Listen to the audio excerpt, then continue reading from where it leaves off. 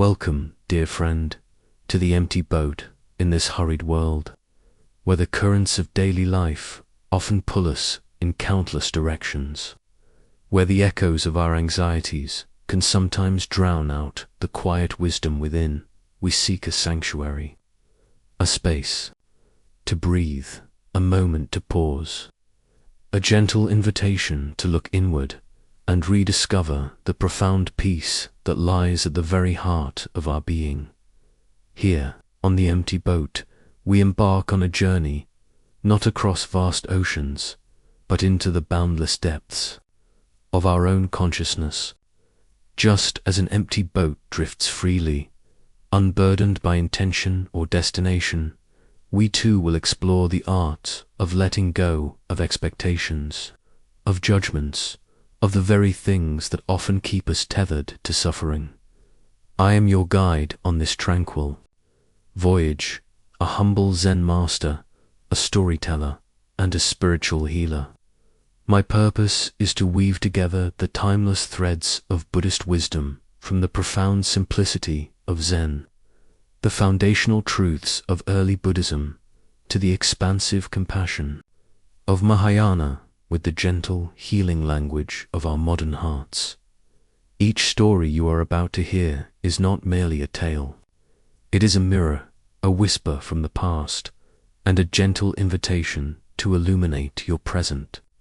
They are crafted to soothe your spirit, to awaken your mind, and to guide you towards a deeper sense of presence, release, and healing.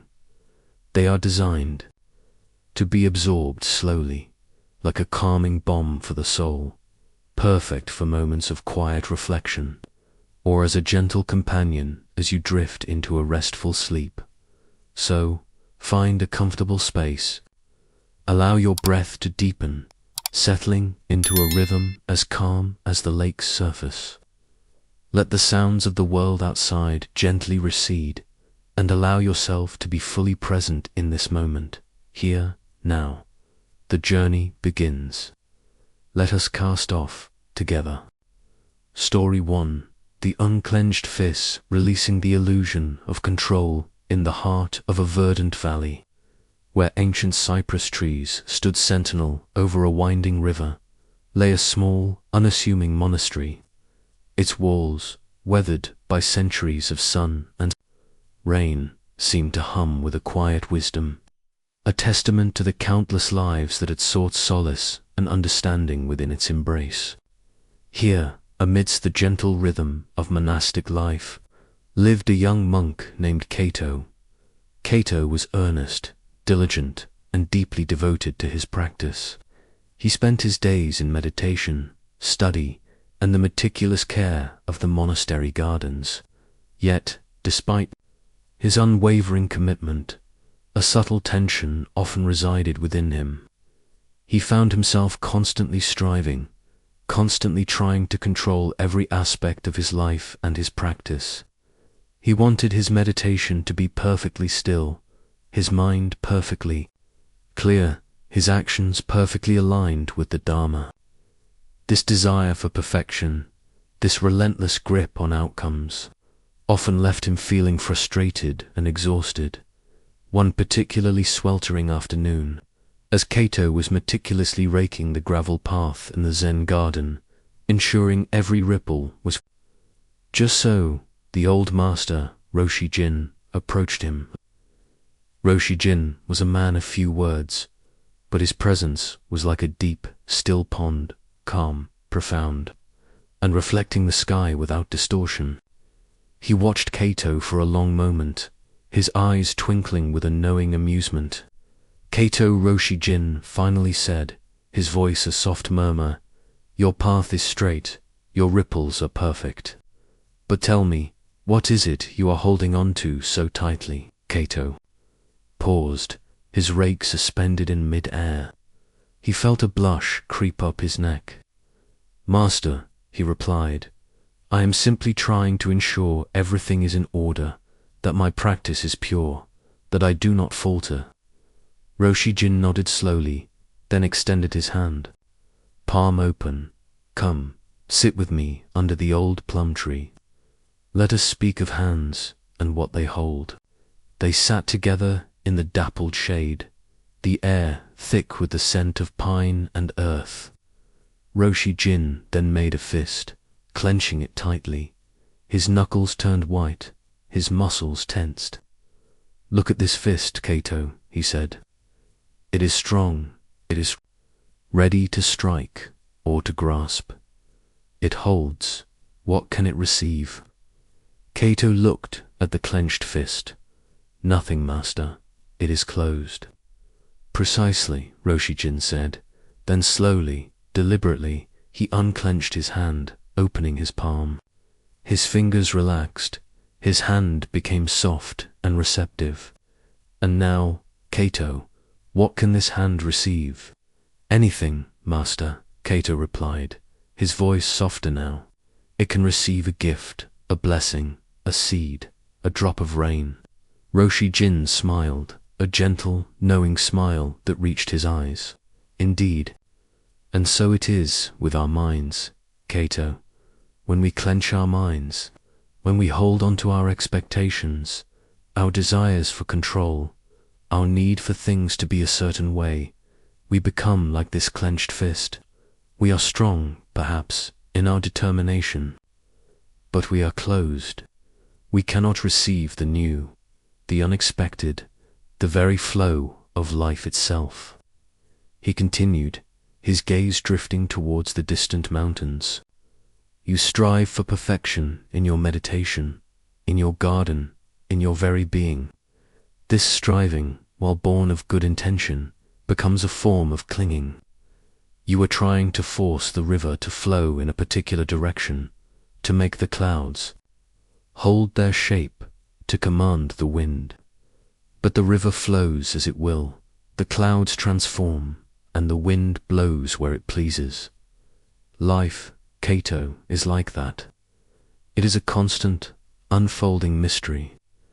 This simple parable of the clenched and open hand encapsulates a profound truth at the heart of Buddhist philosophy, particularly in Zen, the illusion of control and the wisdom of letting go.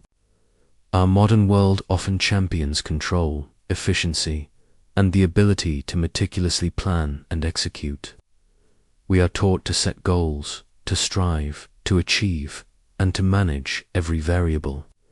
While these skills have their place in navigating the practicalities of life, they can become a source of immense suffering when applied to the unpredictable, fluid nature of existence itself. The Buddha taught extensively about the nature of suffering dukkha and its origins in craving and clinging tanha. When we cling to outcomes, to certain identities, to fixed ideas about how things should be, we create an internal resistance to the ever-changing reality. This resistance manifests as anxiety, frustration, anger, and a pervasive sense of dissatisfaction. We become like Kato, meticulously raking the garden, believing that if only we can control every ripple, we will find peace. But true peace arises not from control, but from acceptance. Zen, in particular, emphasizes non-doing wu-wei in Taoism, but a similar concept in Zen practice, not as idleness, but as an action that flows naturally from a state of non-clinging. It is about being fully present with what is, without trying to manipulate or force it into a preconceived mold. It is the art of allowing, of trusting the inherent wisdom of the universe to unfold. In our contemporary society, the inability to let go of control is a pervasive source of mental and emotional distress. Anxiety disorders, perfectionism, burnout, and chronic stress are often rooted in a deep-seated need to control external circumstances, other people's perceptions, or even our own internal experiences, thoughts, emotions. Consider the person who constantly worries about the future, trying to predict and prevent every possible negative outcome. This is a mind clenching tightly, refusing to open to the uncertainty that is inherent in life. or the individual who is a perfectionist, unable to release a project until every minute detail is just right, often leading to procrastination, self-criticism, and missed opportunities. This is the clenched fist of control, preventing the flow of creativity and completion. Even in relationships, the desire to control a partner, a child, or a friend's choices can lead to conflict, resentment, and a breakdown of trust. We mistakenly believe that if we can just control them, we will be safe or happy. But true connection flourishes in an atmosphere of acceptance and freedom, not control. The wisdom of the open hand directly addresses these modern psychological struggles. It invites us to embrace uncertainty. Life is inherently uncertain. Trying to eliminate uncertainty is a futile battle against reality. Learning to be comfortable with not knowing is a powerful antidote to anxiety. Practice acceptance. This does not mean resignation or condoning harmful situations. It means acknowledging what is, without fighting against it. When we accept, we free up energy that was previously spent in resistance, allowing us to respond more skillfully. Cultivate trust. Trust in the process of life, trust in our own resilience, and trust that even when things do not go as planned, there are lessons and opportunities for growth. Release the need for perfection. Perfection is an illusion. Embracing imperfection, both in ourselves and in the world, allows for joy, spontaneity, and genuine connection. Let go of outcomes. We can put in our best effort, but the outcome is often beyond our control. Focusing on the effort and the present moment, rather than being fixated on a specific result, reduces stress and increases satisfaction. When we unclench our minds, we create space for new possibilities, for unexpected joys, and for the natural unfolding of life. We become receptive, like the open hand, ready to receive whatever the universe offers, be it a challenge or a blessing. Roshi Jin looked at Kato, his eyes full of compassion. The path to liberation, Kato, is not found in clenching tighter, but in learning to release. It is not about controlling the river, but about learning to flow with it. When you open your hand, you are not weak, you are infinitely strong, for you are in harmony with the way of things. He then gently placed a small, smooth river stone into Kato's open palm. This stone, he said, has been shaped by the ceaseless flow of the river, not by force, but by gentle, persistent surrender. Let your mind be like this open hand, Kato, receptive, yielding, and ultimately at peace. Dear friend, as you reflect on Kato's journey and the wisdom of the unclenched fist, consider these questions. Where in your life are you holding on too tightly? What expectations, outcomes, or even identities are you clenching onto? What would it feel like to gently, even just for a moment, loosen your grip? What new possibilities, what unexpected gifts might you be able to receive if your hand and your mind were more open? The Buddha once said, holding on to anger is like grasping a hot coal with the intent of throwing it at someone else. You are the one who gets burned. This wisdom extends beyond anger to all forms of clinging. When we cling, we are the ones who suffer before you drift into sleep, or as you simply sit in quiet contemplation. Try this simple practice. Sleep, reflection, meditation prompt. Close your eyes gently. Bring your awareness to your hands. Notice if there is any tension in your fingers, your palms. Now, consciously, slowly, allow your hands to relax. Let your fingers gently unfurl, your palms soften. Feel the sensation of openness now extend. this feeling to your mind. Imagine your mind as a clenched fist, holding on to worries, plans, expectations, or the need for control. With each exhale, visualize that fist slowly, gently, beginning to open. Feel the tension in your thoughts begin to release. Allow your mind to become like an open palm, receptive, spacious, and at peace. Whisper to yourself, I release the need to control. I open myself to what is. I am receptive to the flow of life. Rest in this openness. Allow yourself to be carried by the gentle current of existence, knowing that true strength lies not in grasping, but in letting go. Story to the uncarved block, embracing our true nature. In a secluded village, nestled at the foot of ancient, mist-shrouded mountains, lived a renowned sculptor named Master Kenji. His hands, gnarled and strong, could coax breathtaking forms from the hardest stone and the most resistant wood. Yet, his most celebrated works were not those meticulously carved and polished, but those he called the uncarved blocks. These were pieces of wood or stone, minimally touched, their natural grain, an inherent form allowed to speak for themselves. Among his apprentices was a young man named Hiroki, eager and ambitious. Hiroki spent countless hours perfecting his technique, striving to create sculptures that were flawless, smooth, and perfectly symmetrical. He believed that true artistry lay in transforming raw material into something entirely new, something that bore the unmistakable mark of his skill. One day, Hiroki presented Master Kenji with a sculpture he had labored over for months, a magnificent, highly detailed dragon, its scales gleaming, its claws sharp, its eyes fierce.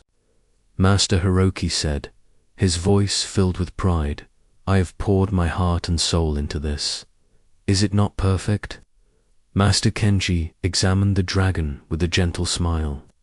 He ran a finger along its intricate scales.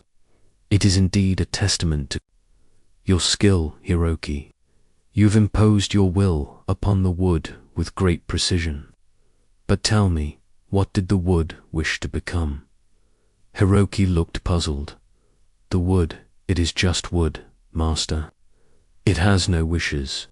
It is for me to give it form, to make it beautiful. Master Kenji nodded slowly. Perhaps, but come with me. He led Hiroki to a quiet corner of his workshop, where a large, rough-hewn block of cedar sat, seemingly untouched. Its surface was uneven, its edges rough, yet a faint, sweet aroma emanated from it.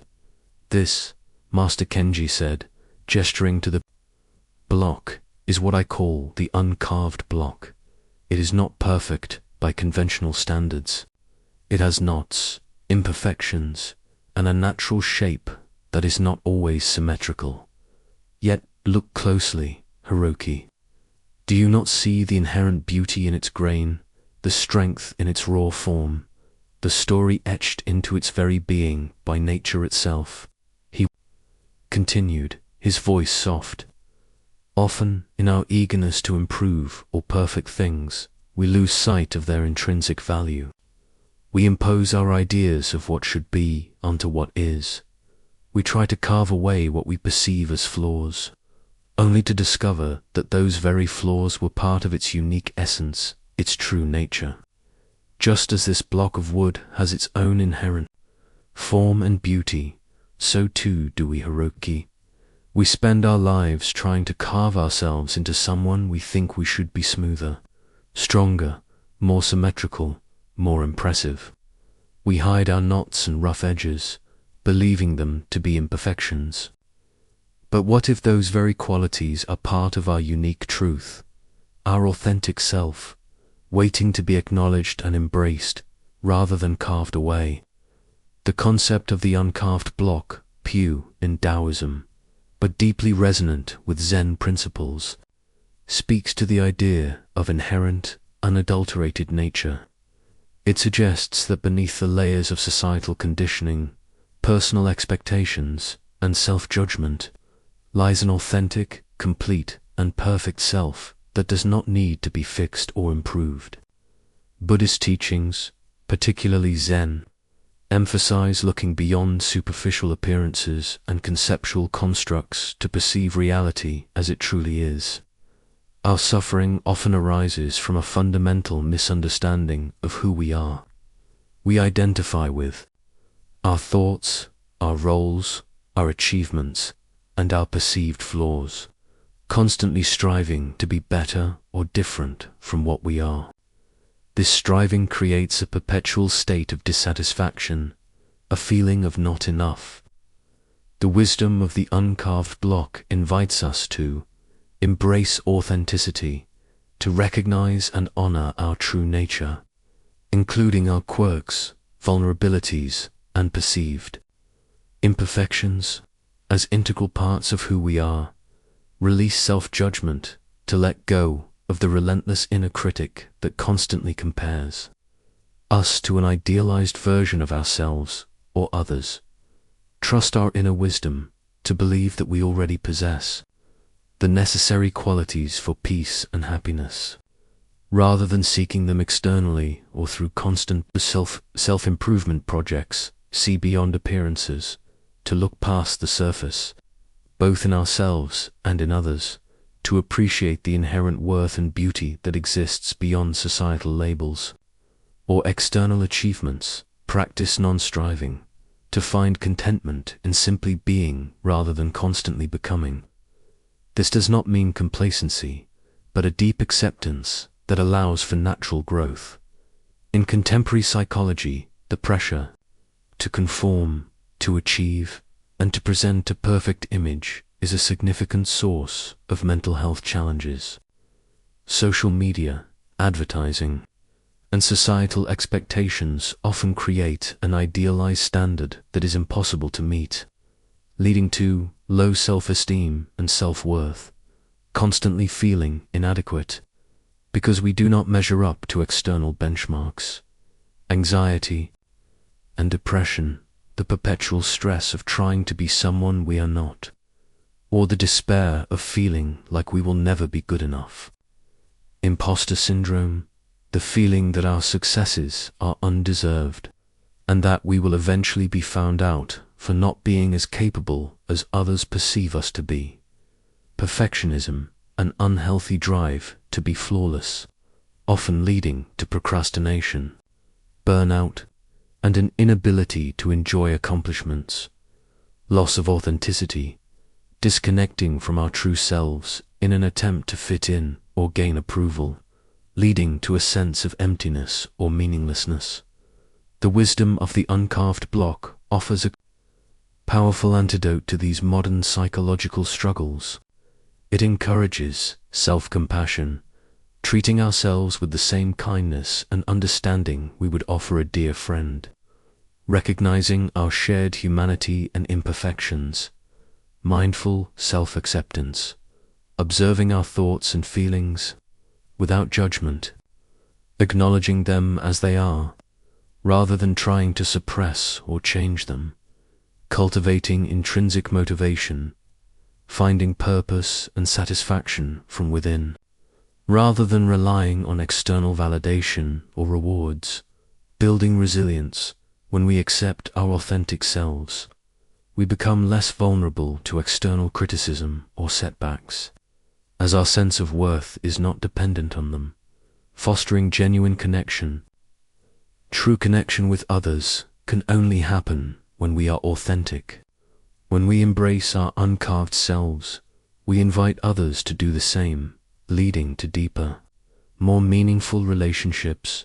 By embracing our uncarved block nature, we liberate ourselves from the endless pursuit of an idealized self and discover the profound peace and joy that comes from simply being who we are, perfectly imperfect.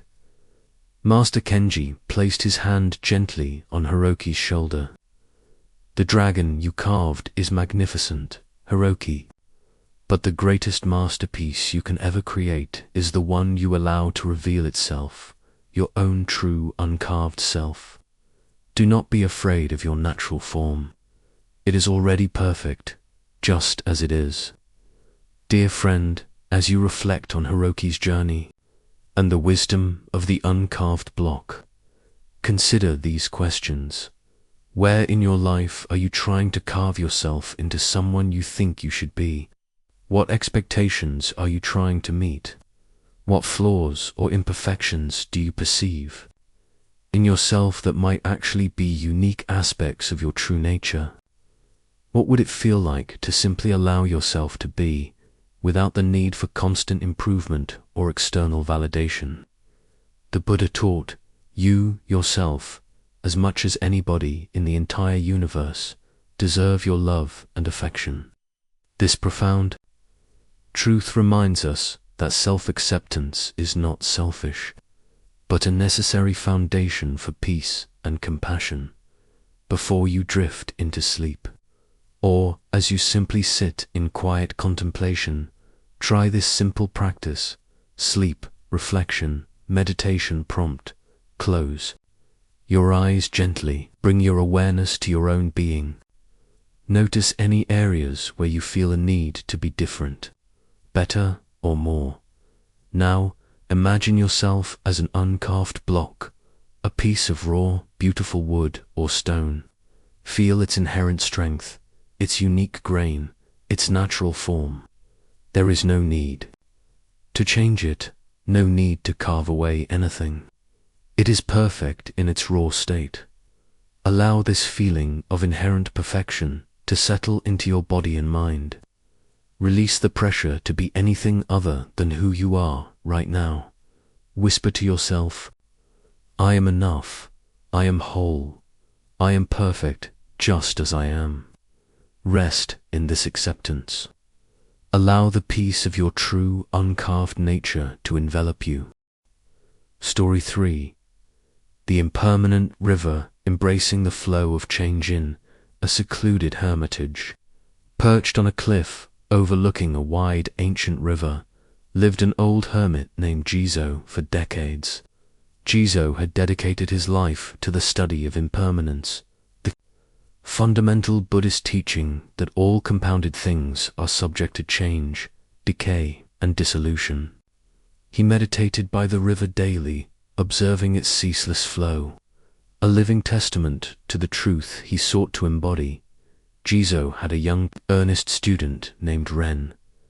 Ren was intelligent and eager to learn, but he struggled deeply with the concept of impermanence. He found comfort in routine, in predictability, and the thought of things constantly changing filled him with anxiety. He mourned the passing of seasons, the fading of flowers, and the inevitable aging of all living beings. He clung to memories, to possessions, and to the idea that happiness could be found in things remaining constant. One crisp autumn morning, as the leaves turned brilliant shades of red and gold before inevitably falling, Ren sat beside Jizo by the riverbank, his face etched with a familiar sadness. Master, he sighed, the beauty of these leaves is so fleeting.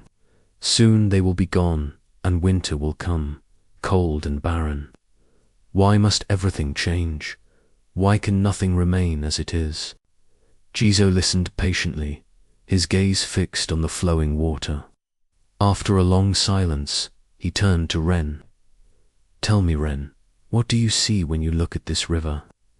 I see the river, Master, Ren replied, flowing endlessly towards the sea. And is it the same river you saw yesterday, or the day before? Jizo asked gently. Ren paused, considering.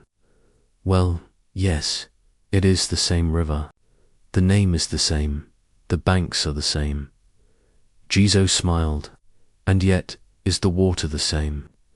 The very molecules that flowed past us a moment ago are now miles downstream. New water arrives ceaselessly from the mountains. The river is constantly changing, yet we call it the same river. It is never the same. and yet it is always the river. He continued, his voice soft but resonant. Your sorrow, Ren, comes from clinging to the idea of permanence in a world that is inherently impermanent.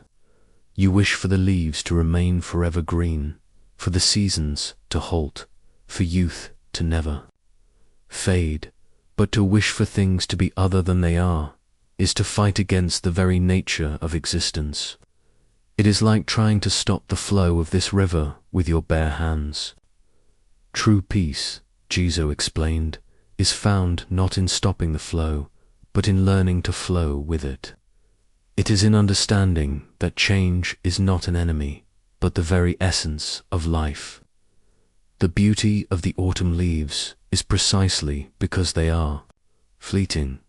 Their impermanence makes their vibrant color all the more precious. The teaching of impermanence, anicca in Pali, one of the three marks of existence in Buddhism, alongside dukkha, suffering, and unnetta, non-self, is perhaps one of the most fundamental and liberating insights of the Buddha. It states that everything in the conditioned world, from our physical bodies, our thoughts, our emotions, our relationships, to the grandest galaxies, is in a constant state of flux. Nothing is permanent, nothing is fixed, nothing lasts. Forever this truth, while initially unsettling to our human desire for stability and security, is ultimately a source of profound freedom. Our suffering often arises from our resistance to this fundamental reality. We cling to pleasant experiences, hoping they will last. We dread unpleasant ones, wishing they would disappear. We identify with our possessions, our roles, our opinions, and our bodies, forgetting that these too are impermanent. The river serves as a perfect metaphor for impermanence. It is a continuous flow, never the same from one moment to the next, yet it maintains its identity as the river. Similarly, our lives are a continuous flow of experiences, thoughts, and feelings. Trying to hold on to any particular moment or state is like trying to grasp water. It slips through our fingers. Embracing impermanence means letting go of attachment.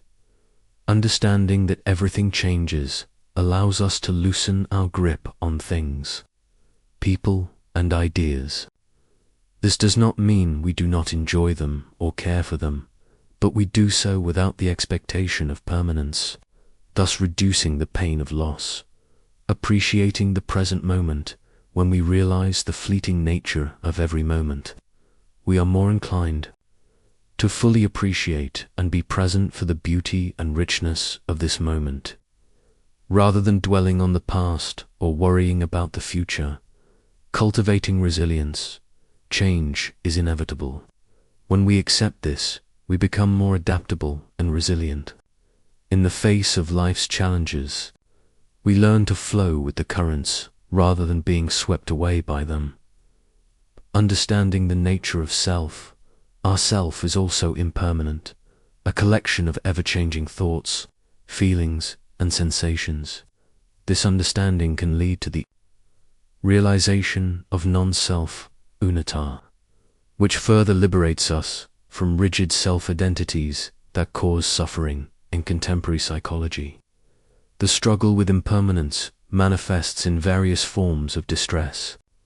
Anxiety often stems from a fear of the unknown future and the changes it might bring. Depression can be linked to dwelling on past losses or an inability to adapt to changed circumstances. Grief, while a natural process, can become prolonged and debilitating when there is an intense clinging to what was, rather than an acceptance of what is. Our consumer-driven society often reinforces the illusion of permanence. We are encouraged to buy things that last, to seek everlasting happiness, and to strive for a stable, unchanging ideal. This clashes directly with the reality of impermanence, leading to chronic dissatisfaction and a sense of being constantly behind or lacking. The wisdom of impermanence offers powerful psychological benefits. Reduced anxiety. By accepting that the future is uncertain and constantly changing, we can release the burden of trying to control it. We learn to trust in our ability to adapt. Enhanced resilience. Life inevitably brings loss, disappointment, and unexpected turns. When we understand impermanence, we are better equipped to navigate these changes without being shattered. We bounce back more quickly. Greater appreciation. Recognizing the fleeting nature of joy, beauty, and connection makes us more present and grateful for them when they occur. This fosters a deeper sense of contentment, freedom from attachment. Psychologically, attachment can lead to codependency, fear of abandonment, and an inability to move on. Understanding impermanence helps us to form healthy connections without becoming overly dependent or possessive. Mindfulness and presence.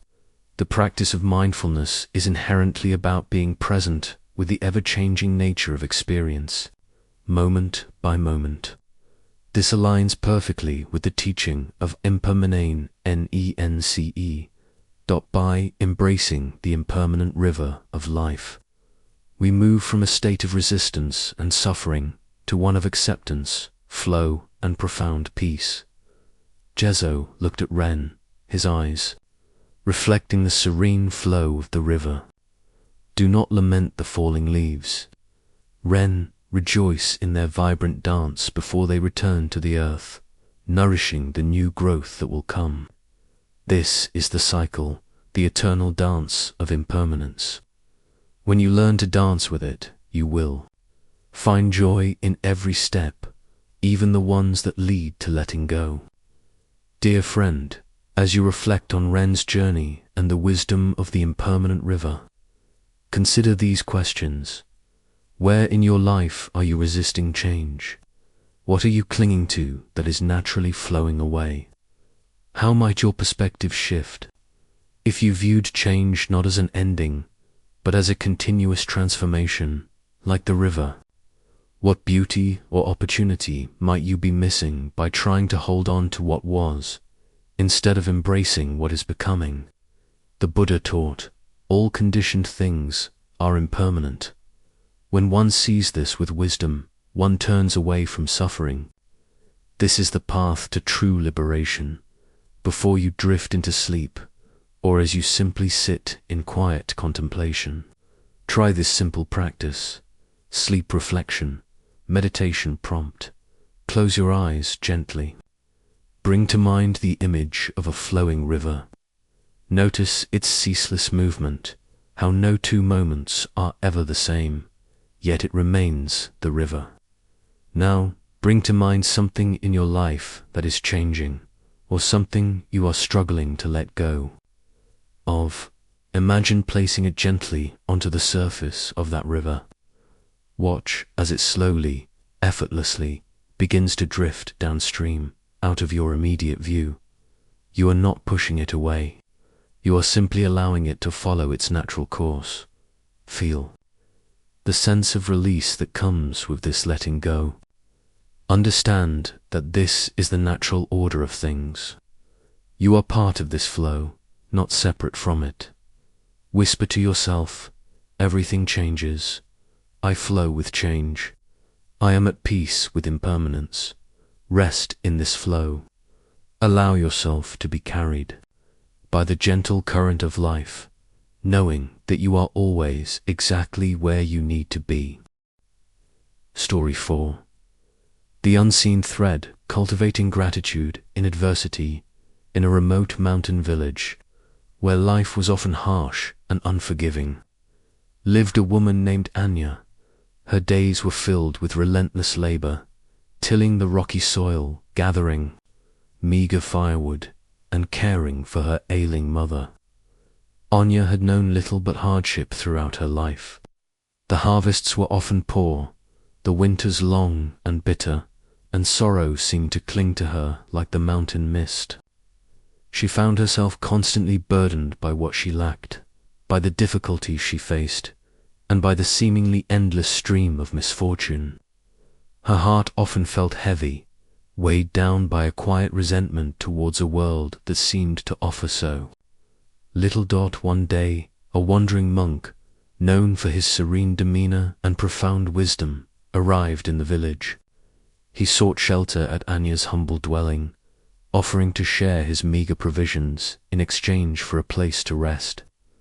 Anya, though weary, welcomed him, for hospitality was deeply ingrained in her people. As the days turned into weeks, the monk observed Anya's tireless efforts and her quiet suffering. He noticed how her face, though etched with lines of toil, would occasionally soften when she tended to a struggling sapling or shared a morsel of food with a stray dog. He saw the resilience in her spirit, even as she lamented her fate. One evening, as the sun dipped below the jagged peaks, painting the sky in hues of purple and orange, Anya sat by the hearth, sighing.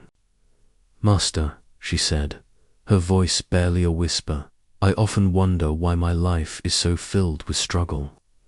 It seems I am always fighting, always lacking. How can one find peace when there is so little to be grateful for?" The monk, whose name was Bodhi, looked at her with eyes full of compassion. "Anya," he began, his voice as gentle as the evening breeze, "you speak of what you lack, but have you considered what you possess? Even in the deepest darkness, there is always a flicker of light, an unseen thread of grace that weaves through our lives." He picked up a small, gnarled branch from the firewood pile. This branch, in its rough form, might seem insignificant, but it has given warmth to your home, cooked your food, and kept the cold at bay. Do you see its generosity? Anya nodded slowly. "Yes, Master, I suppose so. And the water from the well, though it requires effort to draw, quenches your thirst and sustains your life. The air you breathe, though unseen, fills your lungs with vitality. The strength in your hands, though tired, allows you to care for your mother and cultivate the earth. These are not small things, Anya. These are profound gifts, woven into the very fabric of your existence." Bodhi continued, his gaze steady. "Gratitude is not merely a feeling that arises when things are easy. True gratitude is a practice, a conscious choice to acknowledge the blessings that exist even amidst adversity. It is the ability to see the unseen thread of interconnectedness, the subtle support that holds us even when we feel we are falling apart. When we focus only on what is missing, our hearts remain closed. But when we open our eyes to what is present, however small, our hearts begin to expand and peace finds a way to enter." This profound teaching of cultivating gratitude, even in the face of hardship, lies at the very heart of Buddhist practice. It is not about denying suffering or pretending that difficulties do not exist. Rather, it is about shifting our perspective, recognizing that even within the most challenging circumstances, there are always elements of support, beauty, and interconnectedness that sustain us. The Buddha often spoke of the importance of right view samadhi, which includes understanding the nature of suffering and its cessation. Part of this understanding involves recognizing that our perception shapes our reality.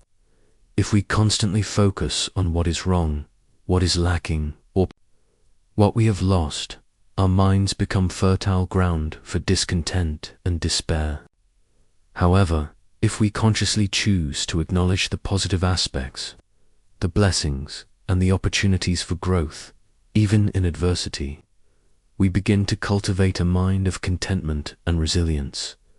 Gratitude, in this context, is not a superficial emotion but a deep spiritual practice. It is a recognition of the interdependent nature of all phenomena. The food we eat, the clothes we wear, the shelter we have, all these depend on countless factors, from the sun and rain to to the labor of others. When we truly see this interconnectedness, our hearts naturally fill with appreciation. This appreciation, in turn, lessens the grip of craving and attachment, which are root causes of suffering in our contemporary society. The struggle to find gratitude amidst adversity is a widespread psychological challenge. We live in a culture that often emphasizes achievement, material gain, and the pursuit of an idealized state of happiness. When life inevitably presents difficulties, illness, financial struggles, loss of a loved one, relationship breakdowns, or career setbacks, we often fall into patterns of victim mentality, feeling that life is unfair, that we are singled out for hardship, leading to resentment and powerlessness. Comparison trap, constantly comparing our struggles to the seemingly perfect lives of others, often amplified by social media, leading to feelings of inadequacy and envy. Negative bias. Our brains are naturally wired to focus on threats and problems, making it easy to overlook the good things, especially during tough times. Entitlement, a belief that we are owed a life free from difficulty, leading to frustration and anger when challenges arise.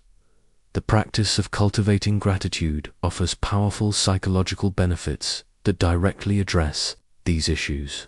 Increased well-being. Research consistently shows that practicing gratitude leads to higher levels of positive emotions, increased life satisfaction, and greater overall happiness. Enhanced resilience. Grateful individuals tend to cope better with stress and trauma. By focusing on what they still have, they can find strength to navigate difficulties. Improved relationships. Expressing gratitude strengthens bonds with others, fostering empathy, compassion, and a sense of connection.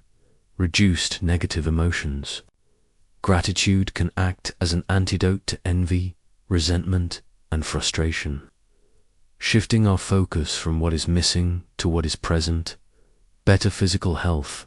Studies suggest that grateful people experience fewer aches and pains, report feeling healthier, and are more likely to engage in healthy behaviors by consciously seeking out the unseen threads of grace and support.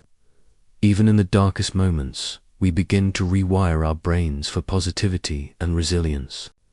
We transform our relationship with adversity, seeing it not just as a source of pain, but also as an opportunity for profound growth and a deeper appreciation for life's simple gifts. Bodhi gently took Anya's hand. The sun rises each day, even after the longest night. The earth continues to yield, even after a poor harvest. Your heart continues to beat, even when it feels heavy. These are the constant miracles, Anya. When you learn to see them, to truly feel gratitude for them, the burden of what you lack will begin to lighten, and you will find a quiet strength you never knew you possessed. Dear friend, as you reflect on Anya's journey and the wisdom of the unseen thread, consider these questions. In what areas of your life do you feel a sense of lack or struggle? Can you identify even one small, often overlooked, blessing or support that is present in that challenging situation? What would it feel like to consciously shift your focus, even for a few moments each day, from what is missing to what is present?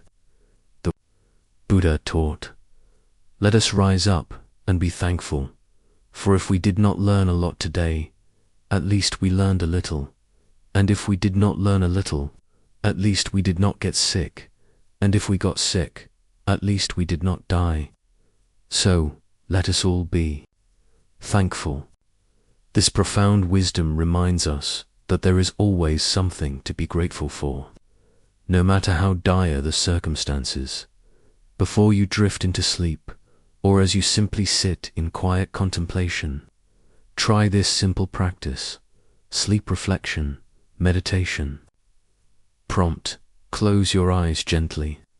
Bring to mind a challenge or difficulty you are currently facing. Acknowledge the feelings that arise, perhaps sadness, frustration, or worry. Now, gently shift your awareness. Without denying the difficulty, try to find one small thing, however seemingly insignificant, that you can genuinely feel grateful for in this moment. It could be the warmth of your blanket, the sound of your breath, the fact that you have a roof over your head, or simply the ability to reflect. Hold that feeling of gratitude in your heart. Allow it to expand, even slightly, softening the edges of your struggle. Recognize that even in adversity, life continues to offer its subtle gifts. Whisper to yourself, I am grateful for what is. I find strength in the unseen threads of grace. I am sustained. Rest in this quiet appreciation. Allow gratitude to be a gentle balm for your soul as you drift into peace. Story 5. The Whispering Wind, listening to inner guidance in a land far away, where towering mountains met vast, silent deserts, lived a young seeker named Alara. She was earnest and dedicated, constantly searching for wisdom and guidance. The world around her was a cacophony of voices. Elders offered their traditions, merchants touted their latest wares, and self-proclaimed gurus promised instant enlightenment. Alara listened to them all, diligently studying ancient texts, attending countless lectures, and seeking advice from every corner. Yet, despite her tireless efforts, she felt increasingly lost, adrift in a sea of conflicting opinions and external directives. Her mind was cluttered with borrowed wisdom, but her heart remained uncertain, unable to discern her own true path. One day, exhausted and disheartened, Alara stumbled upon a small, unassuming hermitage tucked away in a remote canyon. There, she found an old, blind sage named Master Zephyr, whose eyes, though sightless, seemed to hold the depth of the universe.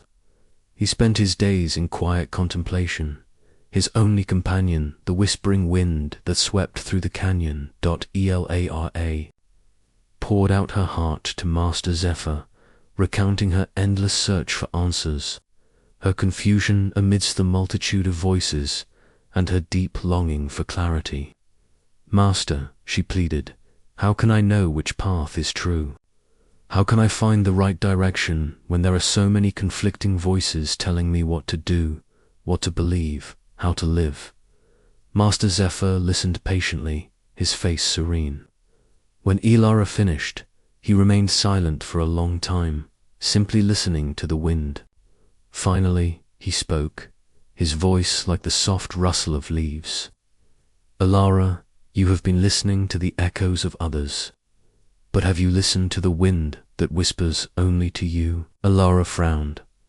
The wind, Master? What do you mean, the wind? Master Zephyr explained, blows freely, touching everything, yet it is unseen. It carries the scent of distant flowers, the song of unseen birds, and the wisdom of the mountains. It does not shout, it does not demand, it simply whispers. And so it is with your own inner guidance, your true north. It is not found in the clamor of external voices, but in the quiet stillness within.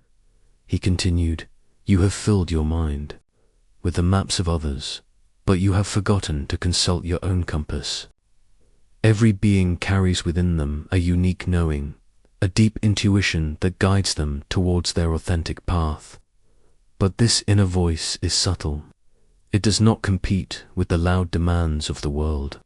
It requires silence, stillness, and a willingness to trust what arises from within, even when it contradicts what others tell you. Your confusion, Alara, arises from seeking answers outside yourself.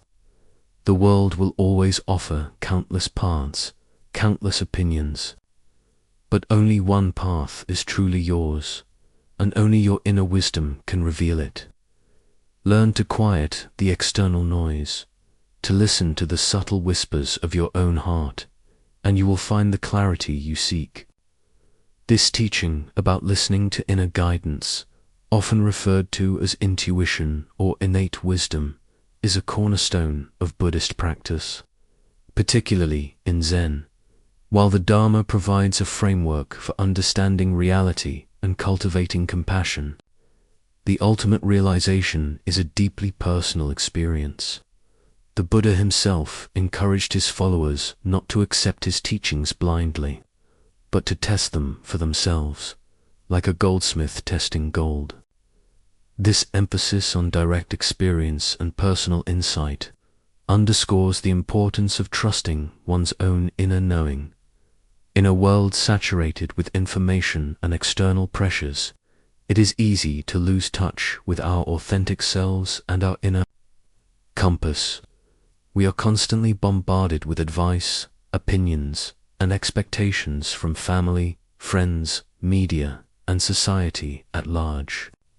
This external noise can drown out the subtle whispers of our intuition, leading to confusion, indecision, and a sense of being disconnected from our true purpose. The wisdom of the whispering wind encourages us to cultivate inner silence, to create space in our lives for quiet contemplation, meditation, or simply moments of stillness, where the external noise can recede and the inner voice can be heard. Trust our intuition, to recognize that intuition is not merely a gut feeling, but a deeper form of knowing that arises from a place beyond logical thought. It is a synthesis of our experiences, values, and innate wisdom. Discern external influences, to critically evaluate the advice and opinions of others, understanding that while they may be well-intentioned, they are often colored by their own experiences and biases. Embrace our unique path, to acknowledge that there is no single right way to live, and that our journey is uniquely ours. True fulfillment comes from aligning with our authentic self, not from conforming to external ideals. Practice self-awareness, to pay attention to our thoughts, emotions, and bodily sensations, as these can often be messengers from our inner wisdom, guiding us towards what is true for us. In modern psychology, the concept of inner guidance aligns with ideas such as intuition, self-actualization, and the importance of intrinsic motivation. Many psychological approaches, from humanistic psychology to mindfulness-based therapies, emphasize the individual's capacity for self-healing and self-discovery. The constant bombardment of information and the pressure to conform in our digital age can lead to decision paralysis. Overwhelmed by choices and external opinions, we become unable to make decisions, leading to stagnation and frustration, loss of identity, constantly seeking external validation or trying to fit in can lead to a feeling of not knowing who we truly are or what we genuinely desire. Anxiety and stress, the pressure to live up to external expectations, coupled with the fear of making the wrong choice, creates chronic anxiety, burnout, pursuing goals that are not aligned with our inner values and passions, can lead to exhaustion and a sense of emptiness. Even when outwardly successful, regret, looking back and realizing we lived a life dictated by others' expectations rather than our own inner truth. The wisdom of listening to the whispering wind offers powerful psychological benefits, increased clarity and confidence. When we learn to trust our inner guidance, decision-making becomes clearer, and we feel more confident in our choices, greater authenticity and fulfillment. Aligning with our true self leads to a deeper sense of purpose, meaning, and satisfaction in life, reduced stress and anxiety, releasing the need for external validation and trusting our own path reduces The pressure to conform and the fear of judgment enhanced creativity and innovation. When we tap into our inner wisdom, we unlock unique perspectives and solutions that are not bound by conventional thinking. Stronger self-trust, developing a deep connection with our inner voice, builds a foundational sense of self-trust, which is crucial for navigating life's challenges. By learning to quiet the external noise and tune into the subtle whispers of our own inner wisdom, we unlock a powerful source of guidance that is always available, always true, and always leading us towards our highest good. Master Zephyr turned his sightless eyes towards the vast canyon, as if seeing beyond the physical. The wind does not need a map, Hilara.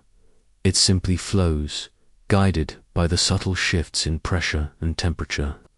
Learn to be like the wind. Trust your own flow.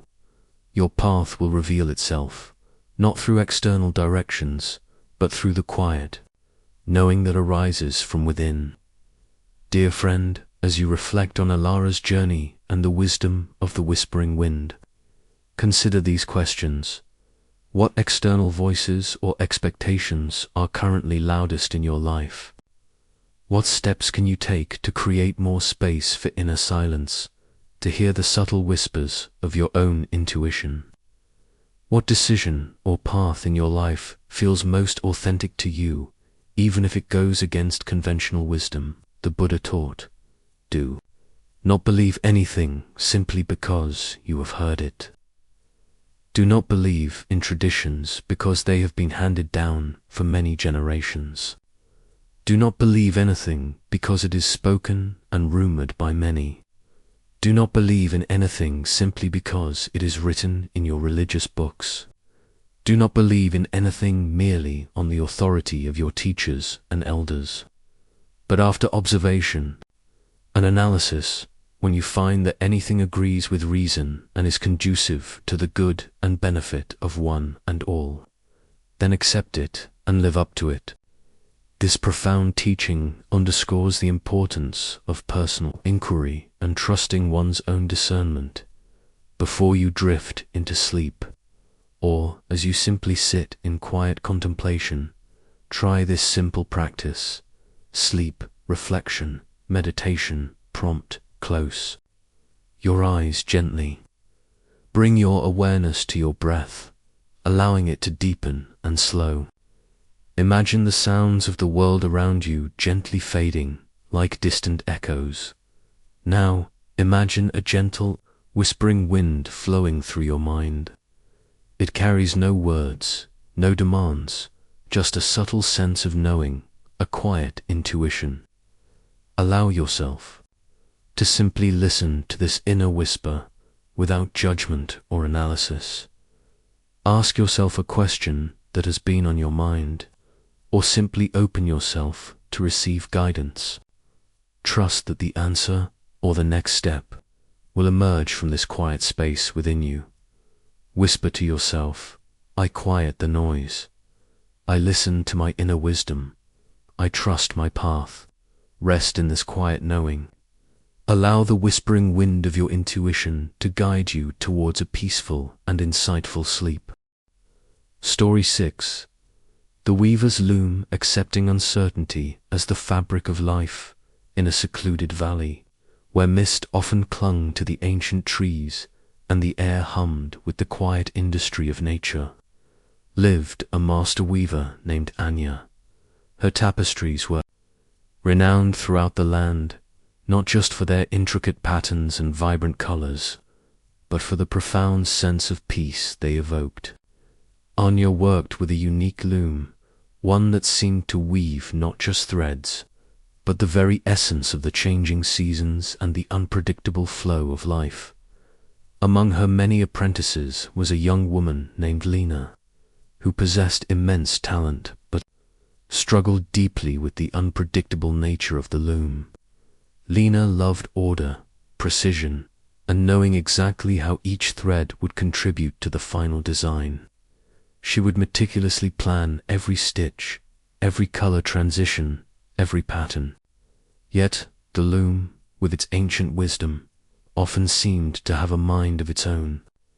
Threads would break unexpectedly, colors would blend in unforeseen ways, and patterns would shift, creating what Lena perceived as mistakes or flaws. This constant unpredictability filled her with frustration and anxiety.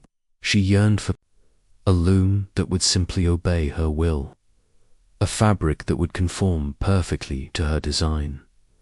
One day, Lena was working on a particularly complex tapestry, a scene depicting a tranquil lake. She had planned every shade of blue and green, every ripple on the water's surface. But as she worked, a new, unexpected thread, a shimmering silver, somehow found its way into her design, creating an irregular, almost chaotic shimmer where she had intended calm. Lena's hands trembled with annoyance. "Master," she cried, her voice tight with frustration, "this loom is impossible. It refuses to cooperate. How can I create beauty when I cannot even control the threads?" Anya, who had been quietly observing, approached Lena.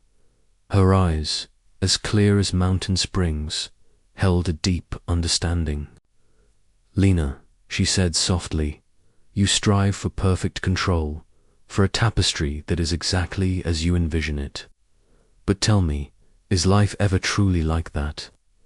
Lena paused, her gaze fixed on the flawed shimmer. "No, Master," she admitted, "life is often messy and unpredictable." "Indeed," Anya replied. "And this loom, Lena, is a reflection of life itself. It is the weaver's loom, and its threads are uncertainty. You wish for every thread to be predictable, for every color to stay precisely where you place it. But the beauty of this loom, and the beauty of life, lies precisely in its inherent unpredictability. The silver thread you lament, Lena, was not a mistake. It was an unexpected gift, a shimmer of moonlight on your lake, a reflection of the very uncertainty that makes life vibrant and alive." She continued, her voice gentle. "When you try to control every thread, you clench your hands, your mind becomes rigid, and you miss the spontaneous beauty that arises from the unexpected. You fight against the very nature of the fabric you are trying to create. True mastery, Lena, is not about eliminating uncertainty. It is about learning to dance with it, to incorporate the unexpected into your design, to trust that even the flaws can add depth and character to the masterpiece." This profound teaching about accepting uncertainty as an inherent part of life is a central theme in Buddhist philosophy, particularly in Zen. The concept of impermanence, which we explored earlier, directly leads to the understanding that life is fundamentally unpredictable. We cannot control external events, the actions of others, or even the precise unfolding of our own lives. Our suffering often arises from our resistance to this truth, our desperate clinging to the illusion of control and predictability. The Buddha taught that clinging to fixed ideas, including the idea of a stable, predictable self or world, leads to suffering. When we release this clinging, we open ourselves to the flow of existence, allowing us to adapt and find peace amidst change. The weaver's loom serves as a powerful metaphor for this. The threads represent the myriad variables of life, constantly shifting, intertwining, and sometimes breaking. Our design is our plan, our expectation, but the true artistry lies in our ability to work with the threads as they are, to find beauty in the spontaneous patterns that emerge, rather than rigidly adhering to a preconceived notion. Accepting uncertainty does not mean becoming passive or abandoning planning. It means approaching life with an open hand and a flexible mind. It means doing our best to prepare, but holding our plans lightly, ready to adapt when the unexpected silver thread appears. It is about cultivating a deep trust in the process of life itself, understanding that even from chaos, new forms of beauty can emerge. In our contemporary society, the struggle with uncertainty is a pervasive source of anxiety and stress. We live in an era of rapid change, global interconnectedness, and constant information overload. Economic instability, climate change, technological disruption, and social shifts all contribute to a pervasive sense of unpredictability.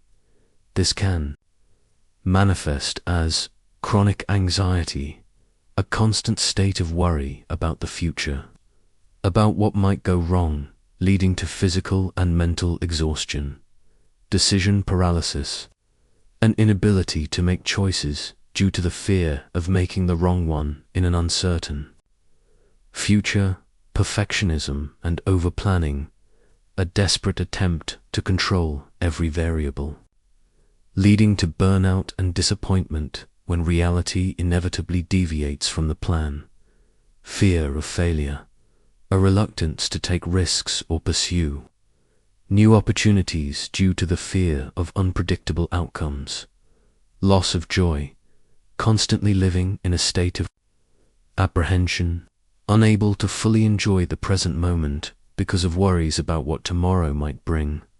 The wisdom of the weavers.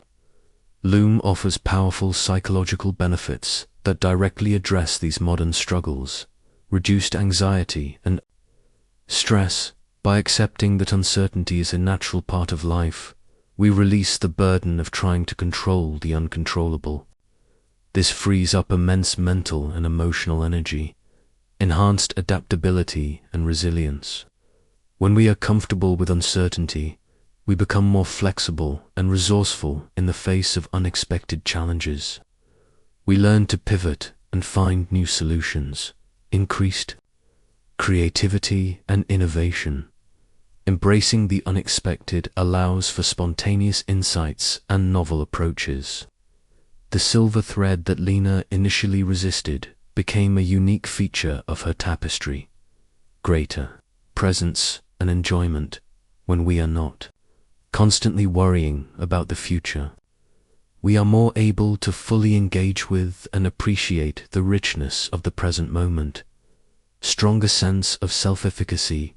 Paradoxically, by letting go of control, we gain a deeper sense of our own capacity to navigate whatever life throws our way. We trust our ability to respond, rather than relying on external predictability. By learning to accept uncertainty as the very fabric of life, we transform our relationship with the unknown.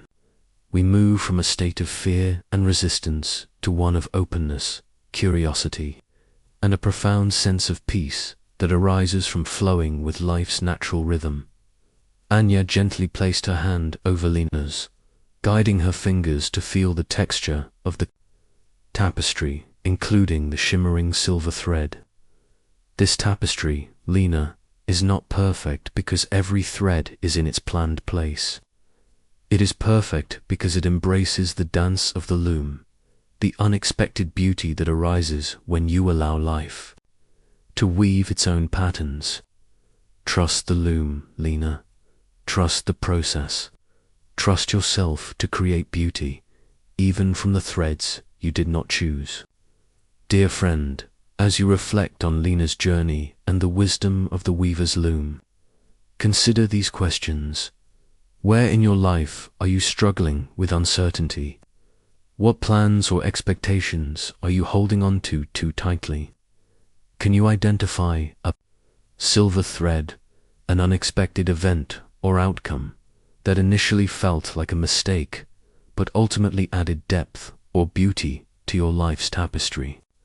What would it feel like to approach a situation of uncertainty with curiosity and openness, rather than fear and resistance? The Buddha taught, the only thing that is constant is change. This profound truth, when deeply understood and embraced, becomes a source of liberation not despair. Before you drift into sleep, or as you simply sit in quiet contemplation, try this simple practice. Sleep, reflection, meditation prompt. Close your eyes gently. Bring to mind an area of your life where you feel uncertain or anxious about the future. Notice the tension that arises in your body and mind. Now, imagine yourself standing before a vast, intricate loom. The threads are constantly moving, intertwining, creating patterns that are both planned and spontaneous. You are a part of this. Weaving dot with each exhale, release your need to control every thread, every outcome.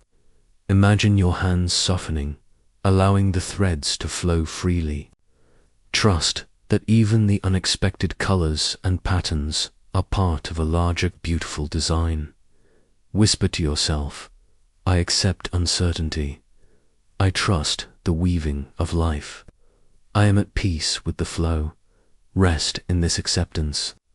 Allow the gentle rhythm of the weaver's loom to lull you into a deep and peaceful sleep, knowing that you are part of a magnificent, ever-unfolding tapestry. Story 7. The single dewdrop, finding beauty in the ordinary in a bustling city, where towering buildings scraped the sky and the rhythm of life pulsed with relentless speed, lived a young artist named Hero. Hero was talented, his eye keen for beauty, but he was constantly searching for the grand, the extraordinary, the awe-inspiring. He traveled to distant lands to paint majestic mountains, roaring waterfalls, and ancient, crumbling ruins. He sought out rare and exotic flowers, vibrant sunsets, and the dramatic play of light and shadow in grand cathedrals. Yet, despite his pursuit of the magnificent, a subtle dissatisfaction often gnawed at him. He felt a persistent emptiness, a sense that true beauty, the kind that truly moved the soul, always lay just beyond his grasp in some distant, unattainable spectacle. Hero returned to his small city apartment, weary from his travels, his canvases, filled with impressive landscapes, but his heart still longing for something more. He felt a creative block, a dullness in his spirit. The city outside his window seemed drab, ordinary, devoid of the grandeur he sought.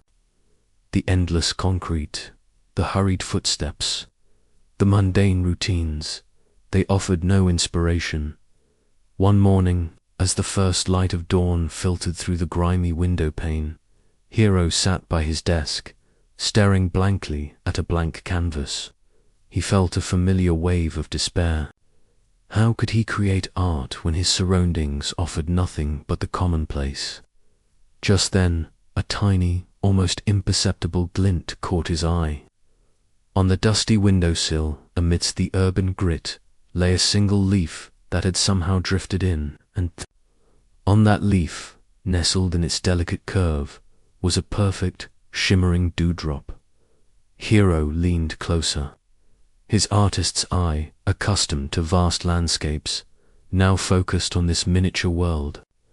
The dewdrop, no larger than a pinhead, held within its tiny sphere a universe of reflections.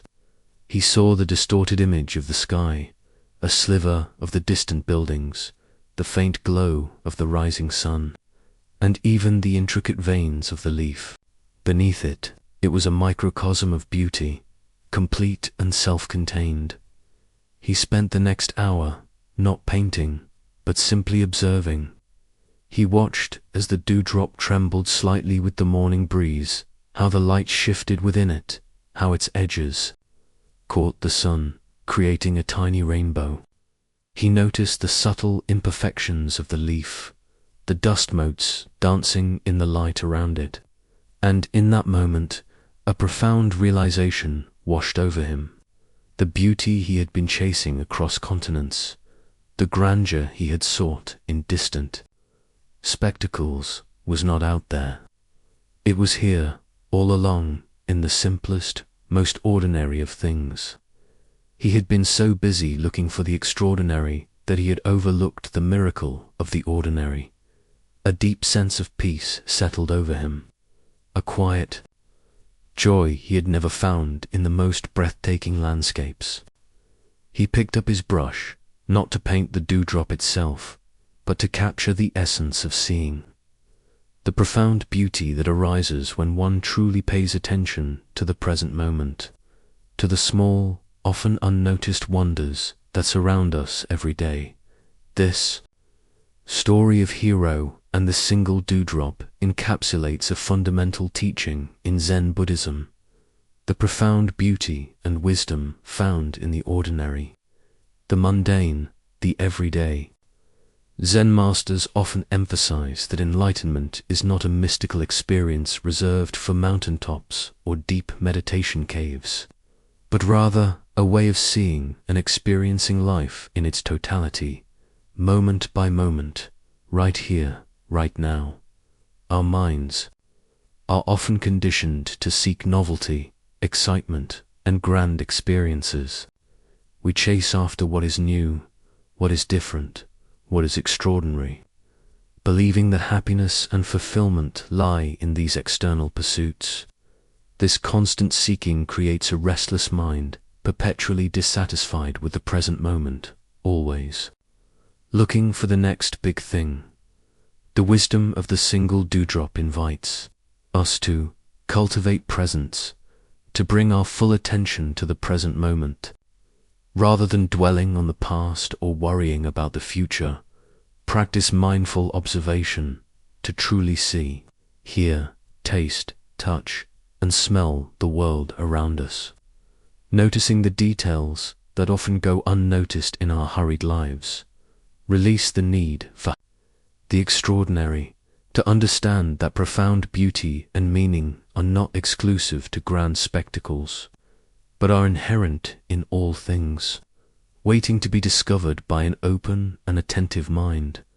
Find joy in simplicity, to appreciate the simple pleasures of life, a warm cup of tea, the sound of rain, a gentle breeze, the taste of a fresh meal, rather than constantly seeking complex or elaborate experiences. Transform the mundane. To recognize that even routine tasks can become opportunities for mindfulness and appreciation, transforming chores into acts of presence. In modern psychology, the concept of finding beauty in the ordinary is closely linked to mindfulness, positive psychology, and the cultivation of appreciation. In our fast-paced, consumer-driven society, we are constantly bombarded with messages that tell us we need more, better, and different things to be happy. This leads to hedonic adaptation, the tendency to quickly return to a baseline level of happiness after a positive event, leading to a constant need for new stimuli to feel good. Comparison culture. Social media often presents idealized versions of life, leading to feelings of inadequacy and a belief that our own ordinary lives are not enough. Distraction and mindlessness. Our attention is constantly pulled away by notifications, entertainment, and external demands, preventing us from truly engaging with our immediate surroundings. Burnout and dissatisfaction. The relentless pursuit of external achievements and extraordinary experiences can lead to exhaustion and a pervasive sense of emptiness. The wisdom of the single dewdrop offers powerful psychological benefits, increased happiness and well-being. Studies show that people who regularly practice appreciation and mindfulness experience higher levels of positive emotions and greater life satisfaction, reduced stress and anxiety. By focusing on the present moment and finding beauty in the ordinary, we reduce the mental chatter and worry about the past or future. Enhanced creativity and inspiration when we pay closer attention to the world around us. We unlock new perspectives and sources of inspiration that were previously overlooked.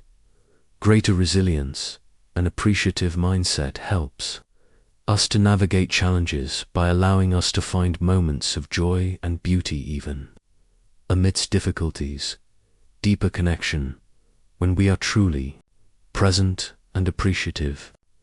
We connect more deeply with our surroundings, with others, and with ourselves by learning to see the world through the lens of the single dewdrop.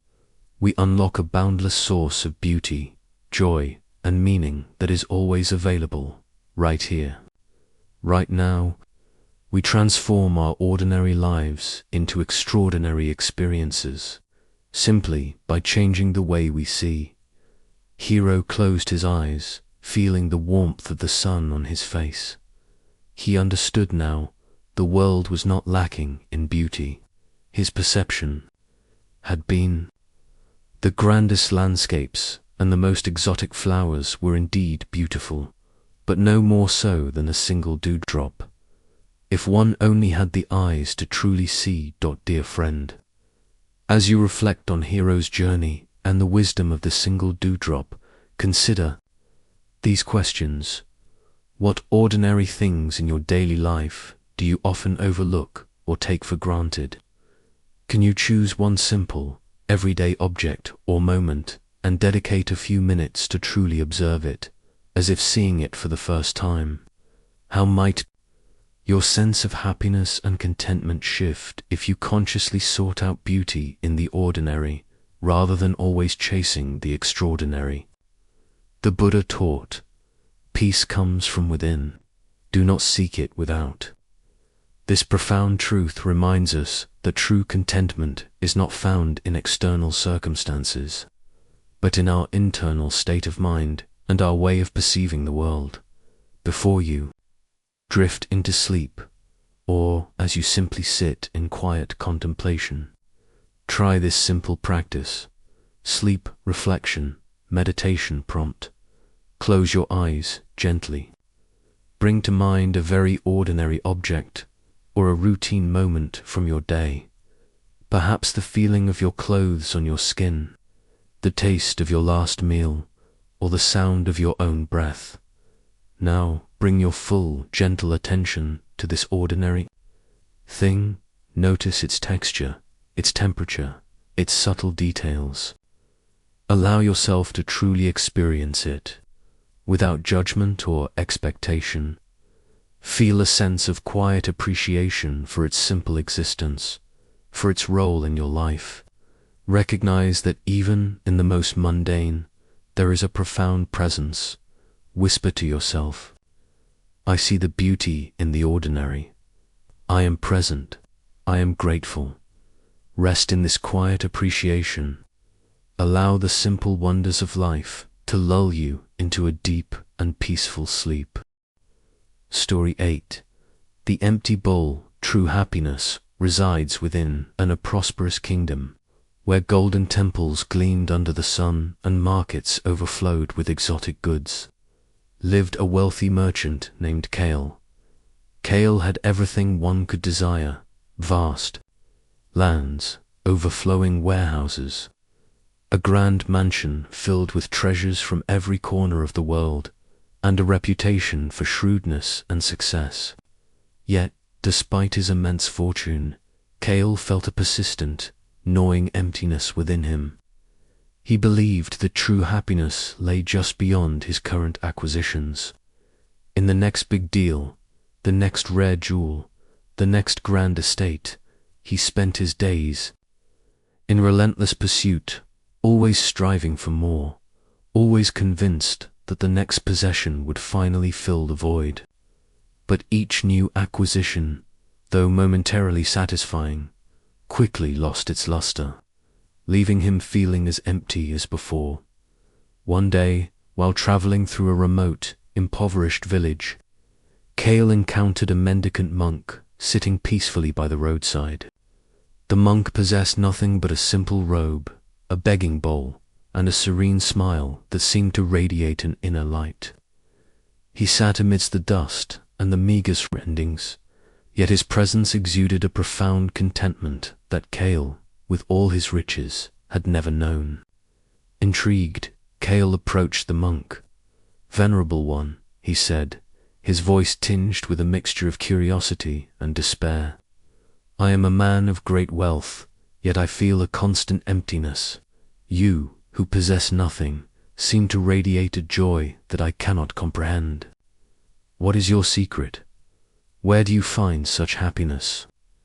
The monk, whose name was Bhikkhu Ananda, opened his empty begging bowl and held it out to Kale. Tell me, merchant, he said, his voice calm and clear, what do you see in this bowl? Kale looked into the bowl. It was plain, made of simple wood, and utterly empty. I see nothing, venerable one, he replied, a hint of impatience in his tone. It is an empty bowl. Bhikkhu Ananda smiled.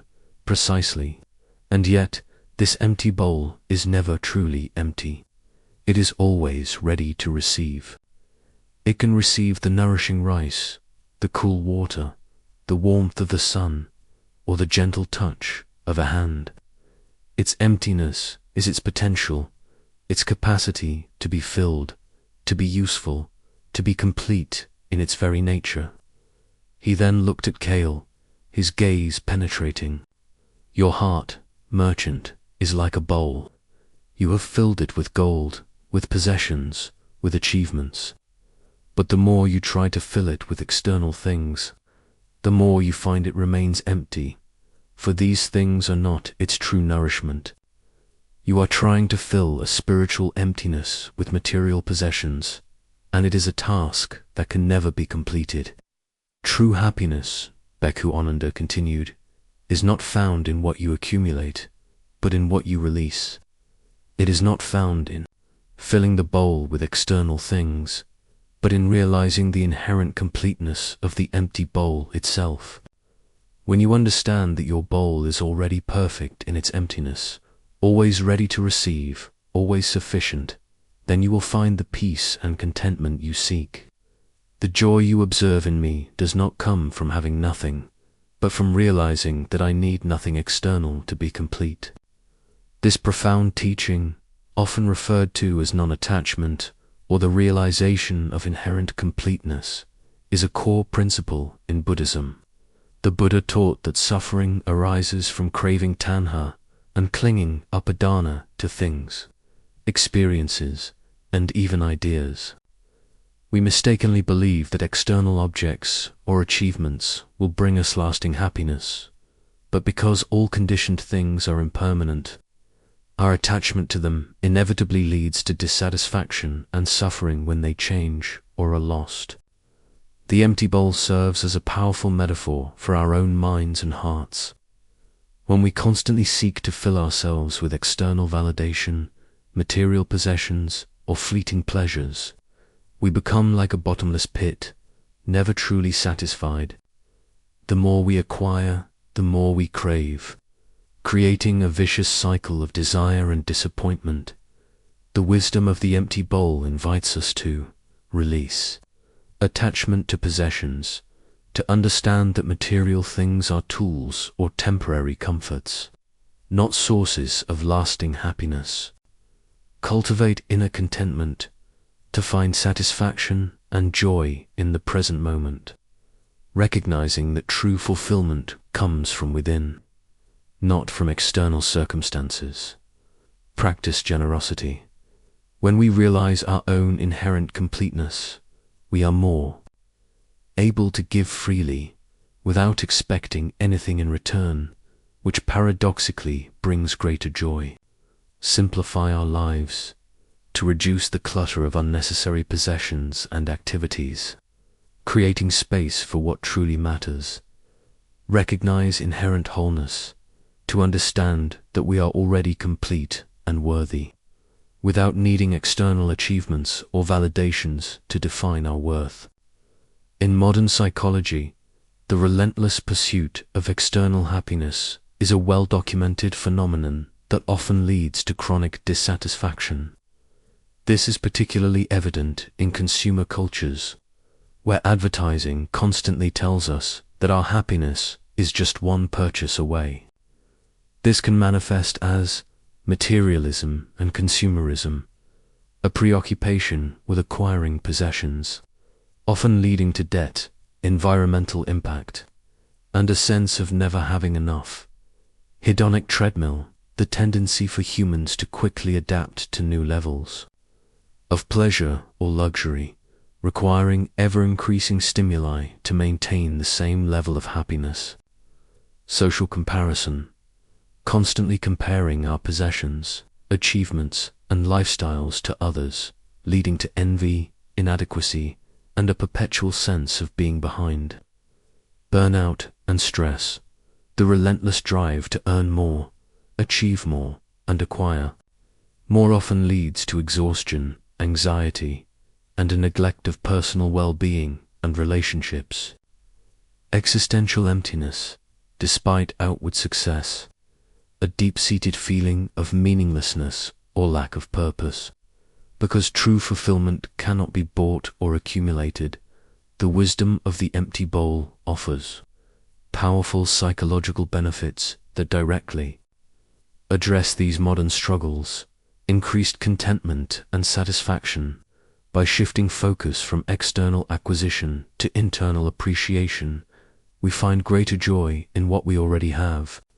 Reduced stress and anxiety, the pressure to constantly strive and acquire diminishes, leading to a more peaceful and relaxed state of mind. Greater freedom, we become less enslaved by desires and external pressures, allowing us to make choices based on our values rather than on societal expectations. Enhanced self-worth, realizing our inherent completeness means our self-worth is not tied to our possessions or achievements, leading to a more stable and authentic sense of self. Deeper relationships, when we are not constantly seeking to fill our own emptiness, we are more able to connect genuinely with others, fostering healthier and more fulfilling relationships.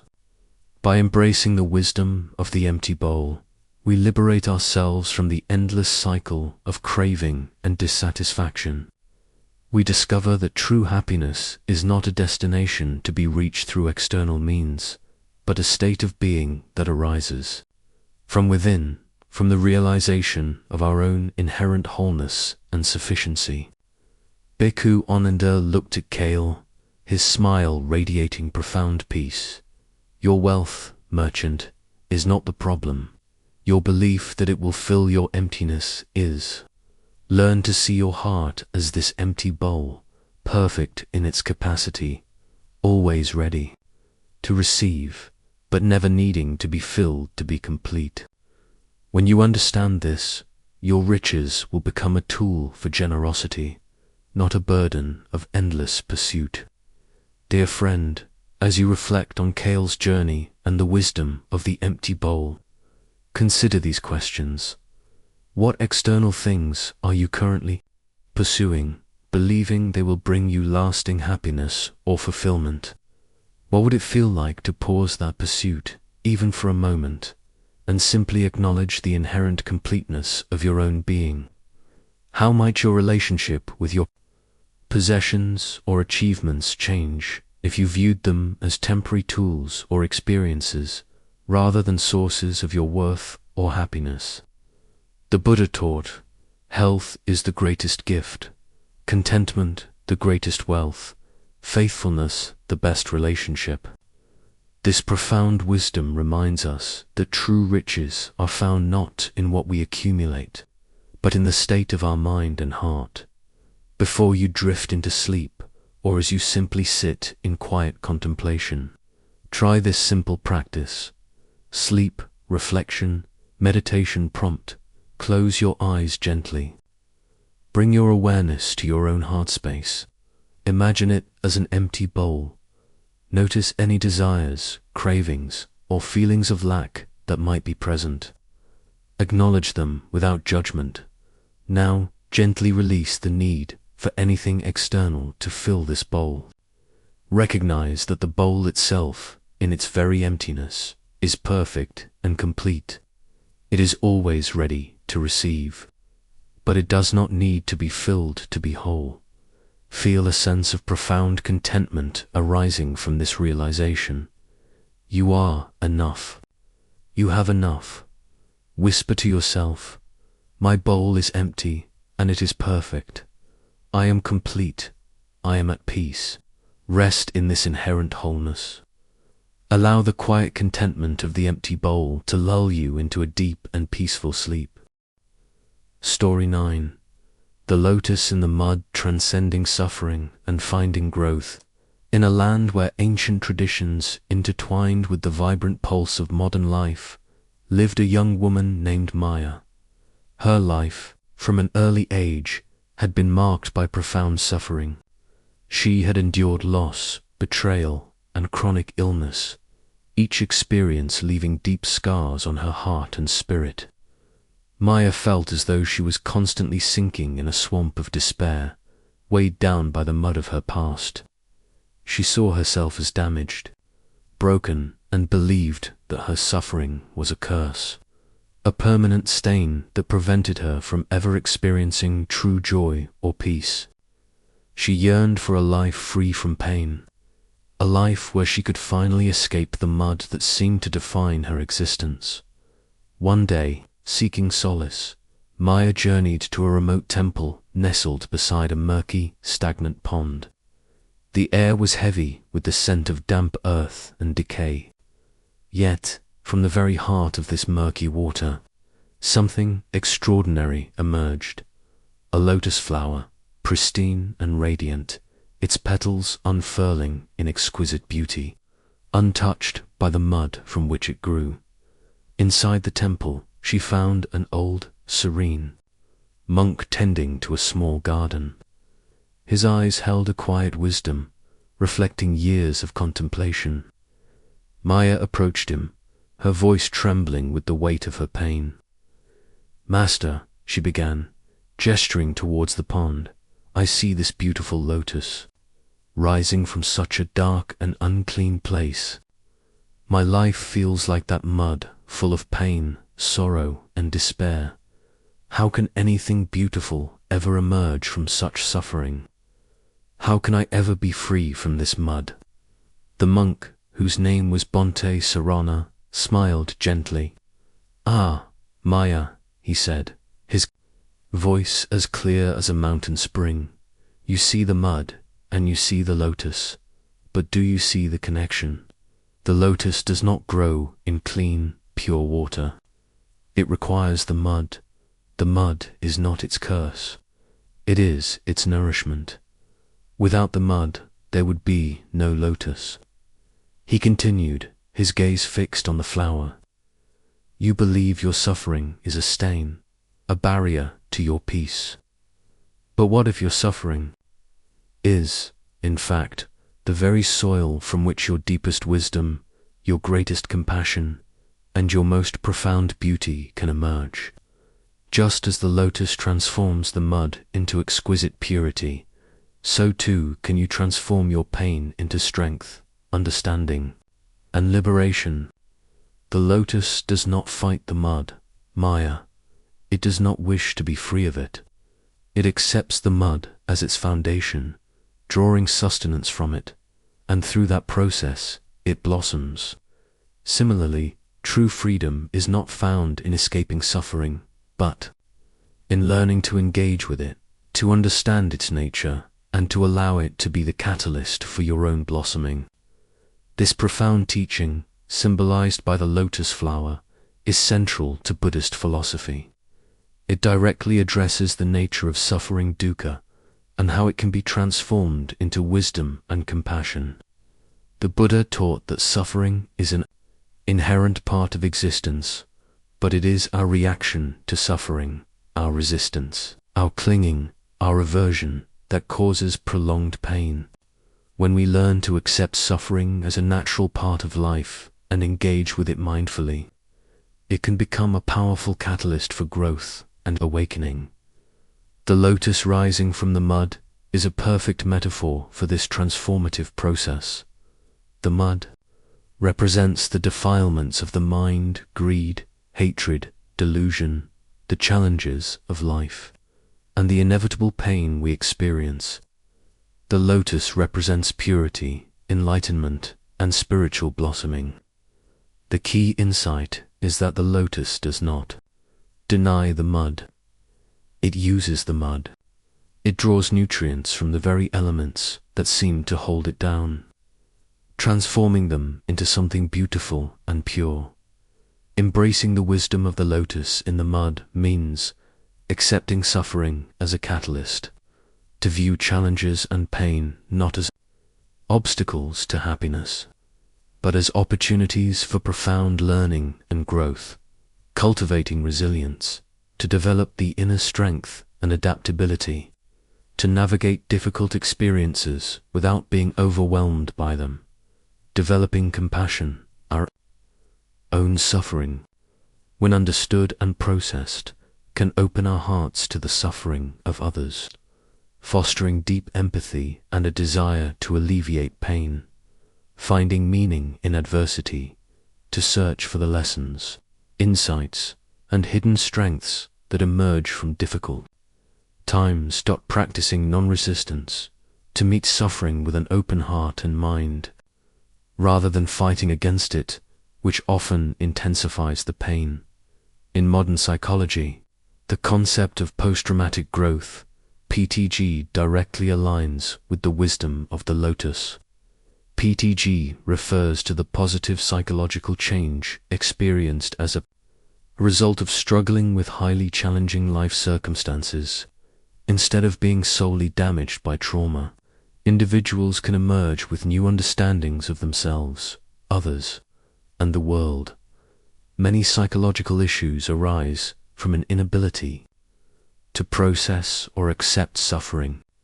This can manifest as avoidance and suppression, trying to ignore, numb, or escape painful emotions and experiences, which often leads to them resurfacing in unhealthy ways. For example, addiction, anxiety, depression, victimhood mentality, believing that one's suffering is solely due to external forces, leading to a sense of powerlessness and resentment. Chronic resentment, holding on to past hurts and injustices, preventing healing and moving forward. Fear of vulnerability, an unwillingness to engage with pain, which also prevents the experience of deep joy and connection. Stagnation, an inability to grow or evolve, because one is stuck in the cycle of resisting or lamenting past suffering. The wisdom of the lotus in the mud offers powerful psychological benefits: increased emotional resilience, learning to sit with discomfort and transform it, rather than being consumed by it. Deeper self-awareness. Suffering often forces us to confront our deepest fears, values, and strengths, leading to profound self-discovery, enhanced empathy and connection. Our own experience of pain can create a bridge of understanding and compassion with others who suffer. Greater sense of purpose. Finding meaning in our struggles can give our lives a deeper sense of direction and motivation. Authentic joy and peace. When we no longer fear suffering, we are free to experience joy more fully, knowing that it is not dependent on the absence of pain. By embracing the wisdom of the lotus in the mud, we transform our relationship with suffering. We move from seeing it as a destructive force to recognizing it as a fertile ground for our deepest growth and most profound blossoming. We learn that true beauty and liberation are not found by escaping the mud, but by drawing sustenance from it and rising above. Bonti Sarana picked a small, perfect lotus bud and offered it to Maya. This bud, Maya, holds the promise of beauty, but it must first push through the mud. Do not despise your mud. It is the very foundation of your strength, your wisdom, and your unique blossoming. Embrace it, draw from it, and rise. Dear friend, as you reflect on Maya's journey and the wisdom of the lotus in the mud, consider these questions. What mud or suffering in your life have you been trying to escape or deny? Can you identify any ways in which those difficult experiences have, paradoxically, contributed to your growth? strength, or compassion? What would it feel like to approach your suffering not as a curse, but as a potential source of nourishment for your own blossoming? The Buddha taught, pain is inevitable, suffering is optional. This profound truth reminds us that while we cannot avoid pain, we have the power to choose how we relate to it, and whether we allow it to lead to prolonged suffering or to profound growth before you drift into sleep, or as you simply sit in quiet contemplation. Try this simple practice, sleep reflection meditation prompt. Close your eyes gently. Bring to mind a difficult experience or a source of pain in your life. Acknowledge the mud, the discomfort, the sorrow, the challenge. Now, imagine a beautiful lotus flower rooted deeply in that mud. See its stem pushing upwards through the murky water towards the light. Feel its inherent strength and determination. Recognize that just as the lotus transforms the mud into beauty, you too have the capacity to transform your experiences into wisdom and compassion. You are not defined by your mud, but by your ability to rise from it. Whisper to yourself, from the mud I rise. My suffering is my strength. I blossom. Rest in this transformative wisdom. Allow the image of the lotus to bring you peace and a sense of profound possibility as you drift into a deep and healing sleep. Story 10. The Unbound Kite, releasing attachments and obsessions in a vibrant coastal town, where the sea breeze carried the scent of salt and freedom, lived a young kite maker named Ren. Ren was a master of his craft, creating kites of exquisite beauty and intricate design.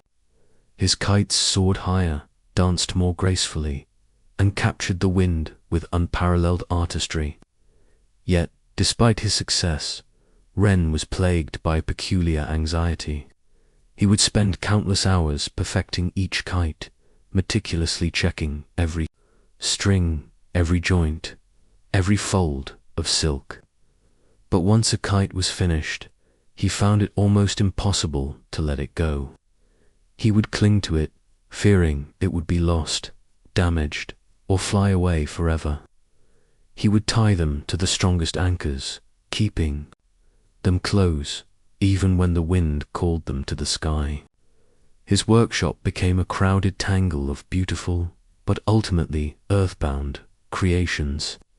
His joy in making them was overshadowed by his fear of losing them. One day, an old, wise fisherman, known for his calm demeanor and deep understanding of the ocean's ways, observed Ren struggling to launch a particularly magnificent kite. The wind was perfect, but Ren's grip on the string was so tight, so desperate, that the kite fluttered weakly, unable to ascend. Young Ren, the fisherman, called out, his voice weathered like the sea, "Your kite is beautiful, but your grip is too strong. How can it truly fly if you do not release it?" Ren sighed, his shoulders slumped. "But Master Hiroshi," he replied, "if I let go, it might fly away forever. It might be lost to the sea, or torn by the wind. I have poured my heart into it. I cannot bear to lose it."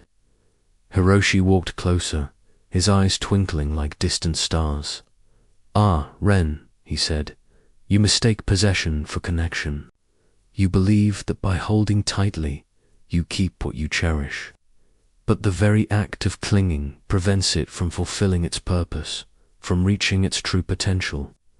A kite is made to fly, not to be held captive on the ground." He took a length of fishing line and tied a small light feather to it. He held the feather in his palm, then gently released it into the breeze. The feather danced, soared, and dipped, carried effortlessly by the wind. "Look, Ren," Hiroshi said, "the feather is not bound, yet it dances with the wind. It trusts the wind, and when the wind changes, it simply moves with it. It does not resist. Your fear of loss, Ren is a heavy anchor. It keeps not only your kites, but your own spirit bound to the earth. True joy in the flight of a kite comes not from possessing it, but from witnessing its freedom, from understanding that its beauty is in its dance with the unseen forces of the sky. To truly experience the joy of the kite, you must allow it to be unbound. This profound teaching about releasing attachments and obsessions is a cornerstone of Buddhist philosophy. The Buddha taught that craving tanha and clinging upadana are the root causes of suffering dukkha. We cling not only to physical possessions, but also to ideas, beliefs, relationships, outcomes, and even our own sense of self. This clinging creates a constant state of anxiety, fear, and dissatisfaction, because everything in the conditioned world is impermanent and subject to change. When we cling, we resist the natural flow of life and inevitably experience pain when what we cling to changes or is lost. The unbound kite serves as a powerful metaphor for this. Our attachments are like the strings we hold onto, believing they give us control or security. But in reality, they limit our freedom and prevent us from experiencing the full potential of life. A kite's purpose is to fly freely, not to be held captive. Similarly, our lives are meant to be lived with a sense of openness and freedom, not bound by rigid attachments. Releasing attachments does not mean becoming indifferent or uncaring. It means loving and appreciating things and people without the desperate need to possess or control them. It means enjoying experiences fully, knowing they are fleeting, and allowing them to pass without resistance. It is about cultivating a mind that is flexible, adaptable, and open to the ever-changing nature of existence. In modern psychology, the concept of attachment and obsession plays a significant role in various mental health challenges. Our society often encourages a culture of acquisition and control, leading to anxiety disorders, generalized anxiety, social anxiety, and panic disorders often stem from a fear of losing control or a preoccupation with uncertain outcomes. Obsessive-compulsive disorder, OCD, characterized by persistent intrusive thoughts, obsessions, and repetitive behaviors, compulsions aimed at reducing anxiety, often related to a need for control or perfection. Addiction, a desperate clinging to substances, behaviors, or relationships in an attempt to fill an inner void or escape discomfort, leading to dependence and suffering. Relationship issues, possessiveness, jealousy, and codependency arise from a fear of loss and a desperate need to control others, leading to unhealthy and unsustainable relationships. Burnout and stress, the relentless pursuit of goals and outcomes, driven by attachment to success or a particular identity, can lead to exhaustion and dissatisfaction. The wisdom of the unbound kite offers powerful psychological benefits that directly address these modern struggles. Reduced anxiety and stress by letting go of the need to control outcomes and possess things. We release a tremendous burden of worry and fear, greater freedom and spontaneity. When we are not bound by attachments, we are free to explore new possibilities, adapt to change, and live more authentically. Enhanced resilience, the ability to release what is lost or changed, allows us to bounce back more quickly from setbacks and disappointments. Deeper, healthier relationships. When we love without clinging, we create space for genuine connection, trust, and mutual respect.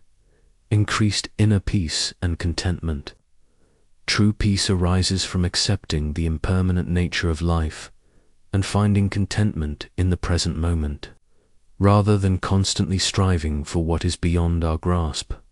By learning to untie the strings of attachment, we allow ourselves and everything we cherish to truly soar.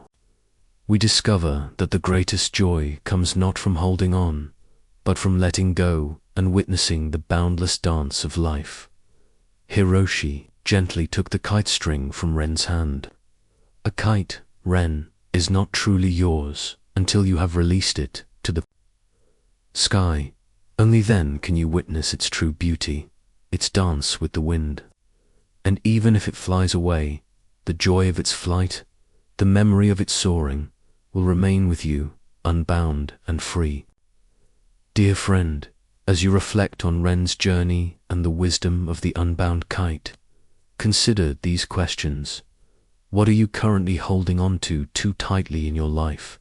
A possession, an idea, a relationship, an outcome? What is the fear that keeps you clinging? What do you imagine would happen if you were to gently loosen your grip? What would it feel like to allow something you cherish to be truly free, trusting in its own nature and the flow of life? The Buddha taught, from attachment comes grief, from attachment comes fear. For him who is free from attachment, there is no grief, no fear. This profound truth reminds us that liberation from suffering begins with releasing our attachments. Before you drift into sleep, or as you simply sit in quiet contemplation, try this simple practice. Sleep, reflection, meditation prompt. Close your eyes gently. Bring to mind something you feel a strong attachment to, something you are afraid of losing. Notice the tension or anxiety that arises with this thought.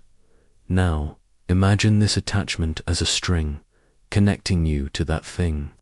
Feel the tension in the string with each exhale.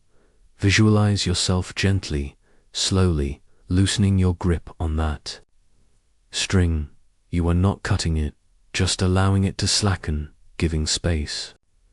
Imagine the object of your attachment, like a kite, beginning to float more freely, dancing in the wind. Feel the sense of release in your own body and mind as you loosen your grip.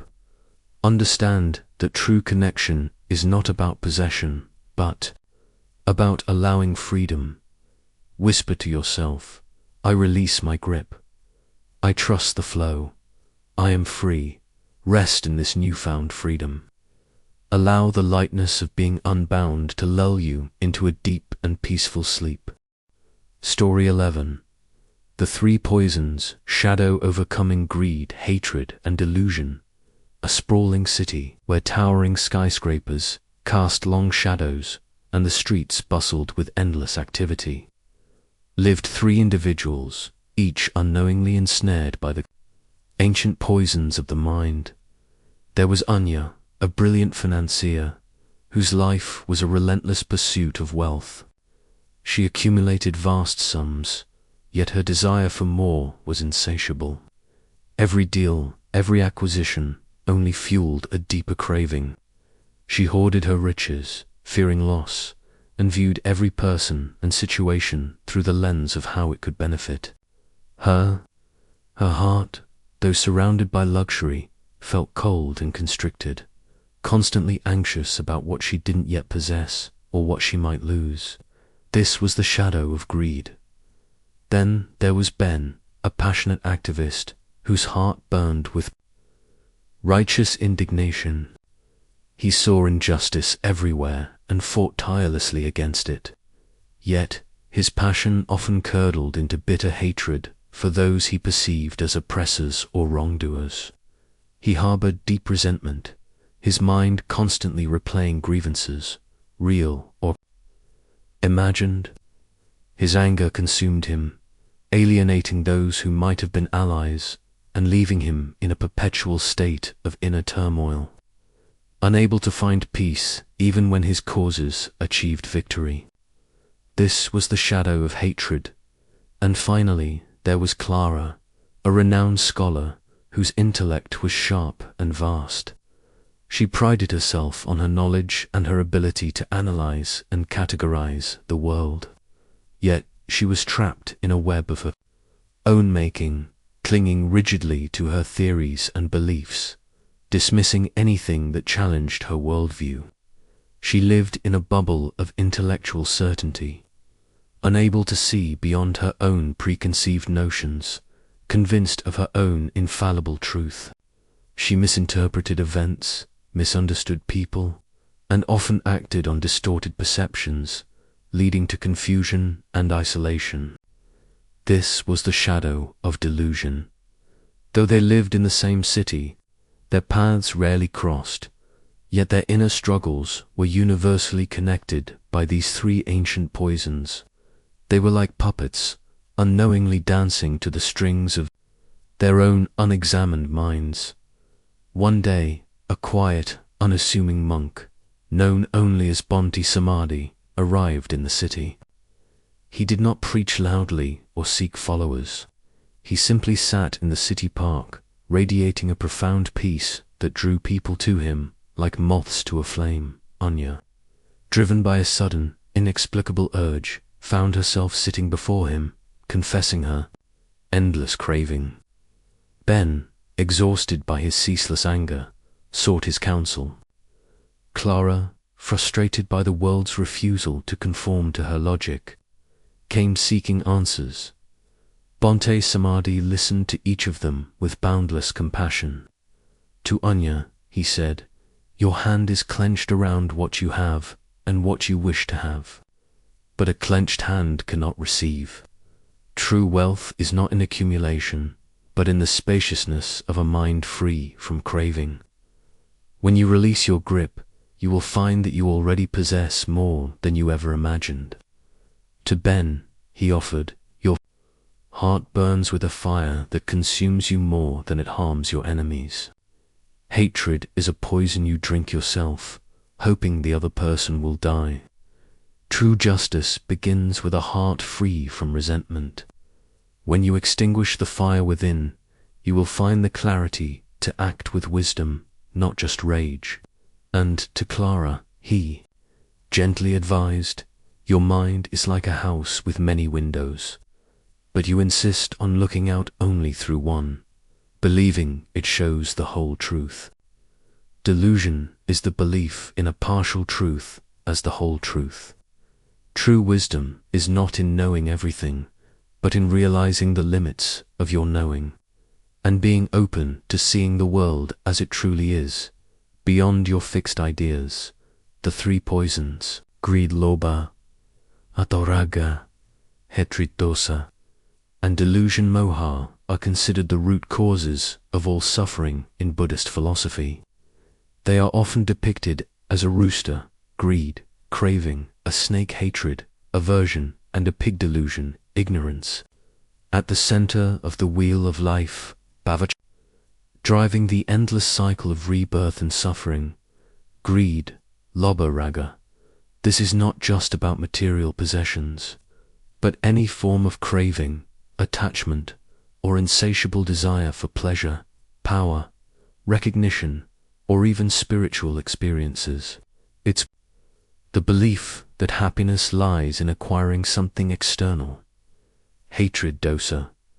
This encompasses all forms of aversion, anger, resentment, ill will, and hostility.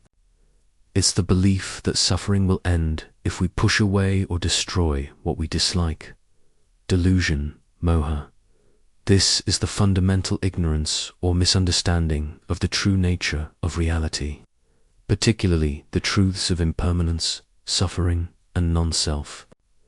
It's the root from which greed and hatred spring, as it causes us to misperceive reality and act in ways that lead to suffering. These poisons blind us, distort our perceptions, and drive us to actions that create negative karma, perpetuating our own suffering and that of others. The path to liberation in Buddhism involves recognizing, understanding, and ultimately uprooting these poisons from the mind. In modern psychology, these three poisons manifest in various forms of mental and emotional distress, and often underpin many societal problems. Greed connects to consumerism, addiction, hoarding, pathological gambling, workaholism, and narcissistic tendencies. Societally, it fuels economic inequality, exploitation, and environmental degradation. Hatred relates to chronic anger, resentment, aggression, prejudice, discrimination, and violence. Societally, it drives conflicts, wars, and social division. Delusion links to cognitive biases, confirmation bias, rigid thinking, denial, self-deception, and an inability to learn from experience. Societally, it contributes to the spread of misinformation, political polarization, and an inability to address complex problems effectively. The wisdom of overcoming the three poisons offers powerful psychological and societal benefits for greed. Cultivating contentment, generosity, and non-attachment leads to greater inner peace, reduced anxiety, and a more sustainable way of living. It shifts focus from accumulation to contribution.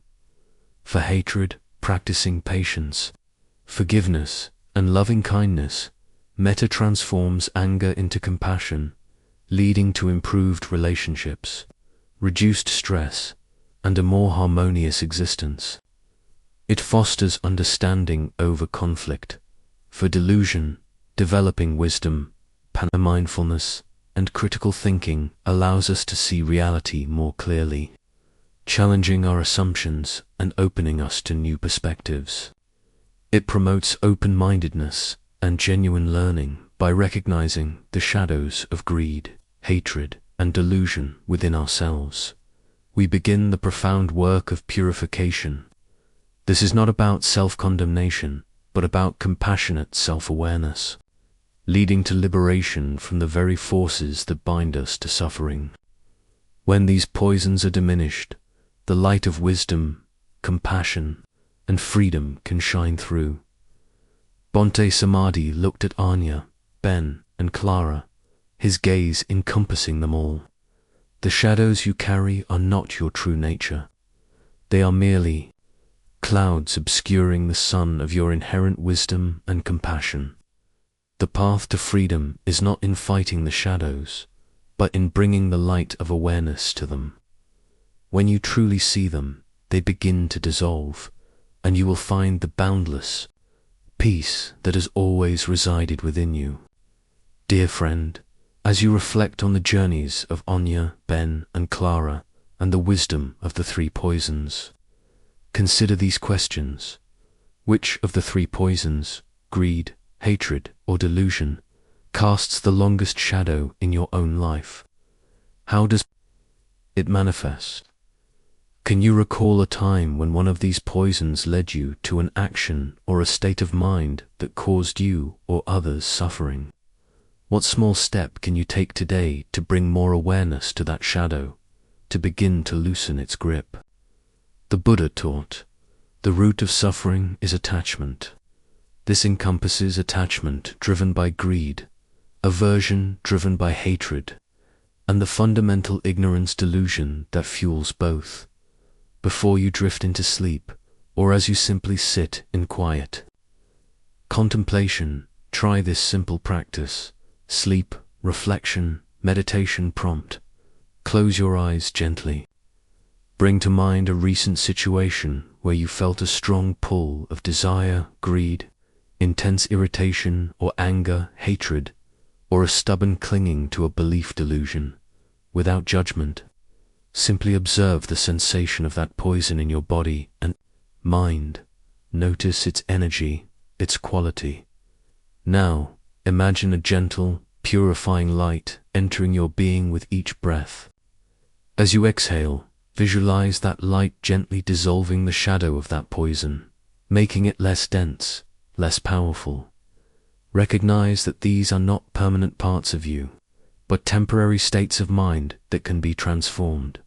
Whisper to yourself, I release craving, I release aversion, I release delusion. I am light, I am peace. Rest in this purifying light. Allow the wisdom of liberation to guide you into a deep and peaceful sleep. Story 12. The Unseen Bridge Rebuilding Trust After Betrayal in a valley cradled by ancient mountains, where a swift river carved its path, lay two villages, once united by a sturdy bridge. For generations, the people of the upper village and the lower village had lived in harmony, sharing resources, celebrating together, and relying on the bridge for their daily commerce and connection. But then, a terrible betrayal occurred. A powerful leader from the upper village, driven by greed and a desire for more land, secretly diverted the river, causing a devastating flood in the lower village. Homes were destroyed, crops ruined, and lives irrevocably altered. The old bridge, once a symbol of unity, collapsed under the torrent, leaving a gaping chasm between the two communities. The people of the lower village were left with deep wounds, not just from the flood, but from the shattering of trust. Resentment festered, anger burned, and a profound sense of betrayal hardened their hearts. They vowed never to trust anyone from the upper village again, building walls of bitterness higher than any physical barrier. The river, once a source of life, now flowed as a symbol of division, its rushing waters echoing the chasm in their souls. Years passed, the lower village slowly rebuilt, but their hearts remained closed. The memory of the betrayal was a constant shadow. In the upper village, the leader who caused the flood had long since passed, and a new generation, burdened by the legacy of their ancestors' actions, felt a deep remorse. They longed to heal the rift, to rebuild the bridge, but every attempt was met with cold silence and fierce rejection from the lower village. The chasm of distrust seemed insurmountable. One day, a quiet, elderly monk, known for his ability to mend broken things, arrived in the valley. He did not speak of the past or assign blame. Instead, he simply began to collect stones from the riverbed, carefully shaping and polishing them. He worked slowly, patiently, day after day, without a word. The villagers from both sides watched, him with curiosity, then with a growing sense of wonder. He was not building a bridge of wood or stone across the river. Instead, he was building a small, intricate path of these polished stones, leading from the riverbank of the upper village directly into the turbulent waters and disappearing beneath the surface. And from the opposite bank, a similar path emerged, from the water leading into the lower village. It was an unseen bridge, a path that existed beneath the surface, connecting the two sides in a way that was not immediately visible. When the path was complete, the monk finally spoke, his voice gentle but firm. The old bridge was built on visible trust, which was easily broken. This new bridge is built on the unseen. It is a path of quiet effort, of consistent intention, of the willingness to step into the unknown, one stone at a time. It is not about forgetting the past, but about choosing to lay new foundations beneath the surface of anger and resentment. He then invited the leaders from both villages to walk the path. Hesitantly, they stepped onto the polished stones. The water was cold, the current strong, but the stones held firm. As they walked, they realized that the path was not straight. It curved and wound, sometimes dipping deeper, sometimes rising closer to the surface. It required careful footing, mutual awareness, and a willingness to trust the unseen connection beneath them. When they finally met in the middle, standing on the submerged stones, a profound silence fell. They were connected, not by a visible structure, but by the shared journey, the mutual vulnerability, and the quiet courage to step onto the unseen.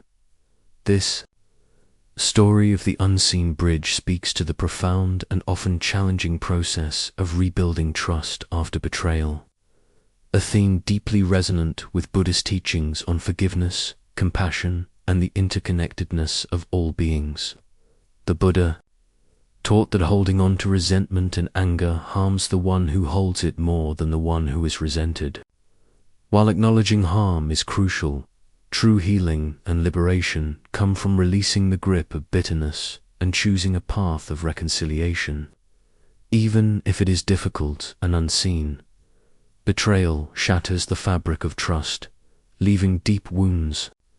It creates a chasm not just between individuals or communities, but within the heart of the betrayed. The natural human response is to build walls, to protect oneself from further harm, and to cling to the narrative of victimhood and blame. However, this clinging, while understandable, perpetuates suffering. The unseen bridge invites us to acknowledge the wound, release the resentment, to fully recognize the pain and harm caused by betrayal, but to consciously choose to release the toxic grip of resentment, which binds us to the past. Practice patience and persistence. Rebuilding trust is not a quick fix. It requires consistent, often unseen, effort and a willingness to continue laying stones, even when the path is difficult. Cultivate empathy without condoning harm, to try to understand the motivations or circumstances that led to the betrayal, not to excuse it, but to soften the heart and open the possibility for compassion. Focus on the present and future while learning from the past. The emphasis shifts to creating new foundations for connection, one step at a time. Rather than dwelling on what was lost, embrace vulnerability. Stepping onto the unseen bridge requires courage and a willingness to be vulnerable again, to risk, even cautiously, for the sake of healing. In modern psychology, the process of healing from betrayal and rebuilding trust is a complex and often painful journey. Betrayal can lead to profound psychological distress, including trauma and PTSD, especially in cases of severe betrayal. Individuals may experience symptoms similar to post-traumatic stress disorder, including flashbacks, hypervigilance, and difficulty regulating emotions, attachment injuries. Betrayal by significant others, parents, partners can damage fundamental attachment bonds, leading to difficulty forming secure relationships in the future. Chronic distrust and cynicism, a pervasive belief that others cannot be relied upon, leading to isolation and a guarded approach to life. Depression and anxiety. The emotional weight of unresolved betrayal can contribute to chronic sadness, hopelessness, and heightened anxiety. Difficulty forgiving, an inability to forgive either oneself or others, which perpetuates anger and resentment, hindering personal growth and peace. The wisdom of the unseen bridge offers powerful psychological benefits. Emotional liberation. Releasing resentment frees up immense emotional energy that was previously consumed by anger and bitterness. Renewed hope and connection. The possibility of rebuilding trust, even in a new form, offers hope for future relationships and a sense of belonging. Enhanced resilience. Navigating the complex process of healing from betrayal builds profound inner strength and adaptability. Deeper self-awareness. The journey often requires introspection, understanding one's own role, if any, in the dynamic, and developing healthier boundaries. Authentic forgiveness. Forgiveness, not as condoning the act, but as a release of the personal burden of anger, leads to inner peace and allows one to move forward. By daring to walk the unseen bridge, we acknowledge the pain of the past but choose not to be defined by it. We embark on a courageous journey of healing, laying new foundations of trust, one careful step at a time, beneath the surface of our wounds, towards a future of connection and peace. The monk watched as the leaders, having met in the middle, slowly turned and walked back to their respective villages, their faces thoughtful. The physical bridge was still broken, but something unseen had begun to mend. The true bridge, he whispered to the river, is built not with stone and wood, but with the courage of a willing heart, one step at a time into the unknown. Dear friend, as you reflect on the story of the unseen bridge and the challenging path of rebuilding trust after betrayal, consider these questions. Have you experienced a betrayal that left a chasm of distrust in your life? How has that chasm affected you? What might be the unseen stones you could lay, even a single one, to begin building a new path towards healing or reconciliation, either with another or within yourself? What would it feel like to release the heavy burden of resentment, even if the visible bridge remains broken? The Buddha taught, holding on to anger is like grasping a hot coal with the intent of throwing it at someone else. You are the one who gets burned. This wisdom applies profoundly to the lingering pain of betrayal. Before you drift into sleep, or as you simply sit in quiet contemplation, try this simple practice. Sleep reflection, meditation prompt. Close your eyes gently. Bring to mind a situation where trust was broken, either by you or towards you. Acknowledge the pain and the walls that may have been built. Now, imagine the unseen bridge beneath the surface.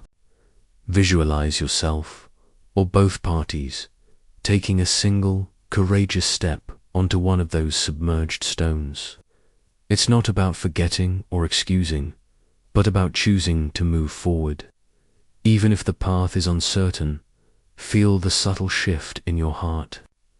As you consider this possibility, it is a step towards liberation, not weakness.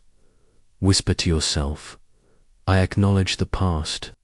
One choose to lay new foundations. I walk towards healing. Rest in this courageous intention. Allow the possibility of mending, even the unseen, to bring you a sense of peace as you drift into a deep and healing sleep. Story 13. The Untamed Horse Mastering Our Impulses. In a vast, wild land, where rolling plains met jagged mountains, lived a young, spirited horse trainer named Kale. Kale possessed an innate talent for understanding horses, a rare gift that allowed him to connect with even the most wild and untamed stallions. Yet despite his mastery over these magnificent creatures, Kale struggled deeply with his own inner horse, his impulses. He was quick to anger, prone to impulsive decisions, and often spoke without thinking, leading to regret and strained relationships. His emotions, like an untamed stallion, would often bolt, dragging him along a path he later wished he hadn't taken. He yearned for the same control over himself that he so skillfully exercised over his horses. One day, Kale was attempting to train a particularly wild Mustang, a powerful creature with eyes full of fire and a spirit that resisted all attempts at restraint. The Mustang bucked, reared, and charged, its raw energy overwhelming Kale's usual calm. Frustration mounted within him, and in a moment of anger, he lashed out, not with a whip, but with a harsh, unthinking word that startled the horse and sent it galloping away, deeper into the wilderness. Kale stood there, alone on the vast plains, filled with bitter regret. His own untamed impulse had cost him the very horse he sought to master. As he sat there, contemplating his failure, an old, wise nomad, known for his profound inner peace and his ability to calm any creature, approached him. The nomad, whose name was Elder Rohan, had witnessed the entire scene. Kale, Rohan said, his voice as steady as the ancient mountains, you have a gift for horses, but you forget that the most important horse you must train is the one within you. Kale sighed. But Master Rohan, how can I? My anger, My words, they just erupt. It feels impossible to control them. Rohan sat beside him, picking up a handful of sand and letting it slowly sift through his fingers. Look at this sand, Kale. If you try to grasp it tightly, it will slip through your fingers. But if you hold your hand open, gently, it will remain. So it is with your impulses. The more you try to suppress them with force, the more they will resist and erupt. He continued, his gaze distant. Your impulses are not your enemies, Kale. They are raw energy, like this wild mustang. If you meet them with force and anger, they will bolt.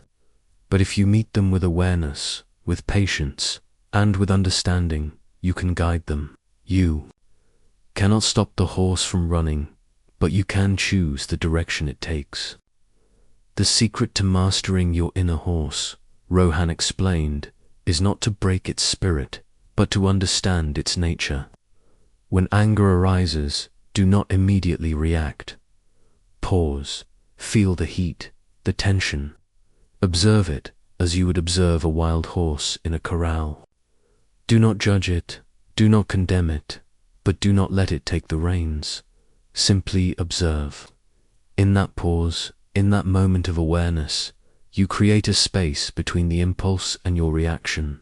In that space lies your freedom. In that space, you can choose to guide the horse rather than be dragged by it. This teaching about mastering our impulses, particularly negative emotions like anger, is a fundamental practice in Buddhism. The Buddha taught that our minds are constantly generating thoughts and emotions, and that our suffering often arises from our automatic, unskillful reactions to these internal states. We are often driven by deeply ingrained habits and conditioned responses, like a wild horse bolting at the slightest provocation. The untamed horse serves as a powerful metaphor for our own minds and emotions. Our impulses are not inherently bad. They are simply energy. It is our lack of awareness and our automatic reactions to them that lead to unskillful actions and suffering. The goal is not to suppress or eliminate these impulses, which is often impossible and can lead to internal conflict, but to develop the capacity to observe them without immediately reacting, thereby gaining the freedom to choose a skillful response. Mastering impulses involves cultivating mindfulness, paying close attention to the present moment, observing thoughts, emotions, and bodily sensations as they arise, without judgment, creating a pause, developing the ability to insert a conscious pause between an impulse and a reaction. This pause is the space of freedom, non-identification, recognizing that impulses and emotions are temporary states, not who we are. We are the awareness that observes them, not the emotions themselves.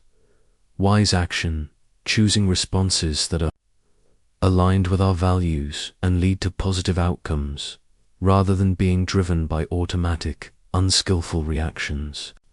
Patience and compassion, approaching our own inner struggles with kindness and understanding. Recognizing that training the mind is a lifelong practice. In modern psychology, the concept of impulse control is crucial for emotional regulation, healthy relationships, and overall well-being. Many psychological issues stem from an inability to manage impulses, including anger management issues, explosive outbursts, chronic irritability, and difficulty controlling temper. Addiction, the inability to resist cravings for substances or behaviors, leading to compulsive patterns. Impulse control disorders, conditions like kleptomania, pyromania, or intermittent explosive disorder, characterized by recurrent urges to perform harmful acts.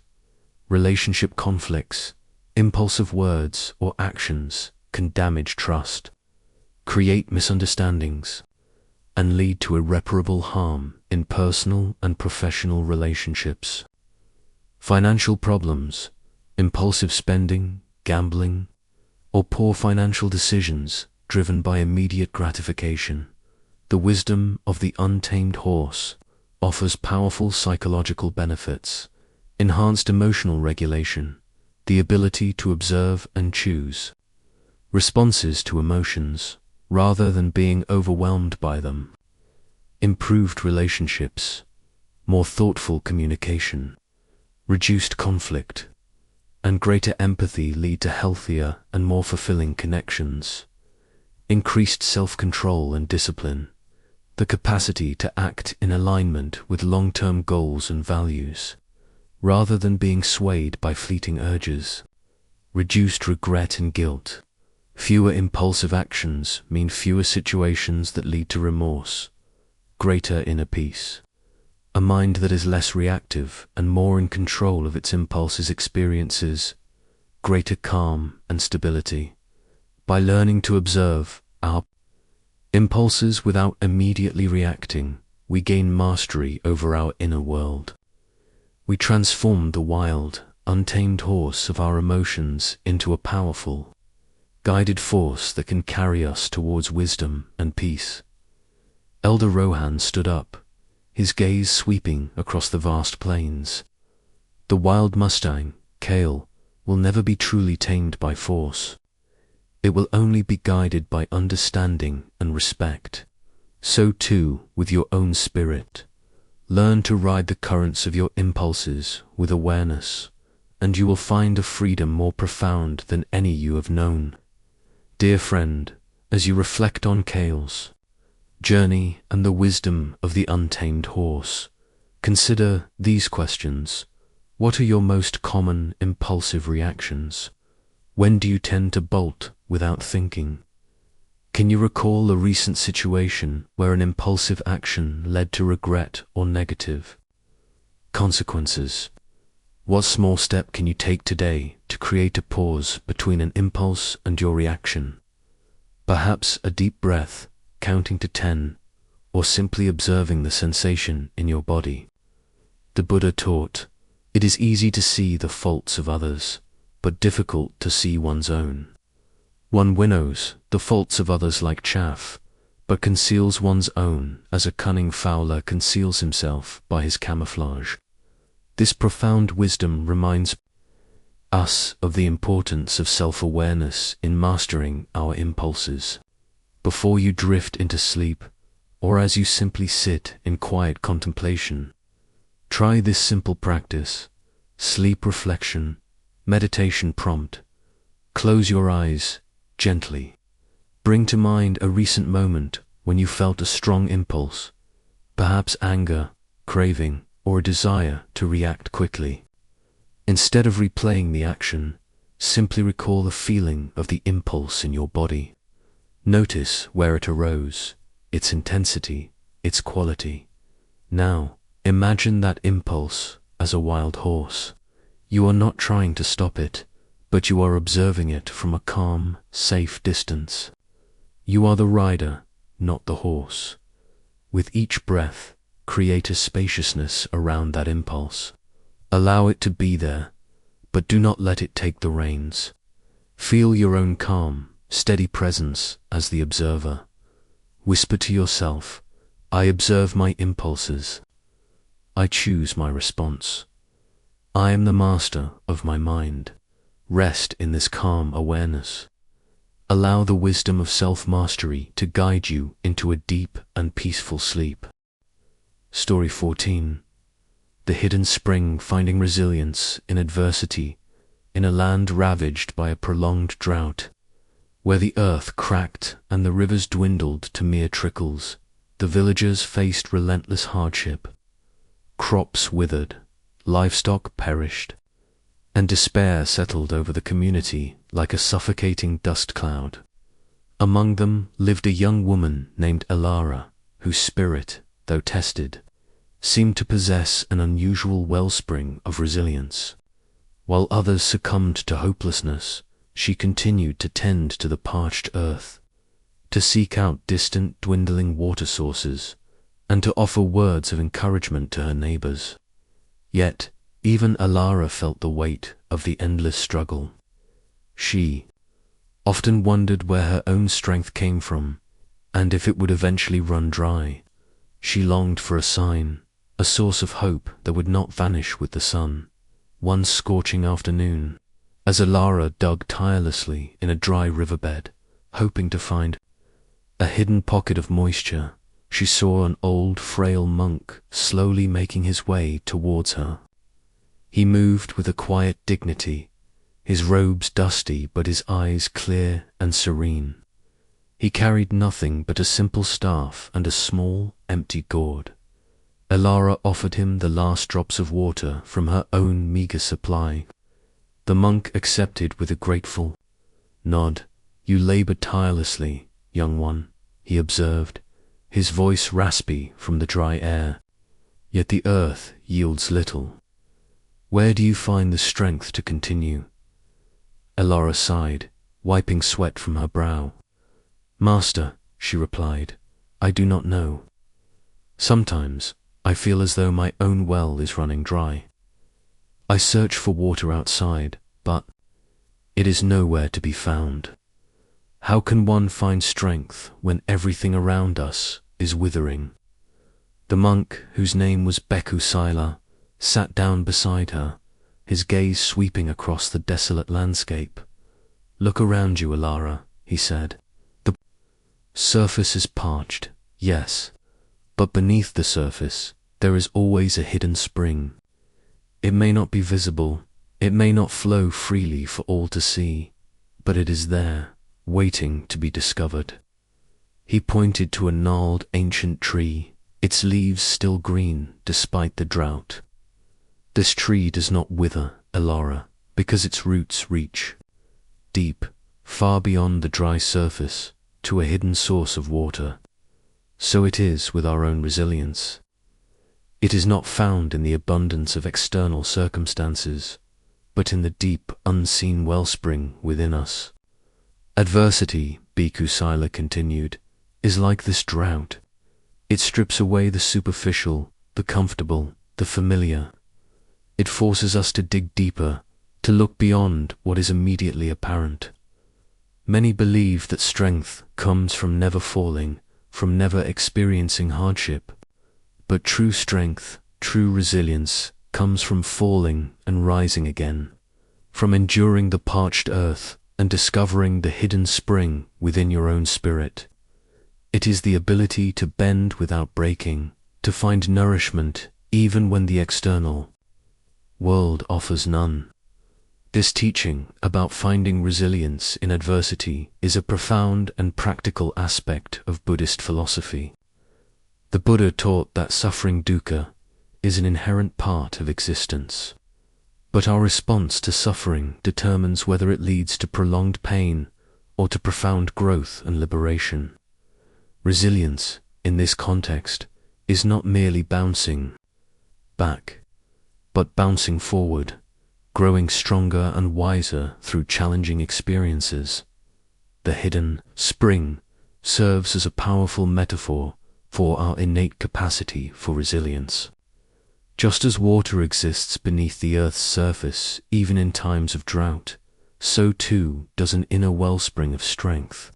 Wisdom and peace reside within each of us, waiting to be tapped into during times of hardship. Adversity, rather than being a destructive force, can become the very catalyst that forces us to dig deeper and discover this hidden resource. Cultivating resilience involves acceptance of reality, acknowledging the difficulty of the situation without denying or resisting it, mindful awareness, observing our thoughts and emotions during hardship without being overwhelmed by them, creating space for a skillful response, finding meaning, seeking purpose or lessons within the struggle, transforming it from a meaningless burden into a source of growth, self-compassion, treating ourselves with kindness and understanding during difficult times, rather than self-criticism, connection to inner resources, tapping into our innate wisdom, courage, and capacity for endurance. In modern psychology, resilience is a highly valued trait, recognized as crucial for mental health and well-being. Research has shown that resilient individuals are better able to cope with stress, trauma, and adversity. However, many people struggle with resilience, often due to negative self-talk, a tendency to blame oneself, catastrophize, or focus on perceived failures during difficult times, avoidance, coping, suppressing emotions, distracting oneself, or engaging in unhealthy behaviors to escape discomfort, which prevents genuine processing and growth. Lack of support systems, feeling isolated, or believing one must face challenges alone. Fixed mindset, believing that one's abilities and circumstances are unchangeable, leading to a sense of helplessness. External locus of control, believing that external forces primarily determine one's fate, rather than recognizing one's own agency. The wisdom of the hidden spring offers powerful psychological benefits: increased emotional regulation, the ability to manage and navigate difficult emotions more effectively, enhanced problem-solving skills. Adversity often forces creative thinking and the development of new strategies, greater self-efficacy. Successfully navigating challenges builds confidence in one's ability to cope with future difficulties. Deeper self-awareness and growth. Hardship can reveal hidden strengths, values, and a deeper understanding of oneself. Stronger sense of purpose. Overcoming adversity can lead to a clearer sense of what truly matters and a renewed commitment to one's values. By learning to dig deeper and tap into the hidden spring of our own resilience, we transform our relationship with adversity. We move from being victims of circumstance to becoming empowered individuals who can not only endure hardship but also grow and flourish because of it. The drought may parch the surface, but the inner wellspring remains, always ready to nourish our spirit. Bhikkhu Sila stood up, his gaze meeting Elara. The water you seek, Elara, is not always found in the visible river. Sometimes it is found only when you dig deep within yourself, when you trust that even in the driest times there is a source that will not fail you. Your strength is not in the absence of drought, but in your unwavering ability to seek the hidden spring. Dear friend, as you reflect on Ilara's journey and the wisdom of the hidden spring, consider these questions. What drought or adversity are you currently facing in your life? Where do you tend to look for strength or comfort when things are difficult, primarily externally, or do you also look within? What small act of digging deeper can you engage in today to connect with your own hidden spring of resilience? The Buddha taught, though he should conquer 1,000 times 1,000 men in battle, he who conquers himself is the greatest warrior. This profound wisdom reminds us that true strength and victory lie in mastering our inner landscape, especially in the face of external challenges. Before you drift into sleep, or as you simply sit in quiet contemplation, try this simple practice. Sleep, reflection, meditation prompt. Close your eyes gently. Bring to mind a challenge or difficulty that has left you feeling drained or depleted. Acknowledge the feeling of being parched. Now, imagine a deep, cool wellspring within your own heart, a source of strength and peace that is always present, even if you cannot immediately feel it. With each inhale, imagine drawing up pure, refreshing water from this hidden spring, filling your body and mind with renewed energy and calm. As you exhale, release any tension, any sense of depletion. Trust that this inner source is inexhaustible. You have the capacity to endure and to grow. Whisper to yourself, I am resilient. I draw from my hidden spring. I am nourished. Rest in this deep wellspring of strength. Allow its quiet power to lull you into a deep and peaceful sleep, knowing that you possess an endless capacity to rise. Story 15. The Silent Mountain finding stillness amidst chaos in a sprawling metropolis, where the cacophony of traffic, the incessant hum of technology, and the relentless pace of life created a constant symphony of noise, lived a young executive named Leo. His days were a whirlwind of meetings, deadlines, and constant communication. His mind, much like the city around him, was a ceaseless torrent of thoughts, plans, worries, and notifications. He prided himself on his ability to multitask, to stay connected, and to thrive in this high-octane environment. Yet, beneath the veneer of success, Leo felt a growing sense of exhaustion and fragmentation. He found it increasingly difficult to focus, to truly listen, or to experience a moment of genuine peace. His sleep was restless, his relationships strained, and his inner world felt like a perpetual storm. He yearned for quiet, for stillness, but it seemed an impossible luxury in his world. One weekend, driven by a desperate need for respite, Leo escaped the city and found himself at the foot of an ancient, majestic mountain.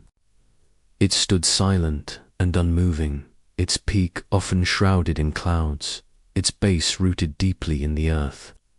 He decided to embark on a challenging climb, hoping the physical exertion would quiet his mind. As he ascended, the city sounds gradually faded, replaced by the rustle of leaves, the chirping of unseen birds, and the rhythmic crunch of his own footsteps. Yet, even as the external noise diminished, the internal chatter of his mind persisted, replaying conversations, planning future tasks, worrying about missed emails. He found himself constantly checking his phone, even without signal, a habit so ingrained it felt like a physical need. He eventually reached a small, secluded clearing near the summit, where an old, serene hermit sat in meditation. The hermit's presence was like the mountain itself, still, solid, and profoundly peaceful. Leo, exhausted and frustrated by his own restless mind, sat down, panting. "Master," Leo finally managed, his voice hoarse, "I came here seeking peace, but my mind is still a whirlwind. The city may be far below, but its chaos seems to have taken root within me. How do you find such stillness amidst the constant noise of the world and even the noise of your own thoughts?" The hermit, whose name was Master Kensho, opened his eyes, which held the calm depth of a mountain lake. "Leo," he said, his voice as quiet and resonant as a deep bell, "the mountain does not move, even when storms rage around its peak. It does not resist the wind, the rain, or the snow. It simply stands, observing all that passes, yet remaining fundamentally unmoved." He continued, his gaze sweeping across the vast landscape below. "Your mind, Leo, is like this mountain. The thoughts, the worries, the external demands, they are like the clouds, the winds, the storms that pass around it. You believe that to find peace, you must stop the clouds, calm the winds, or silence the storms. But this is a futile battle.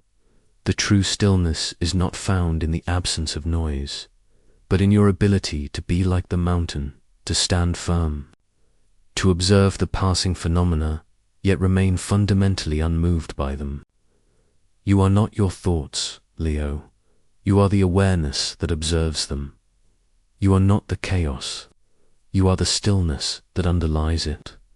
The secret to finding peace amidst chaos is not to escape the chaos, but to discover the silent mountain within you, to cultivate a deep, unwavering center that remains undisturbed, no matter what storms rage on the surface. This teaching about finding stillness amidst chaos, often referred to as equanimity or inner peace, is a fundamental practice in all schools of Buddhism, particularly Zen. It recognizes that while external circumstances and internal thoughts may be turbulent, there is an underlying awareness, a core of calm, that can be accessed and cultivated. The goal is not to eliminate thoughts or emotions, but to change our relationship to them, to observe them without being swept away. The silent mountain serves as a powerful metaphor for this inner capacity.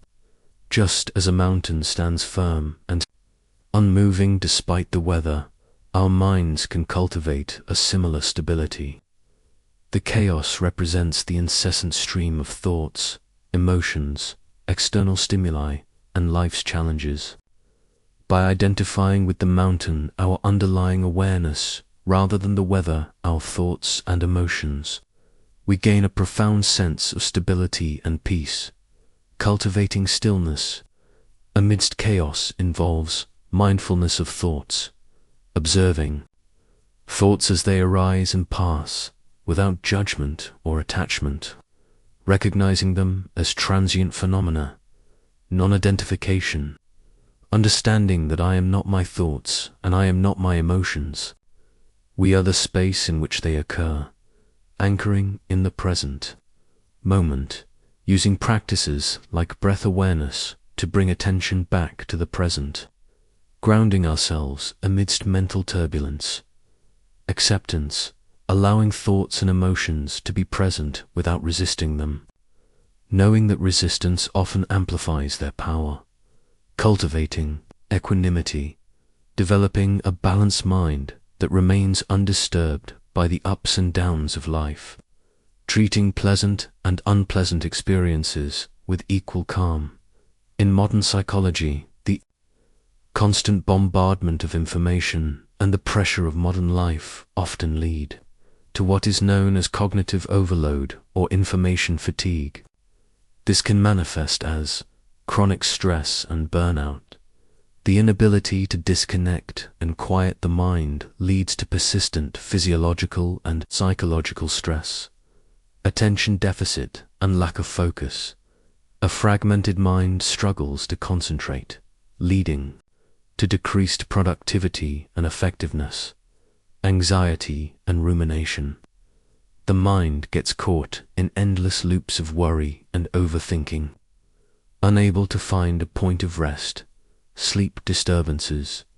A restless mind makes it difficult to fall asleep and stay asleep, impacting overall health and well-being.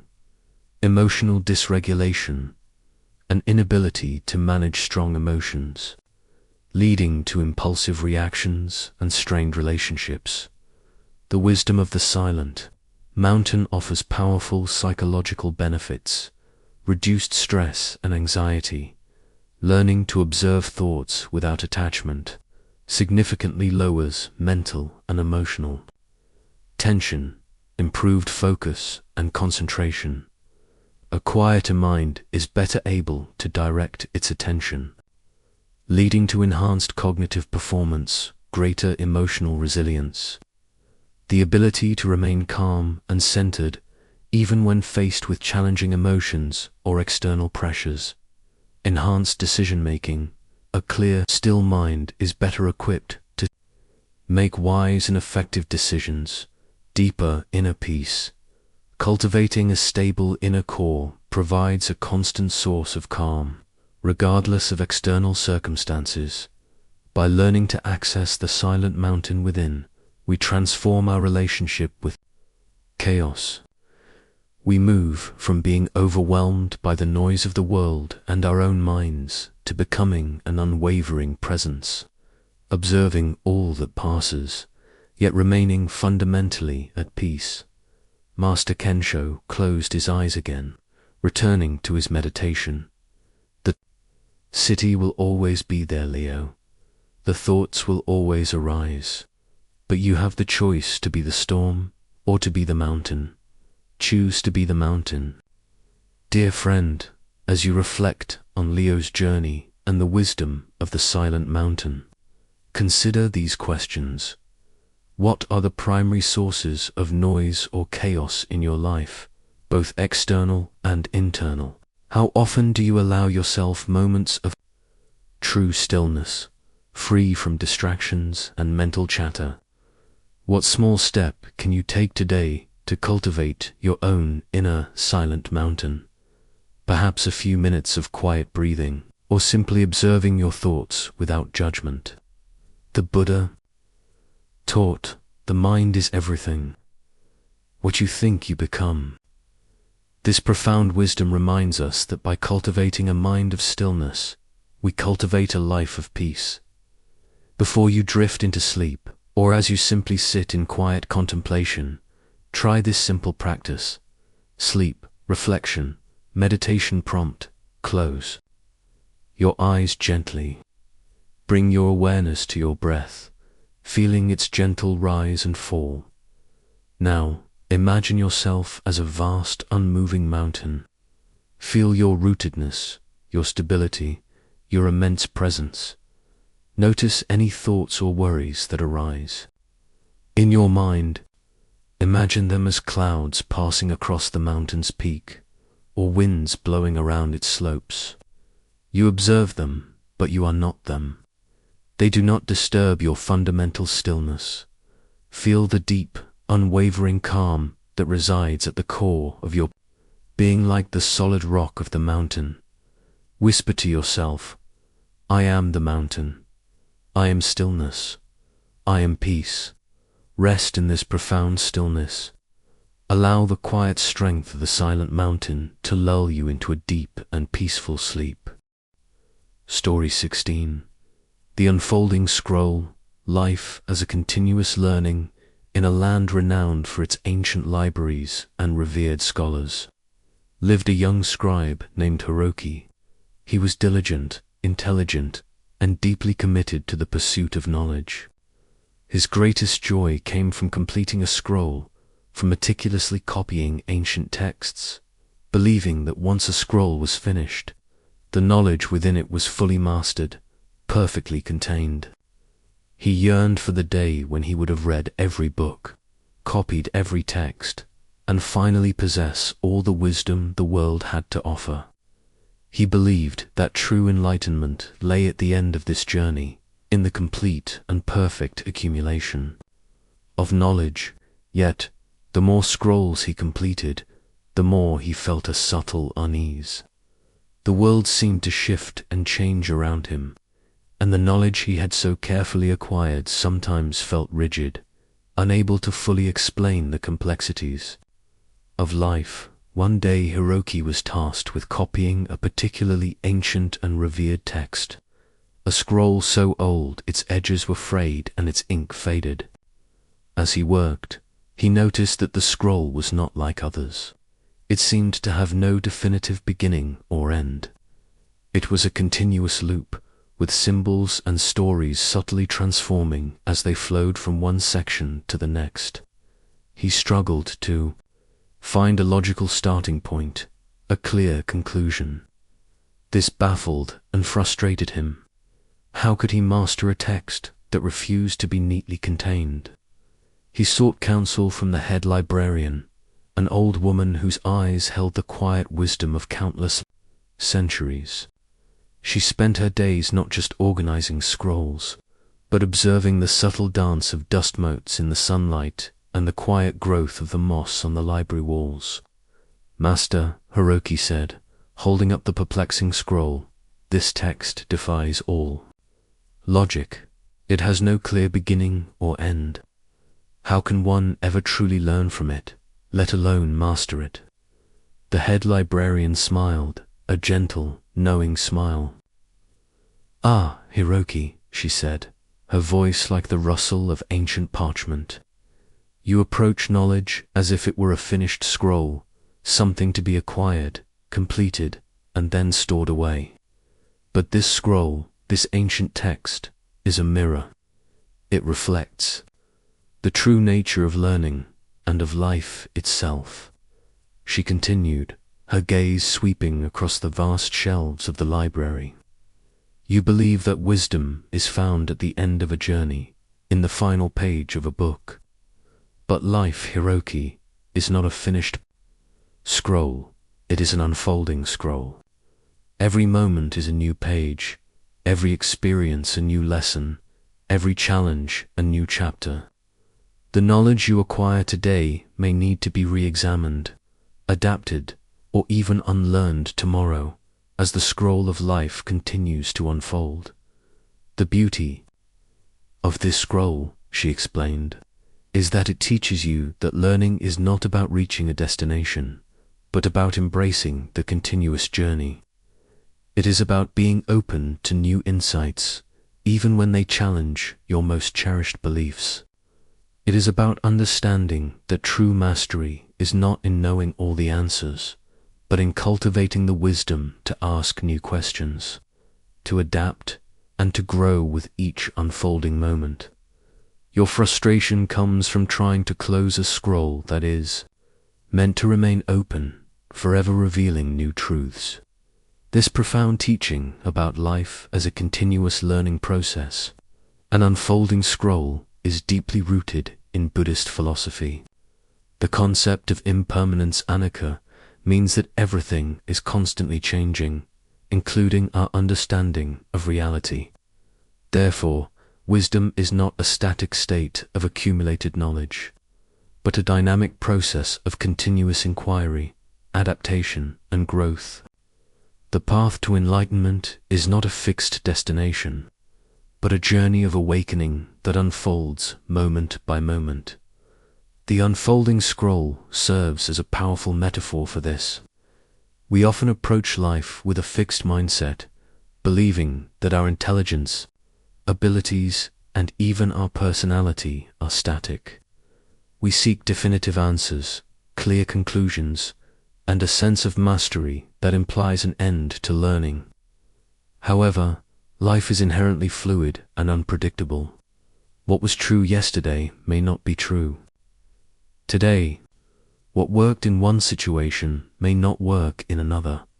Embracing the wisdom of the unfolding scroll means cultivating a growth mindset, believing that our abilities and understanding can be developed through dedication and hard work, rather than being fixed, embracing lifelong learning, recognizing that learning is not confined to formal education, but is an ongoing process throughout life, driven by curiosity and openness, accepting imperfection and mistakes, viewing errors not as failures, but as valuable opportunities for learning and refinement, practicing adaptability, being willing to adjust our beliefs, strategies, and behaviors in response to new information and changing circumstances, remaining open to new perspectives, actively seeking out different viewpoints and challenging our own assumptions,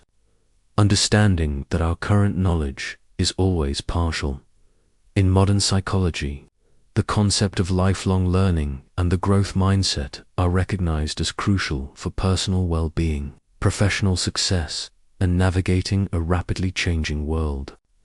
However, many individuals struggle with a fixed mindset or a resistance to continuous learning, which can lead to fear of failure, a reluctance to try new things or take risks due to the belief that mistakes reflect a lack of inherent ability, resistance to change, an unwillingness to adapt to new technologies, ideas, or social norms, leading to stagnation and obsolescence, intellectual arrogance, a belief that one already knows enough, leading to close-mindedness and an inability to learn from others, burnout and stagnation, feeling overwhelmed by the need to constantly learn, or conversely, becoming complacent and losing vitality, difficulty with problem-solving, an inability to approach complex or novel problems with flexibility and creativity.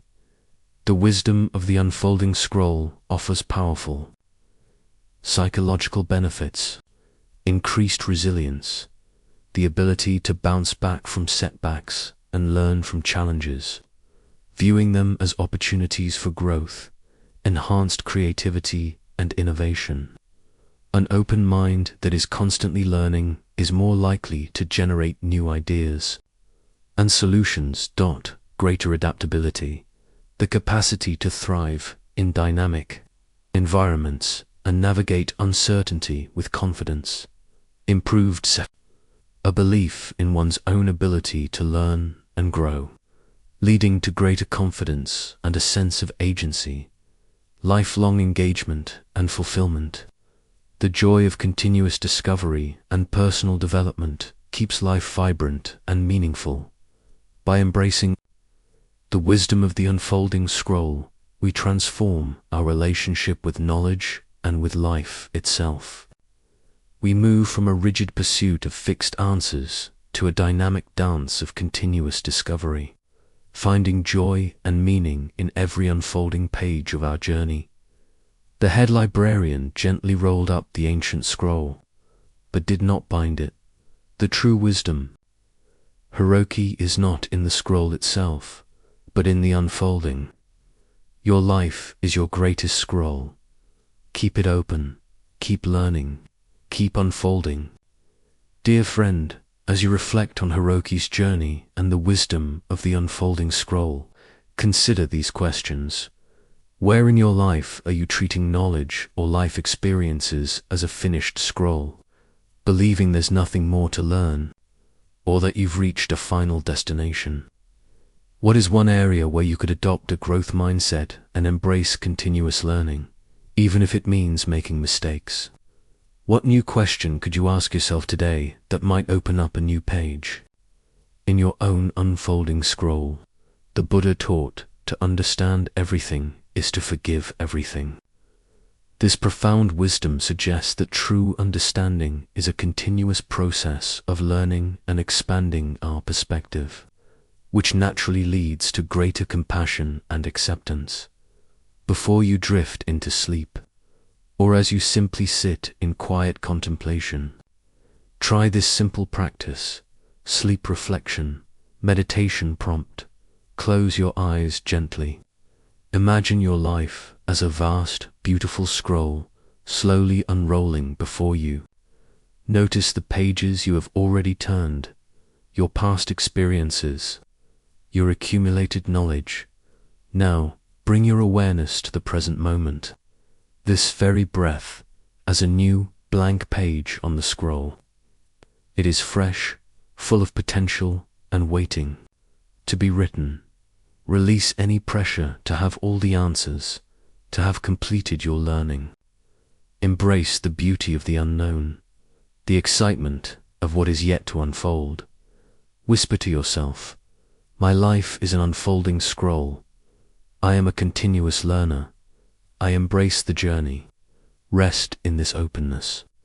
Allow the gentle rhythm of continuous discovery to lull you into a deep and peaceful sleep, knowing that every day brings new lessons and new possibilities. Story 17. The Unbroken Mirror Healing Family. Rift's parent-child. In a quiet village nestled by a clear mountain lake lived a family once bound by deep affection, but now fractured by years of unspoken resentments and misunderstandings.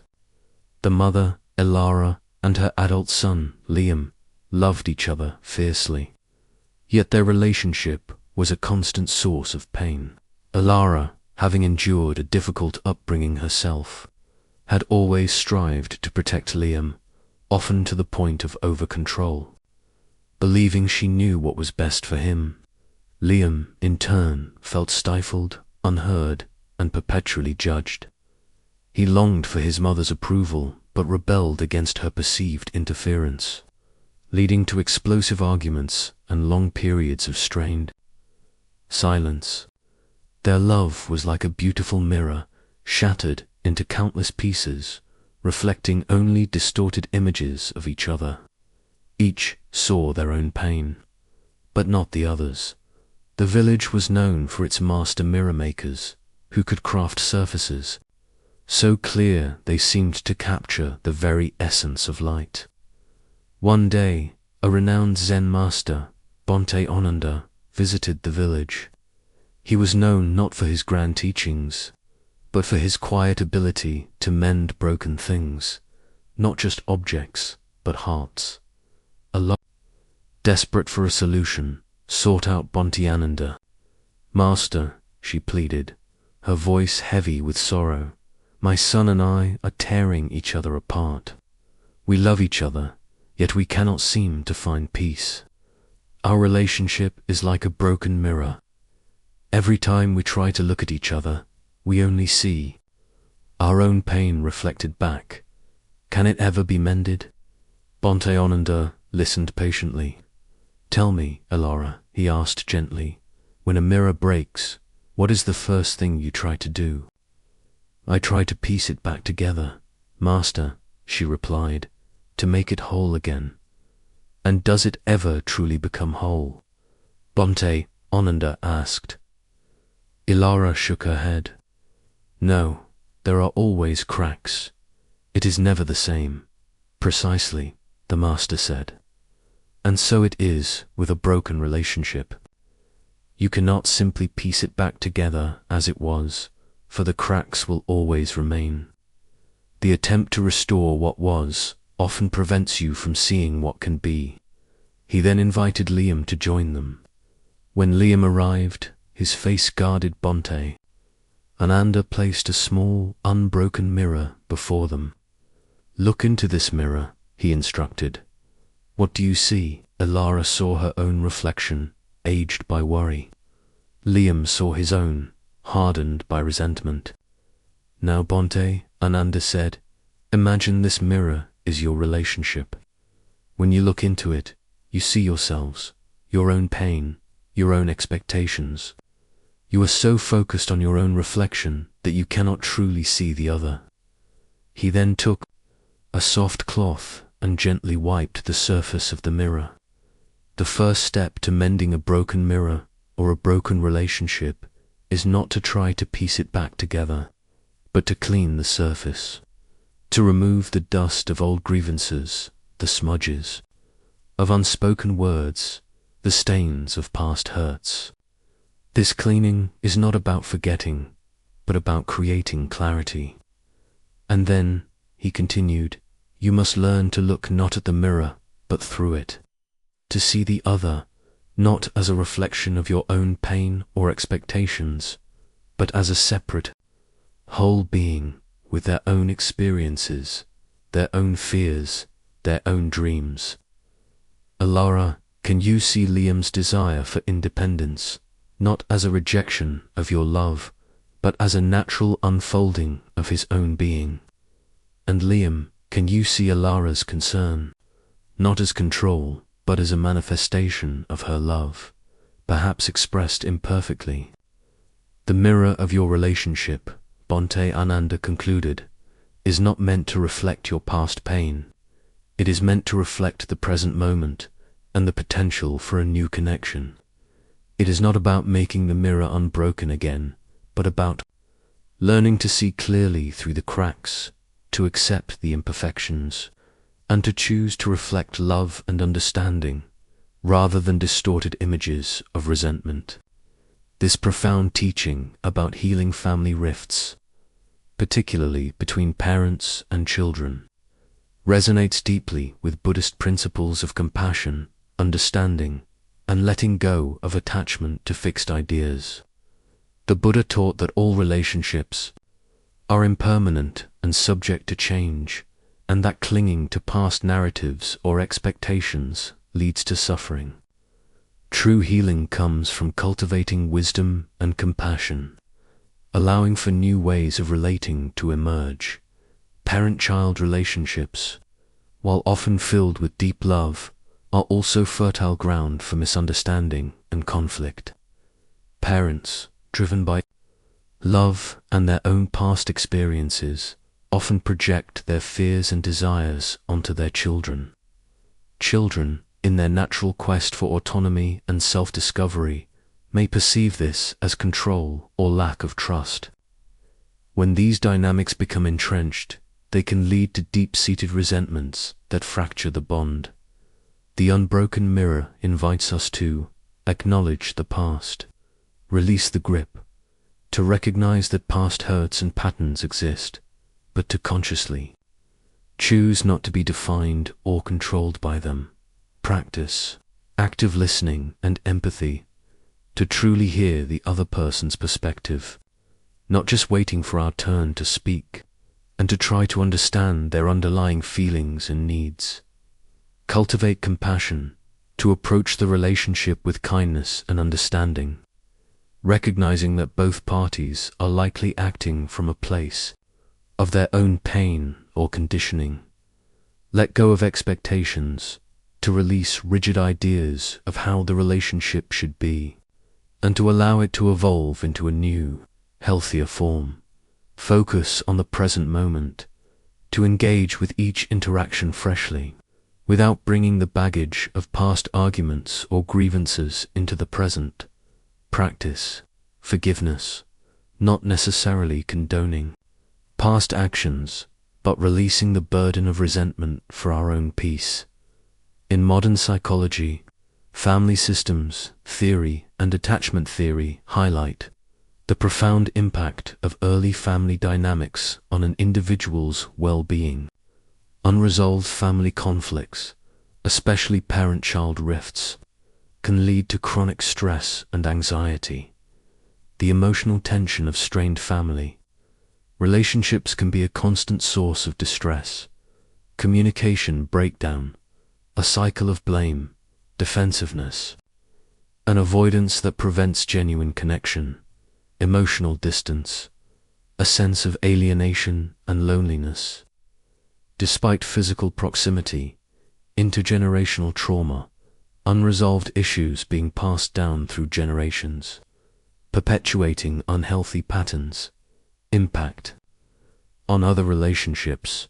The patterns learned in the family of origin often play out in other relationships, leading to similar conflicts.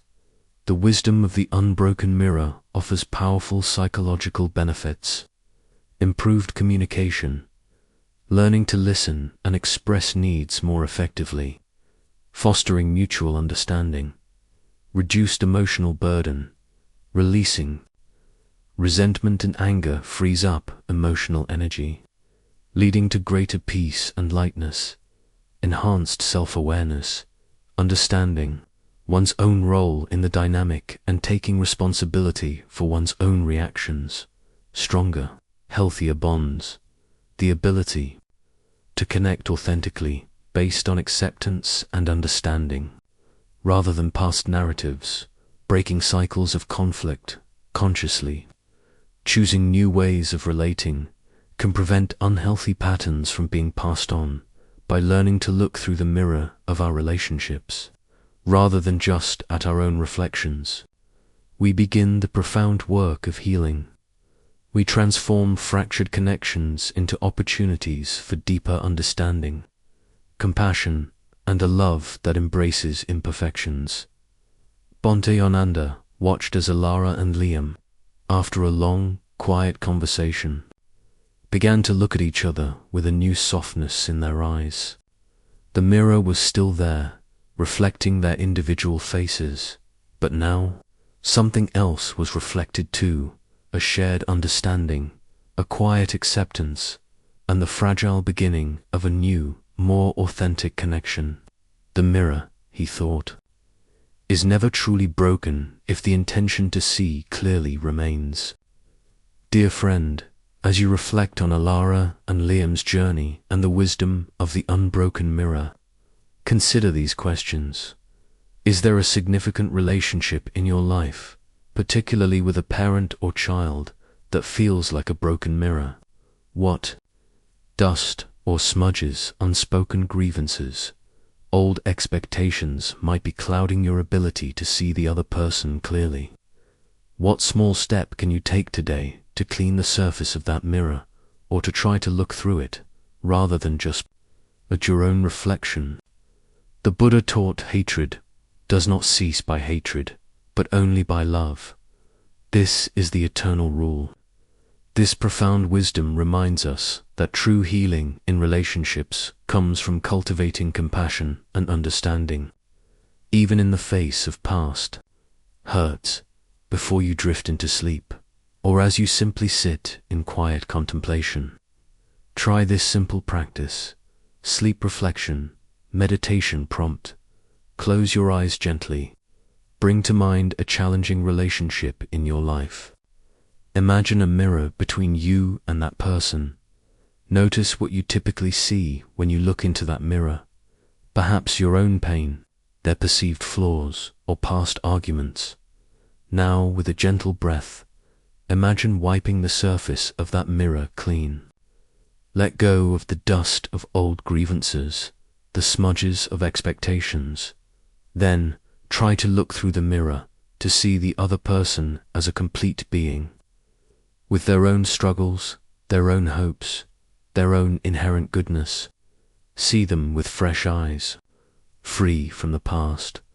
Whisper to yourself, I see clearly. I choose understanding. I open my heart. Rest in this clarity. Allow the intention to heal and connect to bring you a deep and peaceful sleep. Story 18.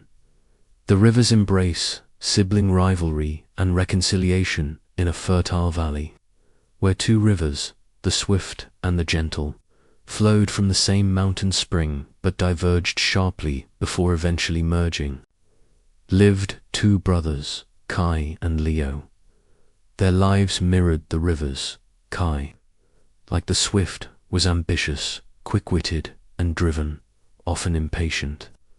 Leo, like the gentle, was contemplative, patient, and sought harmony.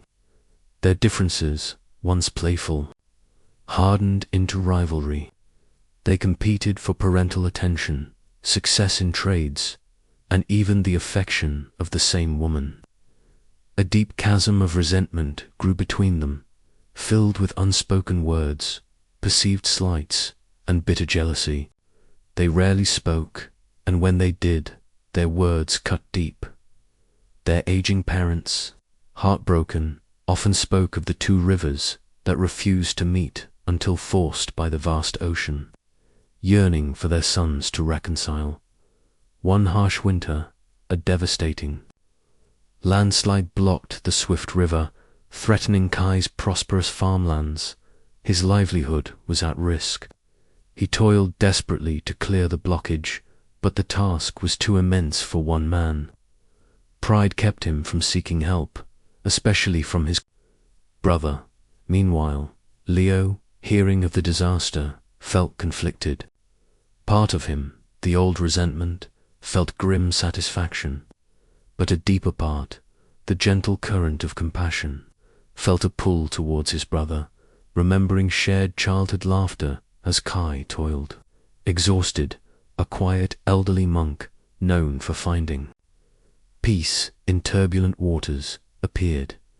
He watched Kai's struggle. "Young man," the monk finally said, his voice calm, "you fight against the mountain, but it will not yield to force.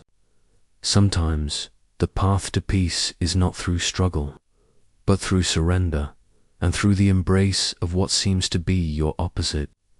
Kai, too proud, merely grunted. The monk then spoke of the two rivers, the swift and the gentle. He mused.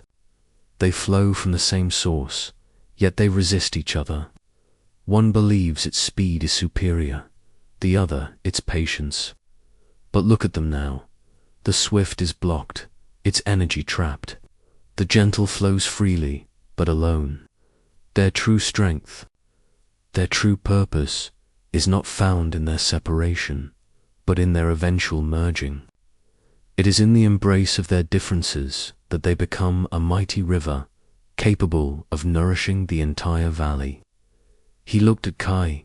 "Your brother Leo flows like the gentle. He may not be as swift, but he possesses a quiet strength, a different wisdom. Perhaps the mountain's challenge is not just to test your strength, but to remind you of the interconnectedness of all things, and the power that lies in unity, even with those you perceive as your rivals." The monk did not explicitly tell Kai to seek Leo's help. He simply planted a seed.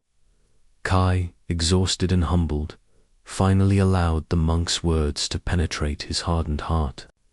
He looked towards Leo's distant lands, and for the first time in years saw not a rival, but a brother.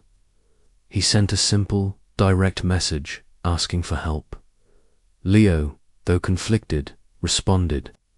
When he arrived, the brothers did not speak of the past. They simply worked, side by side, their different strengths complementing each other. Kai's swiftness and determination, combined with Leo's patience and steady planning, slowly began to clear the blockage. As they toiled, the rhythm of their shared effort dissolved years of resentment. They were no longer rivals, but two currents flowing towards a common goal. When the river finally flowed freely again, they stood together. Exhausted, but with a newfound understanding, their hearts beginning to merge like the rivers they had once embodied. This story of the river's embrace speaks to the profound challenges and ultimate healing of sibling rivalry and family rifts, a theme deeply resonant with Buddhist principles of compassion, interconnectedness, and the overcoming of aversion. The Buddha taught that all beings are interconnected, and that our suffering often arises from our inability to see this fundamental unity, leading to division, competition, and conflict. Sibling relationships, formed in the crucible of shared childhood, are often the most intense and enduring. They can be sources of immense love and support, but also deep-seated rivalry, jealousy, and resentment.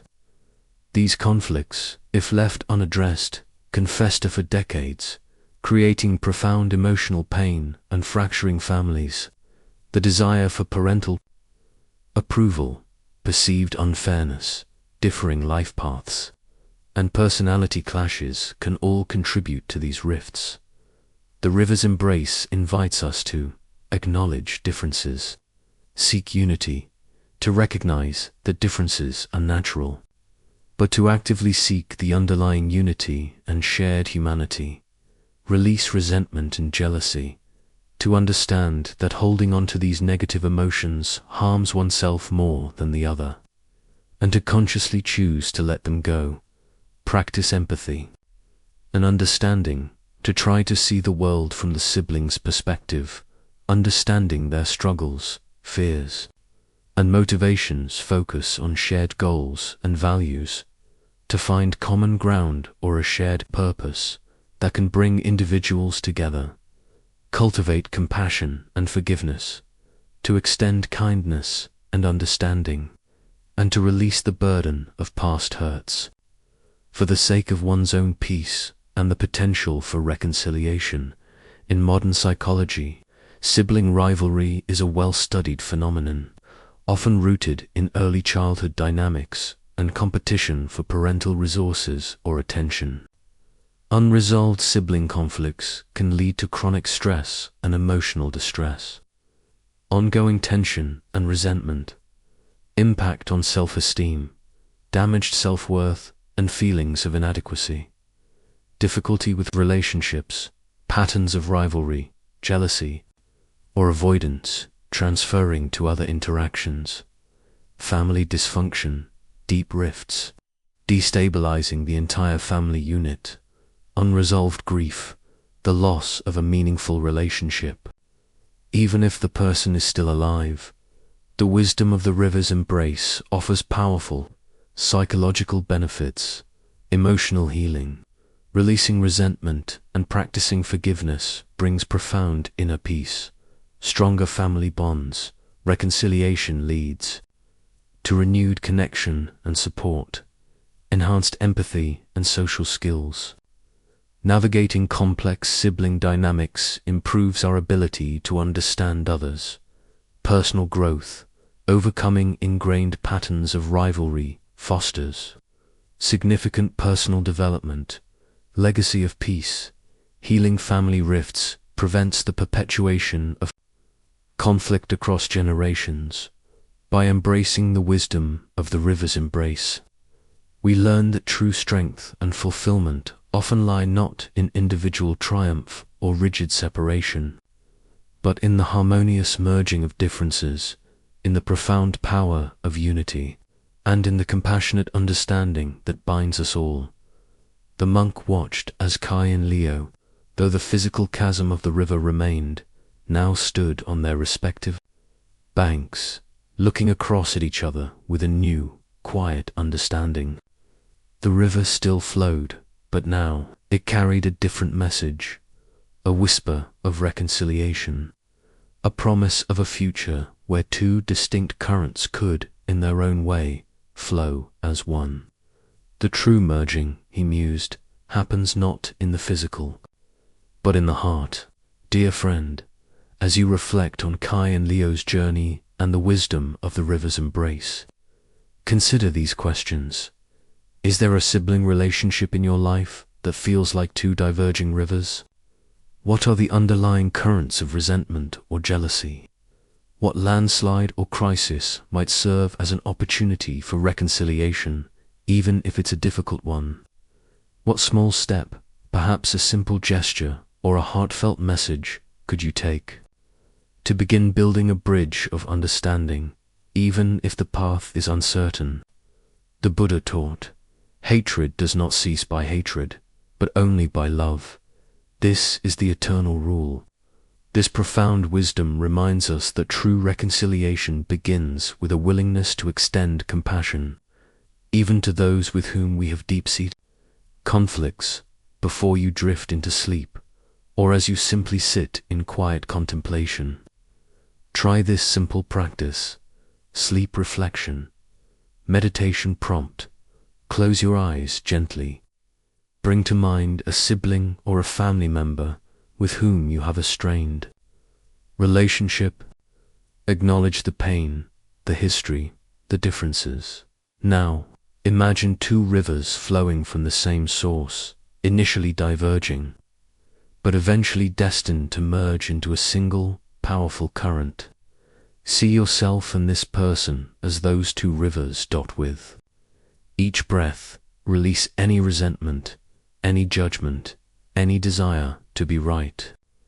Imagine a gentle current of compassion flowing from your heart towards theirs, and from theirs towards yours.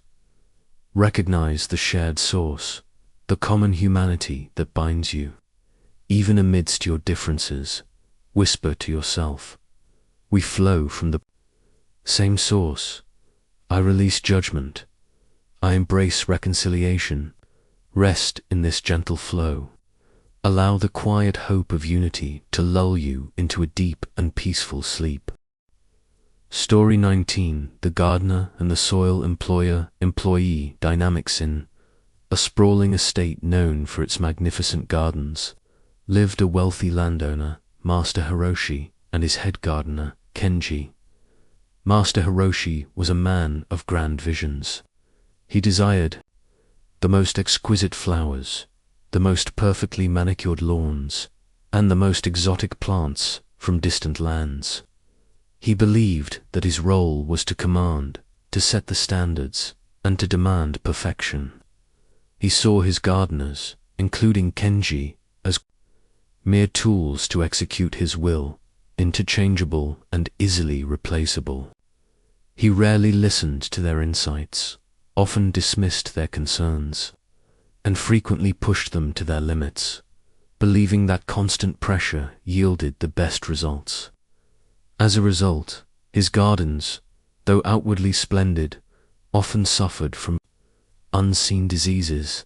The soil became depleted, and the gardeners themselves were perpetually exhausted, their spirits wilting under the constant strain. Kenji, on the other hand, was a man of deep wisdom, his hands calloused but his heart tender. He understood the intricate language of the earth, the needs of each plant, and the delicate balance of the ecosystem.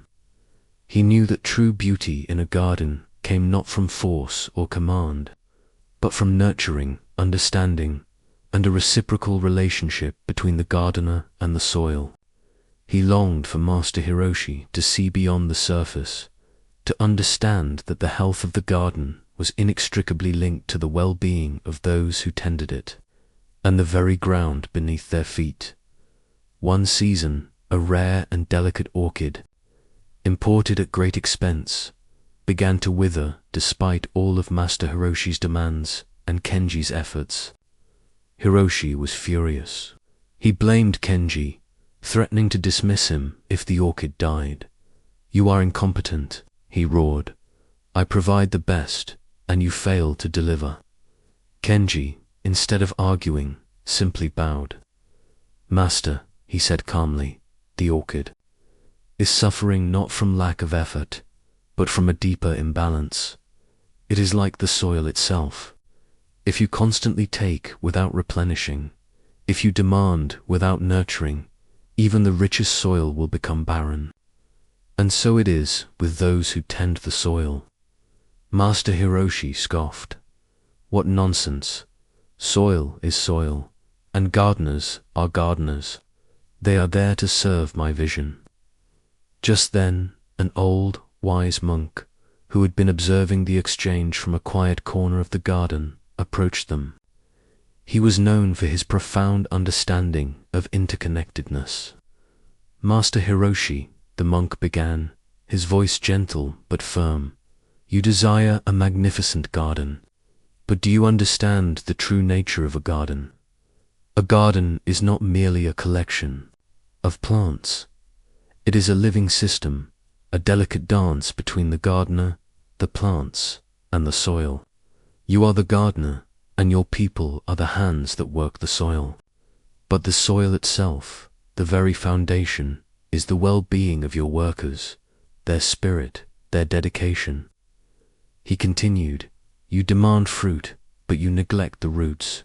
You seek beauty, but you ignore the health of the soil. A gardener who only commands and takes will eventually find his garden barren, for the soil will refuse to yield. A wise gardener nurtures the soil, listens to its needs, replenishes what is taken, and understands that the health of the soil directly determines the vibrancy of the plants, and the spirit of the gardener, their joy and dedication, is the richest fertilizer of all." "The orchid withers," the monk concluded, "not because of Kenji's incompetence, but because the very foundation of this garden, the spirit of those who tend it, and the respect shown to the earth has been depleted. When you treat your gardeners as mere tools, you deplete the soil of their spirit. When you neglect the soil, you neglect the very source of your abundance. True leadership, Master Hiroshi, is not about commanding, but about cultivating. It is about understanding that the well-being of your people is the richest soil for your vision to flourish." This profound teaching about the reciprocal relationship between employer and employee, and the importance of nurturing the soil of human well-being, is deeply rooted in Buddhist principles of right livelihood, compassion, and interconnectedness. The Buddha taught that all beings are interdependent, and that our actions, whether in personal or professional life, have consequences that ripple outwards. Exploitation, greed, and lack of compassion in the workplace lead to suffering for all involved, ultimately diminishing productivity and well-being. The gardener and the soil serves as a powerful metaphor for the dynamics within any organization or team. The employer is the gardener, the employees are the hands that work, and the soil represents the collective well-being, morale, and dedication of the workforce. When the gardener only focuses on demanding fruit results without nurturing the soil employees, the system becomes unsustainable. Cultivating a healthy employer-employee dynamic involves right livelihood, ensuring that work is ethical, contributes positively to society, and does not cause harm, compassion, and empathy, recognizing the humanity of employees, understanding their needs, challenges, and aspirations, mutual respect, valuing the contributions of every individual, regardless of their position, and fostering an environment of dignity, fairness and equity, ensuring just compensation, reasonable working conditions, and equitable opportunities, nurturing and development, investing in the growth and well-being of employees, providing support, feedback, and opportunities for learning.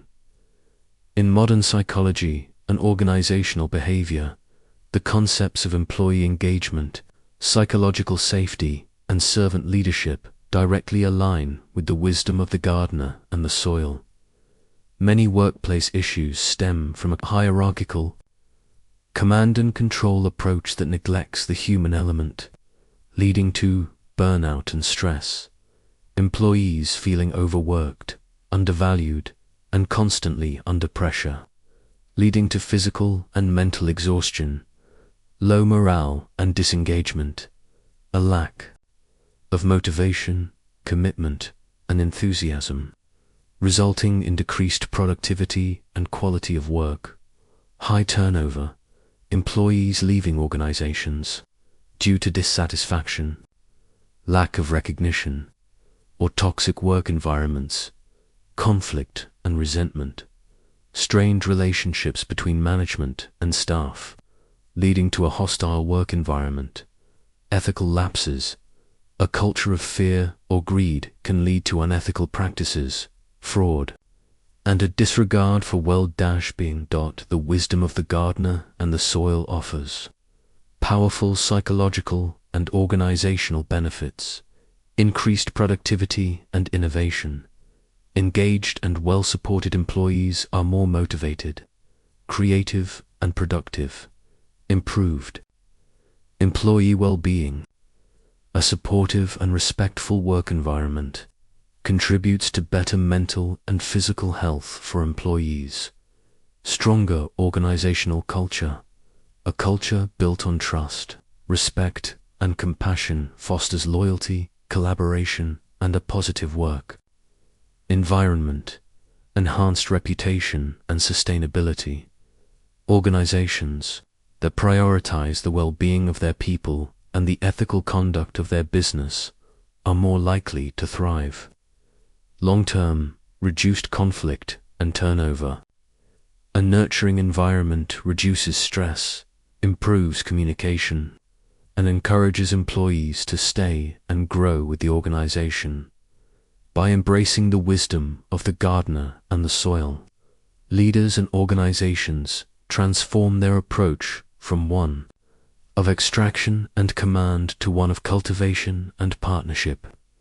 They recognize that the true wealth of any enterprise lies in the health and vitality of its human soil, leading to flourishing results for all. Master Hiroshi looked at Kenji, then at the monk, and finally at the wilting orchid. A new understanding dawned in his eyes. He saw not just a plant, but a reflection of his own approach. He saw not just a gardener, but a partner in creation. He began to understand that true power lay not in demanding, but in nurturing.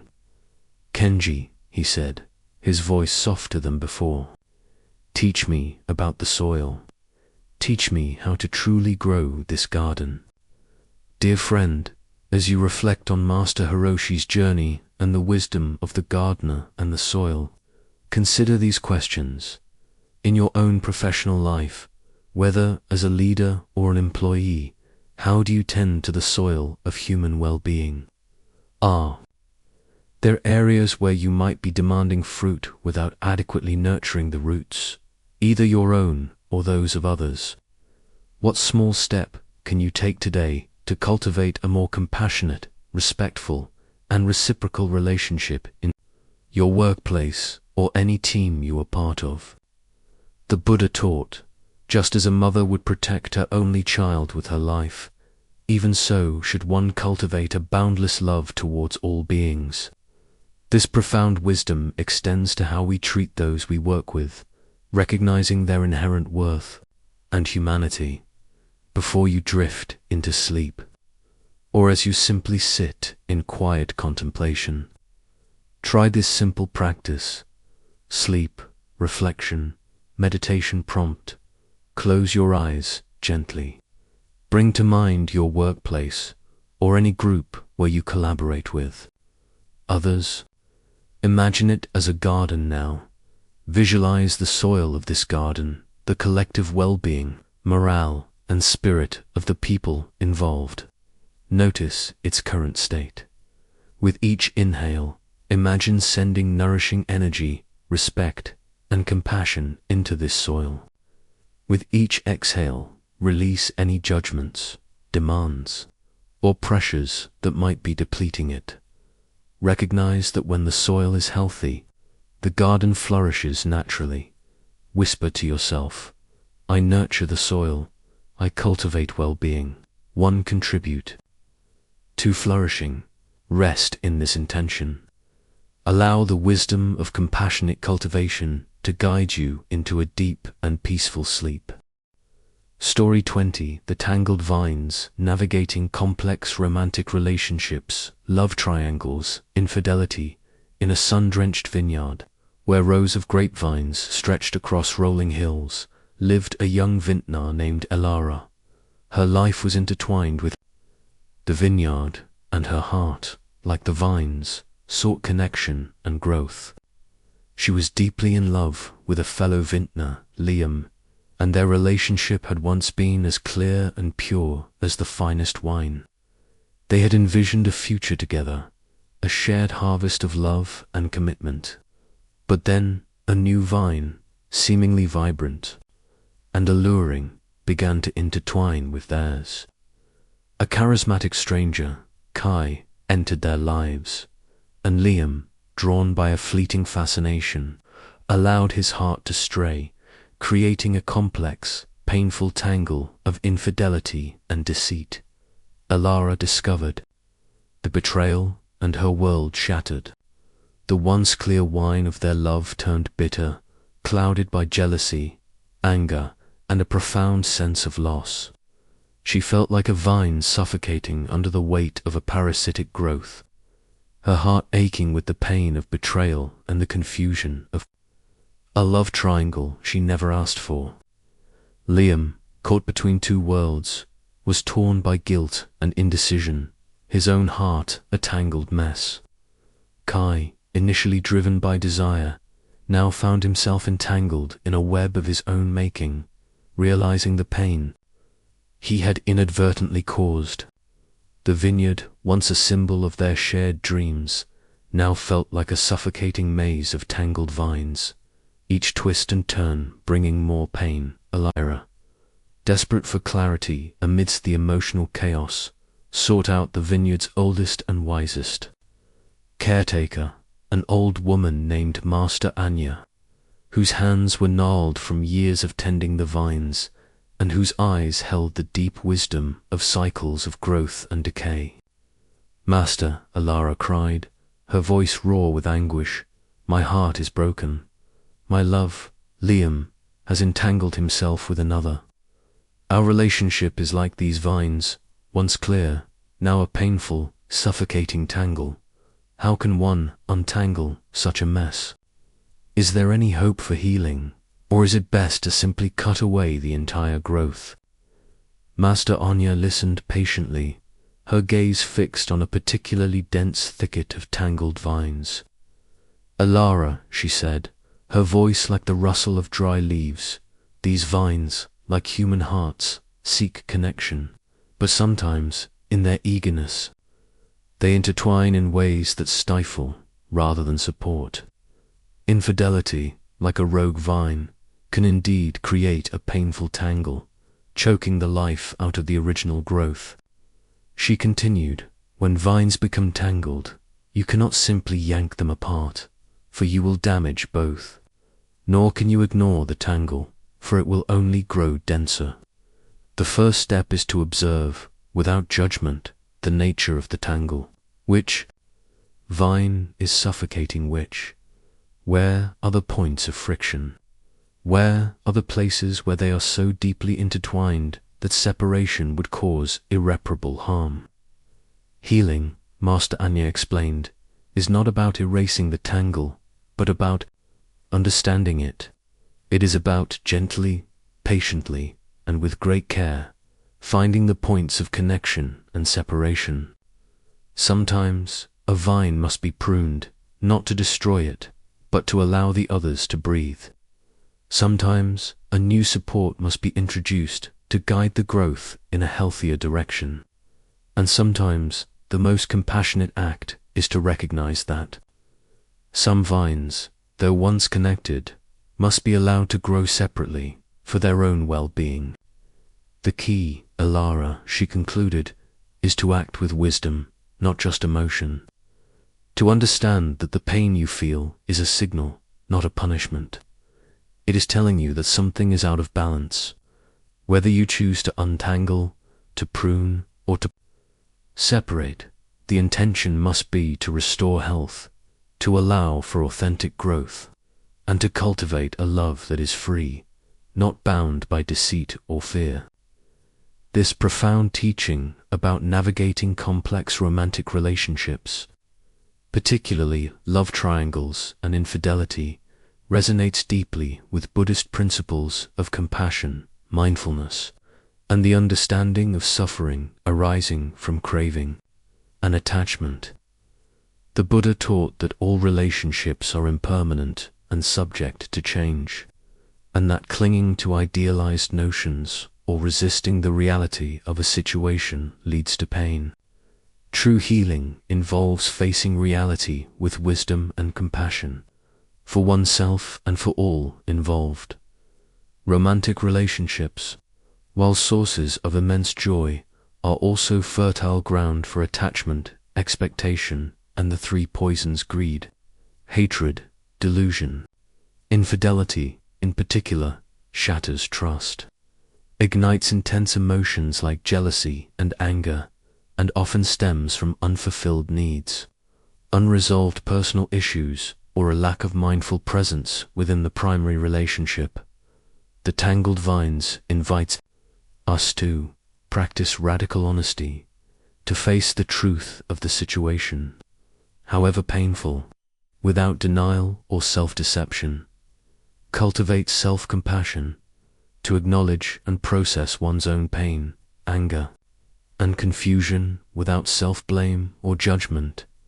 Develop empathy for all involved, to try to understand the perspectives and underlying motivations of all parties, including the one who betrayed and the other person, without condoning harmful actions. Mindful communication, to express feelings and needs clearly and respectfully, avoiding blame and accusation, and truly listening to understand, release attachment to outcomes, to accept that the future of the relationship is uncertain, and to focus on making wise, compassionate choices in the present moment, rather than clinging to a specific, desired outcome. Practice forgiveness for self and others, not as condoning the act, but as a release of the personal burden of resentment and guilt, allowing for healing and moving forward. In modern psychology, infidelity and love triangles are among the most painful and complex relationship challenges. They can lead to severe psychological distress, including trauma and PTSD-like symptoms. The shock and betrayal can be deeply traumatizing, leading to anxiety, depression, and difficulty trusting. Identity crisis. The betrayed partner may question their self-worth, their judgment, and their entire understanding of the relationship.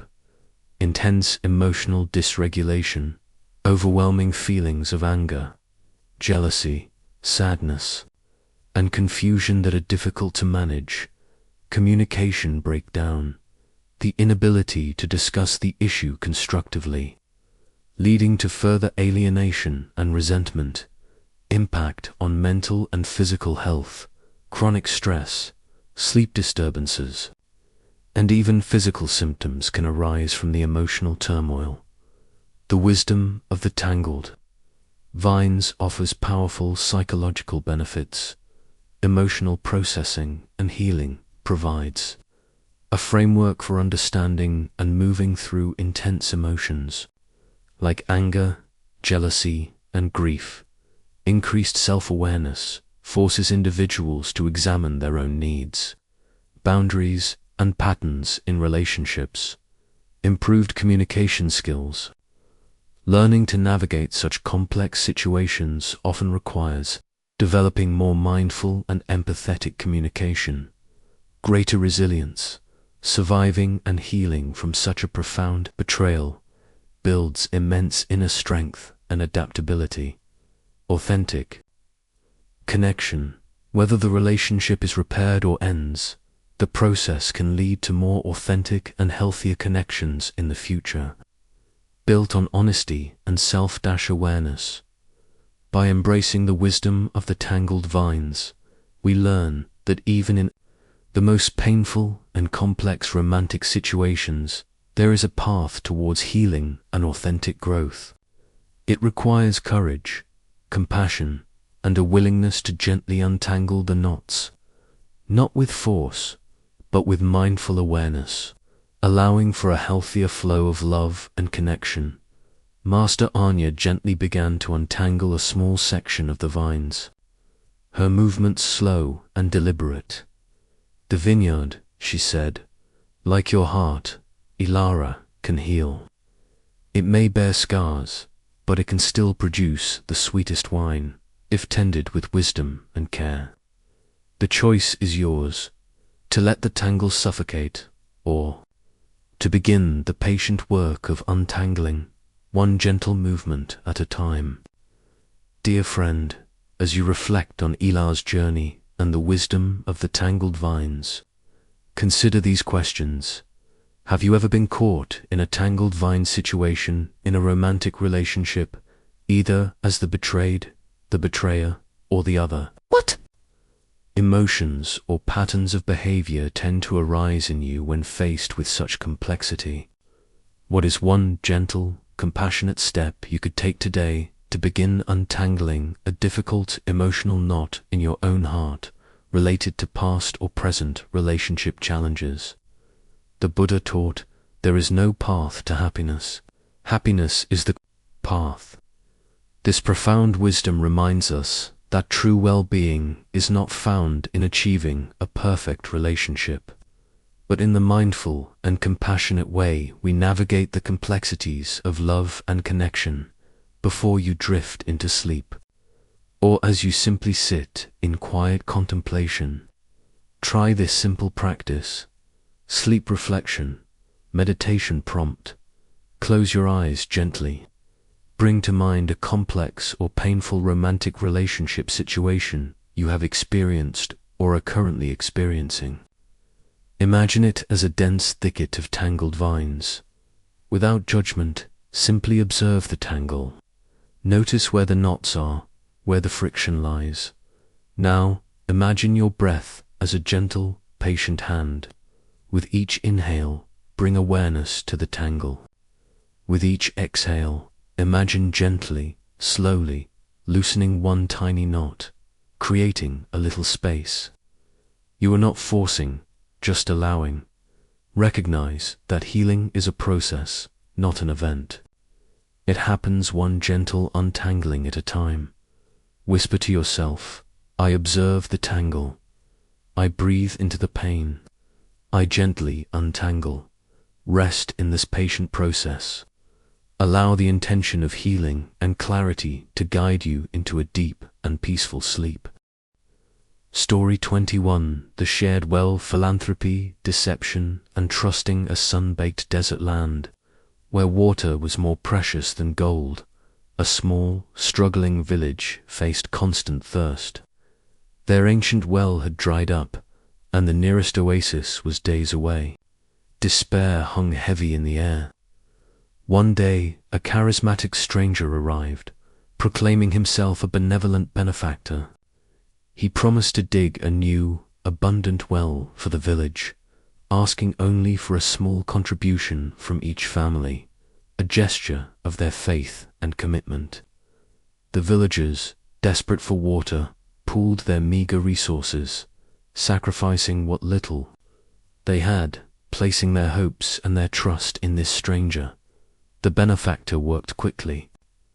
overseeing the digging, his words flowing like cool water, promising a future of abundance. The villagers watched with renewed hope, their hearts filled with gratitude.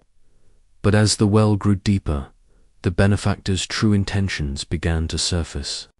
He started demanding more contributions, citing unforeseen difficulties.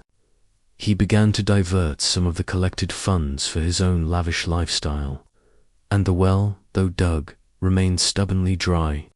The villagers realized, with a crushing blow, that they had been deceived.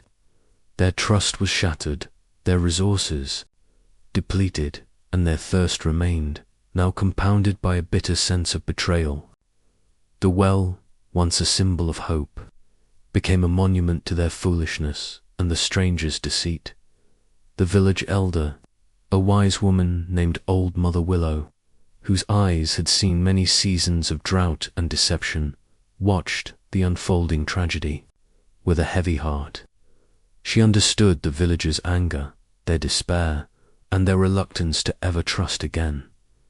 One evening, as the last rays of sun faded, casting long shadows over the dry well, a quiet, unassuming monk arrived. He carried nothing but a simple staff and a profound sense of calm.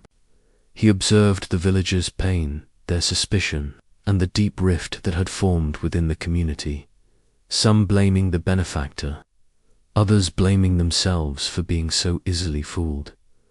The monk, whose name was Bhikkhu Karuna, approached. "Old Mother Willow, the well is dry," he observed gently, "but the thirst remains, and the deeper wound I see is the shattering of trust." Old Mother Willow nodded sadly. "Master," she said, "we gave our all, we trusted, and we were betrayed. How can we ever open our hearts again? How can we ever believe in generosity when it has been used as a cloak for deceit?" Bhikkhu Karuna looked at the dry well, then at the parched faces of the villagers. "The act of giving, Old Mother Willow, is a sacred act. It is an expression of compassion, of hope, of interconnectedness. When that act is met with deception, it leaves a deep wound, not just in the recipient, but in the very spirit of generosity itself." He continued, "However, the deception of one does not negate the purity of the act of giving. The water from a well, when it flows, is pure, regardless of the hands that dug the well. Your compassion, your willingness to share, your hope for your community, these are pure. The benefactor's actions were his karma, his choice. Your act of giving was your dharma, your virtue. Do not allow the impurity of another's actions to poison the wellspring of your own generosity." True philanthropy, Bhikkhu Karuna explained, is not about the outcome, but about the intention.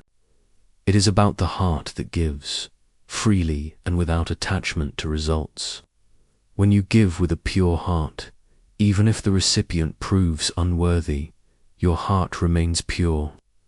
The challenge, then, is not to stop giving, but to cultivate wisdom in your giving, to discern, to understand, and to protect the sacred space of trust, not by closing your heart, but by opening your eyes. The shared well, he concluded, is not just a physical structure. It is a symbol of community, of mutual support, of collective hope. When that well is poisoned by deceit, the community suffers. But the path to healing is not to abandon the well, but to purify it, to restore faith, not blindly, but with clear sight and renewed commitment to the shared good. This profound teaching about philanthropy, deception, and trust resonates deeply with Buddhist principles of intention, karma, compassion, karuna, wisdom, panna, and the understanding that true virtue lies in the purity of one's actions, regardless of external outcomes. The Buddha taught that while we cannot control the actions of others, we can always control our own intentions and responses. Philanthropy, The act of giving for the welfare of others is a noble endeavor. However, it exists in a world where human imperfections, including greed and delusion, can lead to deception. When trust is betrayed in such a fundamental way, it leaves deep scars, not just on the individuals directly affected, but on the collective spirit of a community, making future acts of generosity and cooperation difficult. The shared well invites us to cultivate pure intention, to give from a place of genuine compassion and a desire to alleviate suffering, rather than for recognition, control, or personal gain. Practice wisdom and discernment, to give with open eyes, understanding the context, the needs, and the potential for misuse, without allowing cynicism to close the heart. Release attachment to outcome, to give freely, understanding that once the gift is given, its use is beyond our control. Our virtue lies in the act of giving itself. Heal from betrayal, to process the pain of deception without allowing it to poison the wellspring of our own generosity or our capacity for trust. Rebuild trust mindfully, to understand that trust, once broken, is rebuilt slowly through consistent, transparent, and ethical actions, one step at a time. In modern psychology and sociology, the breakdown of trust, especially in areas like philanthropy, can have far-reaching consequences. Deception in charitable endeavors can lead to public cynicism, a widespread distrust of charities and philanthropic organizations, making it harder for legitimate causes to gain support.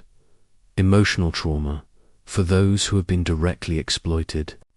The experience can lead to feelings of foolishness, anger, and a deep sense of betrayal. Social fragmentation, a breakdown of community cohesion, and a reluctance to engage in collective action due to fear of being exploited again. Reduced generosity. Individuals and communities may become less willing to give out of fear of being deceived, thus harming those genuinely in need. Moral injury, the psychological distress that results from perpetrating, witnessing, or failing to prevent acts that go against one's deeply held moral beliefs. The wisdom of the shared well offers powerful psychological and societal benefits. Preservation of compassion, by understanding that the purity of our intention is paramount. We protect our capacity for generosity even when faced with deception. Enhanced discernment, we learn to give more wisely, supporting causes and organizations that demonstrate transparency and integrity. Resilience to betrayal, we develop the capacity to process and heal from the pain of being deceived, without allowing it to harden our hearts permanently. Restoration of community, trust, by focusing on ethical action and transparent processes. Communities can slowly rebuild the foundations of mutual trust and cooperation. Authentic philanthropy encourages a more mindful and impactful approach to giving, rooted in genuine care rather than superficial gestures.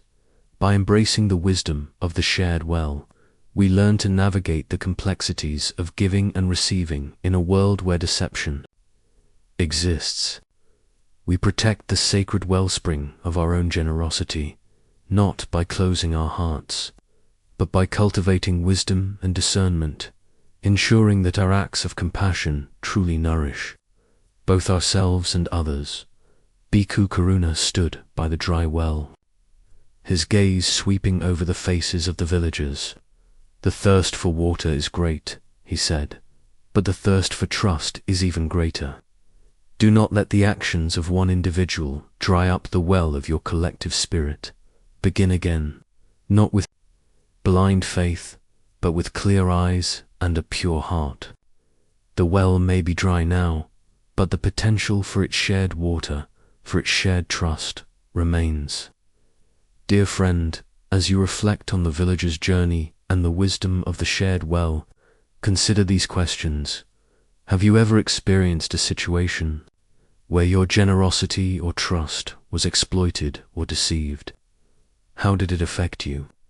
How do you balance the desire to be compassionate and generous with the need for wisdom and discernment in your giving? What small step can you take today to either heal from a past betrayal of trust or to cultivate more mindful and ethical giving in your own life? The Buddha taught, just as a candle cannot burn without fire, men cannot live without a spiritual life. This profound wisdom reminds us that the spirit of generosity and trust is a vital part of our spiritual well-being, essential for a flourishing life and community.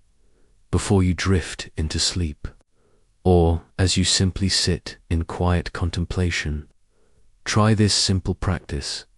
Sleep, reflection, meditation prompt. Close your eyes gently. Bring to mind an act of giving you have made, or a situation where you placed your trust in someone.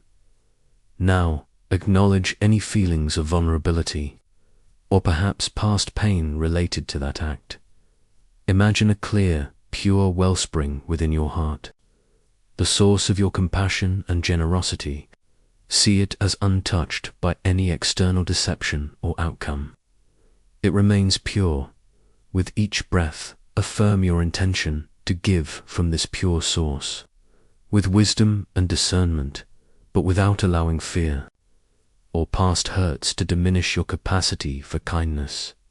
Whisper to yourself, "My heart is a pure well. I give with wisdom. I trust with clear sight." Story 22. The Unseen Wound, Healing from Childhood Abandonment. A bustling city, filled with the laughter of children and the warmth of family gatherings, lived a young woman named Lena. Outwardly, Lena was successful, independent, and vivacious. She had built a thriving career, cultivated a wide circle of friends, and always seemed to be the life of the party. Yet, beneath this bright facade lay a deep, unseen wound, the lingering pain of childhood abandonment. Her parents, though physically present, had been emotionally distant, preoccupied with their own struggles, leaving Lena feeling unseen, unheard, and ultimately unloved. She had learned early on to fend for herself, to seek validation from external achievements, and to suppress the profound loneliness that gnawed at her spirit. This wound manifested in subtle ways: a fear of true intimacy, a constant need for external approval, a tendency to push people away before they could leave her, and a pervasive sense of not being enough. She carried this wound like a ghost, haunting her relationships and her sense of self-worth. Lena believed that by achieving more, by being indispensable, she could finally fill the void left by her childhood. But the void remained, a silent echo of her past.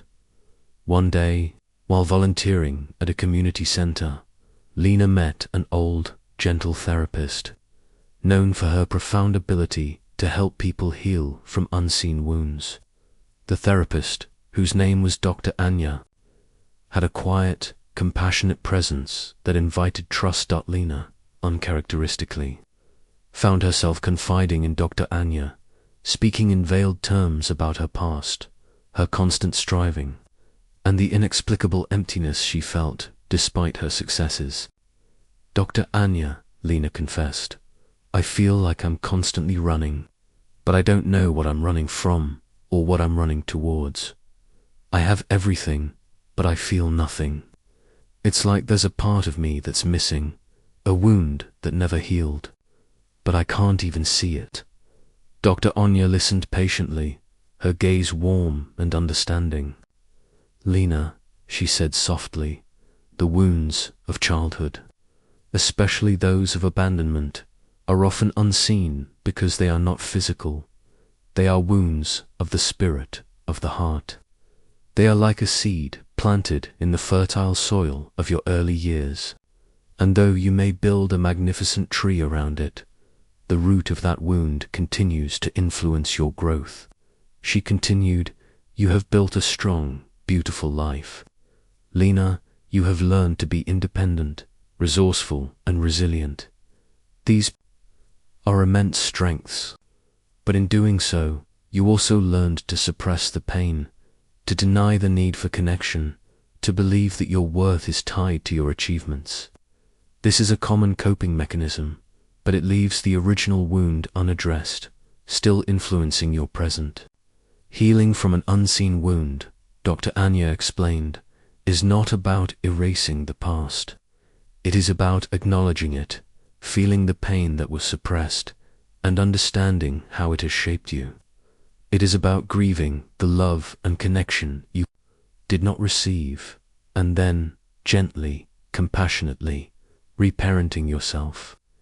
It is about giving yourself the unconditional love, validation, and presence that you longed for as a child. It is about understanding that your worth is inherent, not earned, and that you are lovable simply because you exist. The void you feel," Dr. Anya concluded, "is not a sign of brokenness, but a call for healing. It is your inner child, still, waiting to be seen, to be heard, to be embraced. When you turn towards that unseen wound with compassion, when you give it the attention it deserves, you will find that the void begins to fill, not with external achievements, but with the boundless love and wholeness that resides within you." This profound teaching about healing from childhood abandonment resonates deeply with Buddhist principles of compassion, self-love, and the understanding of suffering arising from attachment and aversion. The Buddha taught that all beings desire happiness and freedom from suffering, and that true liberation comes from understanding the roots of our pain and cultivating wisdom and compassion towards ourselves. Childhood abandonment, whether physical or emotional, leaves deep imprints on the developing psyche. When a child's fundamental needs for love, security, and belonging are not met, they often develop coping mechanisms that, while protective in the short term, can lead to long-term emotional and relational difficulties. These unseen wounds can manifest as attachment insecurity, difficulty forming secure, trusting relationships, leading to patterns of avoidance, anxiety, or disorganized attachment, low self-esteem, a pervasive feeling of unworthiness, believing one is not good enough or lovable, people-pleasing, a constant need for external validation and approval, often at the expense of one's own needs, fear of intimacy, a reluctance to form deep emotional bonds, fearing rejection or further abandonment, emotional dysregulation, difficulty managing intense emotions, leading to outbursts or suppression, perfectionism and overachievement, a desperate attempt to earn love and acceptance through accomplishments. The unseen wound invites us to acknowledge the pain, to bravely face and feel the suppressed emotions associated with the abandonment. Without judgment, practice self-compassion, to treat our wounded inner child with kindness, understanding, and unconditional love. Grieve the loss, to mourn the love, connection, and security that was missing in childhood. Reparent ourselves, to consciously provide ourselves with the nurturing, validation, and emotional support we did not receive. Challenge core beliefs, to identify and transform negative self-beliefs. For example, I am unlovable, I am not enough, that stemmed from the wound. Cultivate secure attachment, to learn to form healthy, trusting relationships with others, and to develop a secure attachment to oneself. In modern psychology, attachment theory, trauma-informed care, and inner child work are central to healing the impact of early relational wounds. Many mental health conditions, including anxiety disorders, depression, personality disorders, and relationship difficulties, are often linked to unresolved childhood experiences. The wisdom of the unseen wound offers powerful psychological benefits: emotional liberation, releasing suppressed pain and grief, leads to a profound sense of lightness and freedom, increased self-worth, healing. The wound allows for the development of an inherent sense of worth, independent of external achievements or approval. Healthier relationships, the ability to form secure, authentic, and fulfilling connections with others, free from fear of abandonment or INESS, greater self-acceptance, embracing all parts of oneself, including the wounded parts, leads to wholeness and integration, authentic joy and peace. When the void is filled from within, true and lasting, happiness becomes possible by turning towards the unseen wound with compassion and courage. We embark on a profound journey of self. We transform the pain of the past into a source of strength, wisdom, and boundless self-love, allowing us to live a life of authentic connection and fulfillment. Dr. Anya gently placed her hand over Lena's heart. The wound is unseen, Lena, but it is not invisible to your own heart. It is calling you home. When you answer that call with love, you will find that the missing piece was never truly missing, but simply waiting for you to discover it within yourself. Dear friend, as you reflect on Lena's journey and the wisdom of the unseen wound, consider these questions. Do you carry an unseen wound from your childhood, perhaps a feeling of not being seen, heard, or loved enough?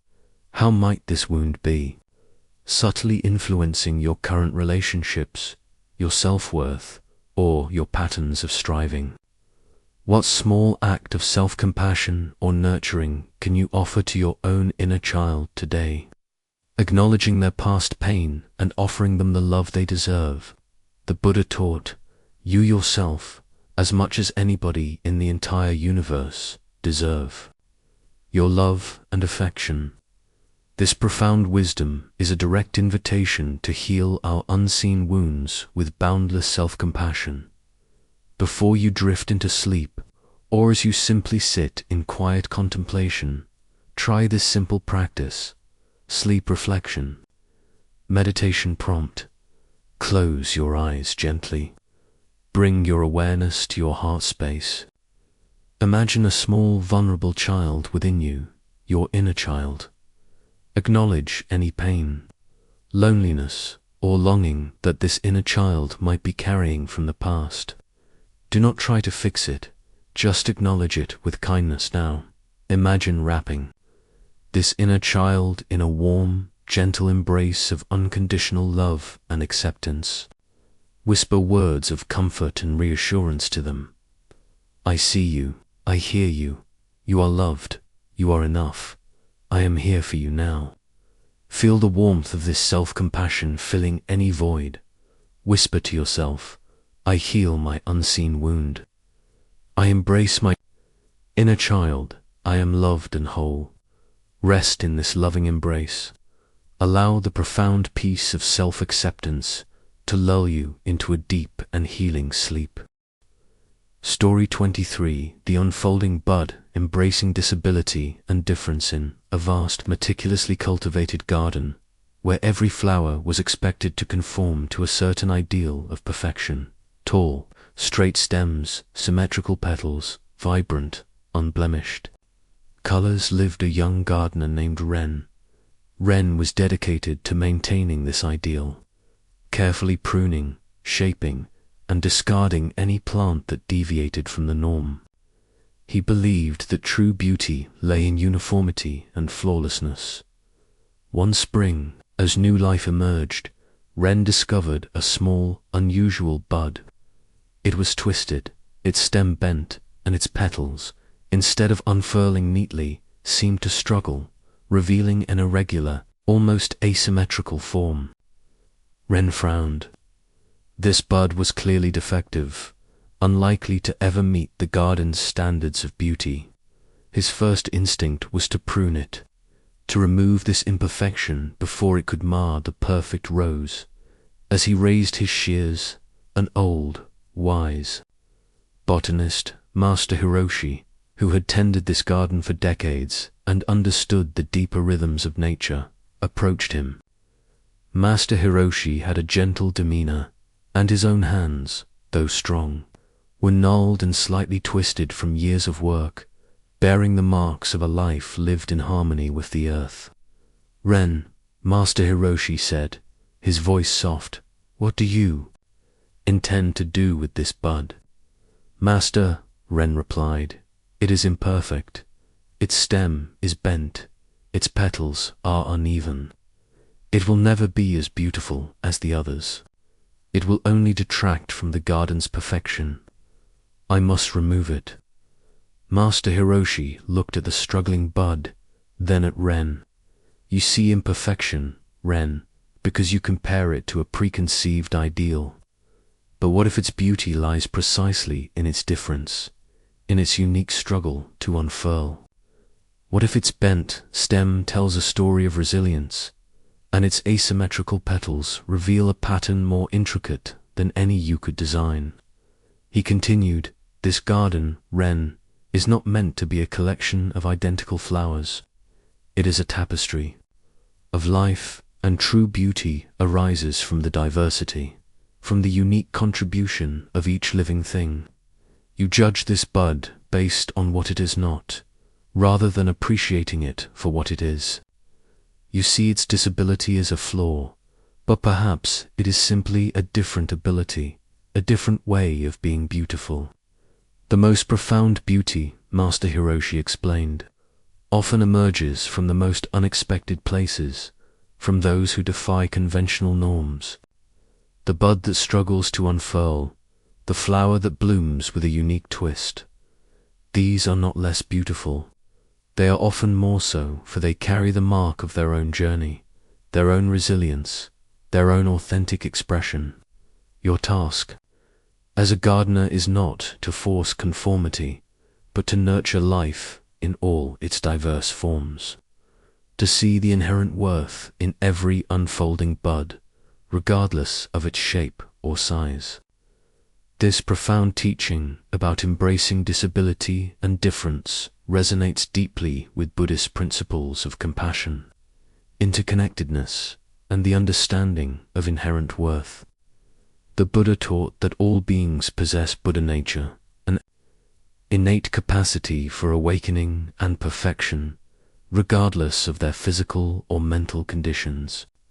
Suffering often arises from our attachment to ideals, our aversion to what is different, and our tendency to judge based on superficial appearances. The unfolding bud serves as a powerful metaphor for individuals who may have physical, mental, or developmental differences. Society often creates rigid ideals of normalcy and perfection, leading to the marginalization, discrimination, and devaluation of those who do not fit these molds. This can cause immense suffering, not just from the external barriers, but from the internalized shame and a sense of not being enough.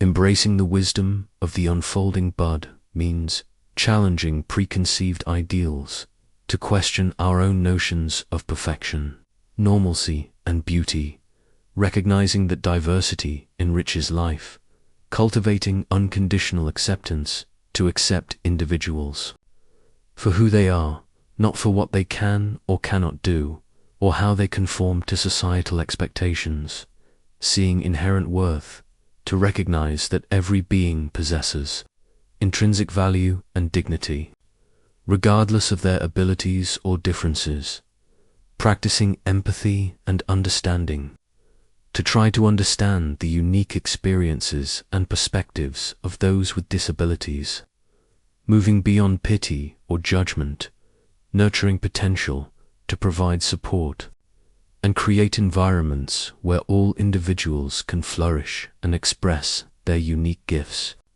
rather than trying to force them into a mold.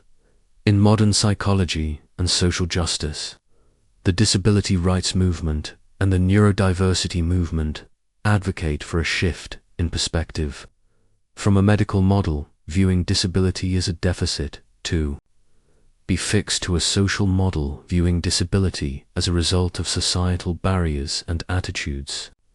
Discrimination and ableism, prejudice against people with disabilities, are significant sources of suffering, leading to internalized shame and low self-esteem, believing one is broken or less than due to societal messages, social isolation and exclusion, barriers to participation in education, employment and social life, mental health challenges, higher rates of anxiety, depression, and other mental health issues due to discrimination and lack of acceptance, limited opportunities, reduced access to resources and opportunities for personal and professional growth, loss of human potential. Society loses out on the unique contributions and perspectives that diverse individuals can offer.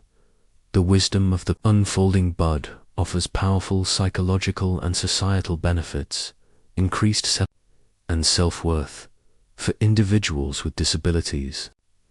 It fosters a sense of pride in their identity and a belief in their inherent value, enhanced empathy and compassion for society. It cultivates a more inclusive and understanding perspective, breaking down prejudice and stereotypes. Richer and more diverse communities, embracing differences, leads to more vibrant, creative, and resilient communities that reflect the true tapestry of humanity, unlocking hidden potential when individuals are accepted and supported for who they are. They are free to express their unique talents and contribute in unexpected ways. Promoting social justice, it advocates for the removal of systemic barriers and the creation of a more equitable and accessible world for all. By embracing the wisdom of the unfolding bud, we learn to see beauty in all its forms, to celebrate diversity, and to nurture the unique potential within every individual. We move from a narrow definition of perfection to a boundless appreciation for the rich tapestry of life. Master Hiroshi gently touched the twisted stem of the bud. This bud, Ren, is a teacher. It reminds us that life's most profound lessons are often found not in conformity, but in the courage to be authentically oneself, to unfurl in one's own unique way, and to shine with a light that is truly original. Dear friend, as you reflect on Ren's journey and the wisdom of the unfolding bud, consider these questions. Where in your own life do you hold rigid ideals of perfection or normalcy that might prevent you from appreciating differences, either in yourself or in others? Can you recall a time when someone's unique way of being, perhaps initially perceived as a flaw, ultimately revealed a profound beauty or strength? What small step can you take today to challenge your own biases and embrace the beauty of difference, whether in a person, a situation, or even within yourself? The Buddha taught, "In the sky, there is no distinction of east and west." People create distinctions out of their own minds and then believe them to be true. This profound wisdom reminds us that many of our judgments and prejudices are mental constructs, not inherent truths. Before you drift into sleep, or as you simply sit in quiet contemplation, try this simple practice. Sleep, reflection, meditation prompt. Close your eyes gently. Bring to mind someone you know who embodies a unique difference or has a disability. Or bring to mind a part of yourself that you perceive as imperfect or different. Now, imagine that person or that part of yourself as a unique unfolding bud. See its inherent beauty, its unique shape, its resilience in growing in its own way, Release any judgments, any comparisons, any desire for it to be other than it is. Simply offer it unconditional acceptance and appreciation. Feel the warmth of compassion and understanding filling your heart. Whisper to yourself, I embrace difference. I see inherent beauty. I am whole, just as I am. Rest in this boundless acceptance. Allow the wisdom of diversity to lull you into a deep and peaceful sleep. Story 24. The Forgotten Seed. Poverty, dignity, and compassion in a sprawling city. Where gleaming towers of wealth pierced the sky, there existed a hidden underbelly, a vast, impoverished district where the streets were choked with refuse, and the air hung heavy with the scent of despair. Here, life was a relentless struggle for survival. Among the many who suffered was a young boy named Cale, whose parents had succumbed to illness, leaving him an orphan. He lived on the streets, his clothes ragged, his stomach perpetually empty, and his spirit slowly dimming under the weight of neglect and scorn. He was often ignored, sometimes ridiculed, and occasionally chased away by those who saw him as nothing more than a nuisance, a stain on the city's gleaming facade. He felt like a forgotten seed, cast aside on barren ground. With no hope of ever growing, Cale, though small, possessed a quiet dignity. He never begged with outstretched hands, but instead tried to earn a few coins by sweeping storefronts or carrying bundles, often receiving only harsh words or a dismissive wave. The cold indifference of the city was a constant ache in his heart, far more painful than the hunger in his belly. One day, as Cale was trying to gather scraps of food from a discarded market stall, a wealthy merchant, known for his lavish lifestyle and his disdain for the poor, approached him. The merchant, Master Rohan, saw Cale not as a human being, but as a symbol of the city's ugliness, a reminder of what he had escaped. "Begone, you filthy urchin," he sneered, kicking a stray piece of fruit away from Cale's reach.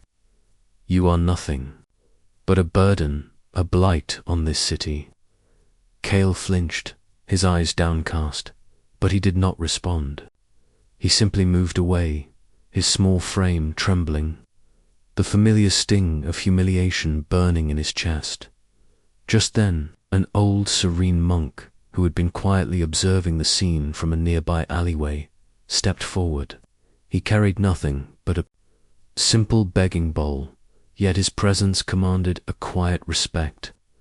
He did not speak to the merchant, but instead knelt down beside Cale, his eyes filled with boundless compassion. He reached into his robe and pulled out a small, warm bun, offering it to the boy. Cale looked up, his eyes wide with surprise and a flicker of hope. He took the bun, his small hands trembling, and ate it slowly, savoring every bite.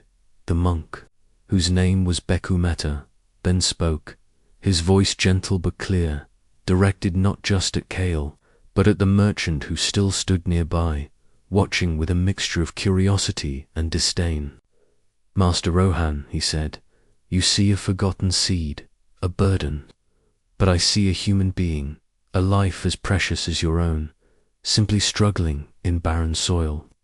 He continued, "Poverty is not a measure of a person's worth, but often a reflection of the conditions they are born into, or the circumstances they face. To treat another with scorn, to deny their dignity, is to diminish your own humanity. The seed may be forgotten, but its potential for growth, for beauty, for contribution remains. It simply needs nourishment, care, and a little kindness." True compassion, Bhikkhu Metta explained, is not just about giving alms, but about seeing the inherent dignity in every being, regardless of their outward circumstances. It is about recognizing that we are all interconnected, and that the suffering of one diminishes us all. When you cast a seed aside, you not only deny its potential, but you also impoverish the very ground you stand on. For a society that neglects its most vulnerable is a society that has forgotten its own humanity. The path to true wealth, he concluded, is not in accumulating more for oneself, but in enriching the lives of others. It is in cultivating the soil of compassion, so that every forgotten seed has a chance to grow, to blossom, and to contribute its unique beauty to the garden of humanity. This profound teaching about poverty, dignity, and compassion resonates deeply with Buddhist principles of interconnectedness, loving kindness, metta, and the understanding that all beings are worthy of respect and care. The Buddha taught that suffering arises from craving and aversion, and that true liberation comes from cultivating boundless compassion for all. Recognizing that our well-being is inextricably linked to the well-being of others, poverty is not merely a lack of material resources, it is often accompanied by a profound loss of dignity, social exclusion, and a sense of hopelessness. Those living in poverty are frequently marginalized, stereotyped, and blamed for their circumstances, rather than being seen as individuals struggling within systemic challenges. This societal indifference or scorn exacerbates their suffering. The forgotten seed invites us to see beyond appearances, to look past outward circumstances, labels, and stereotypes, and to recognize the inherent humanity and dignity in every individual. Cultivate compassion, to develop a deep empathy for those who suffer, understanding that their pain is real and worthy of our attention. Challenge systemic injustice, to recognize that poverty is often a result of societal structures and inequalities, not just individual failings, and to work towards creating more just and equitable systems. Practice mindful giving, to offer support not just with material aid, but with respect, dignity, and a genuine desire to empower, rather than merely alleviate symptoms.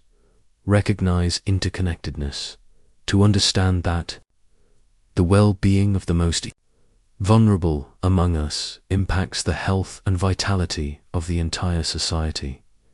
In modern psychology and sociology, the impact of poverty and social exclusion on mental and physical health is well documented.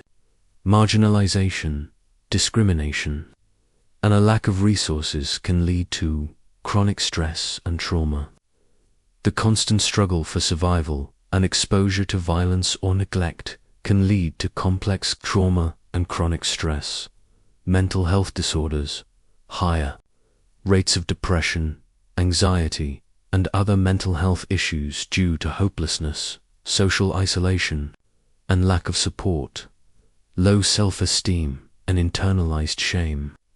The experience of being devalued by society can lead to a profound sense of underemployment, limited opportunities, lack of access to education, healthcare, and stable employment perpetuates the cycle of poverty, social fragmentation, a breakdown of trust and cohesion within communities, leading to increased crime and social unrest. The wisdom of the forgotten seed offers powerful psychological and societal benefits. Increased empathy and humanity. Cultivating compassion for the poor expands our own capacity for kindness and connection. Reduced prejudice and discrimination. By seeing the inherent dignity in all, we break down harmful stereotypes and foster a more inclusive society, stronger communities. When the needs of the most vulnerable are met with compassion and respect, it strengthens the social fabric for everyone.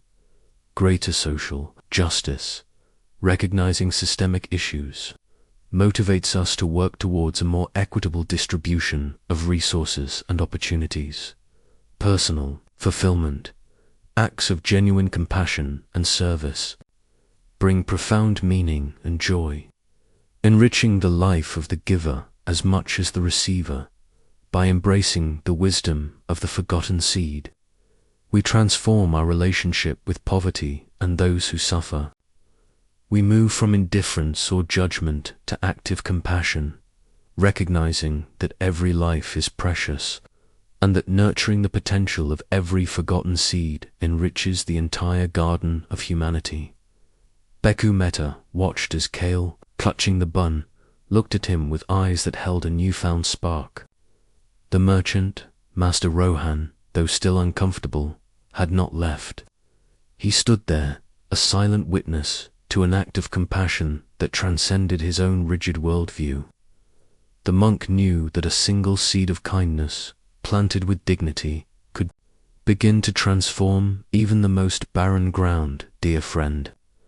As you reflect on Kale's journey and the wisdom of the forgotten seed, consider these questions. How do you typically view or react to those experiencing poverty or marginalization? Do you see them as burdens or as individuals with inherent dignity? What are some of the forgotten seeds in your own community or in the wider world that are waiting for nourishment and recognition? What small act of compassion, respect, or advocacy can you offer today to help nurture a forgotten seed and contribute to a more humane world? The Buddha taught, just as a mother would protect her only child with her life, even so should one cultivate a boundless love towards all beings. This profound wisdom reminds us that true compassion extends to every living being, especially those who are most vulnerable. Before you drift into sleep, or as you simply sit in quiet contemplation, try this simple practice.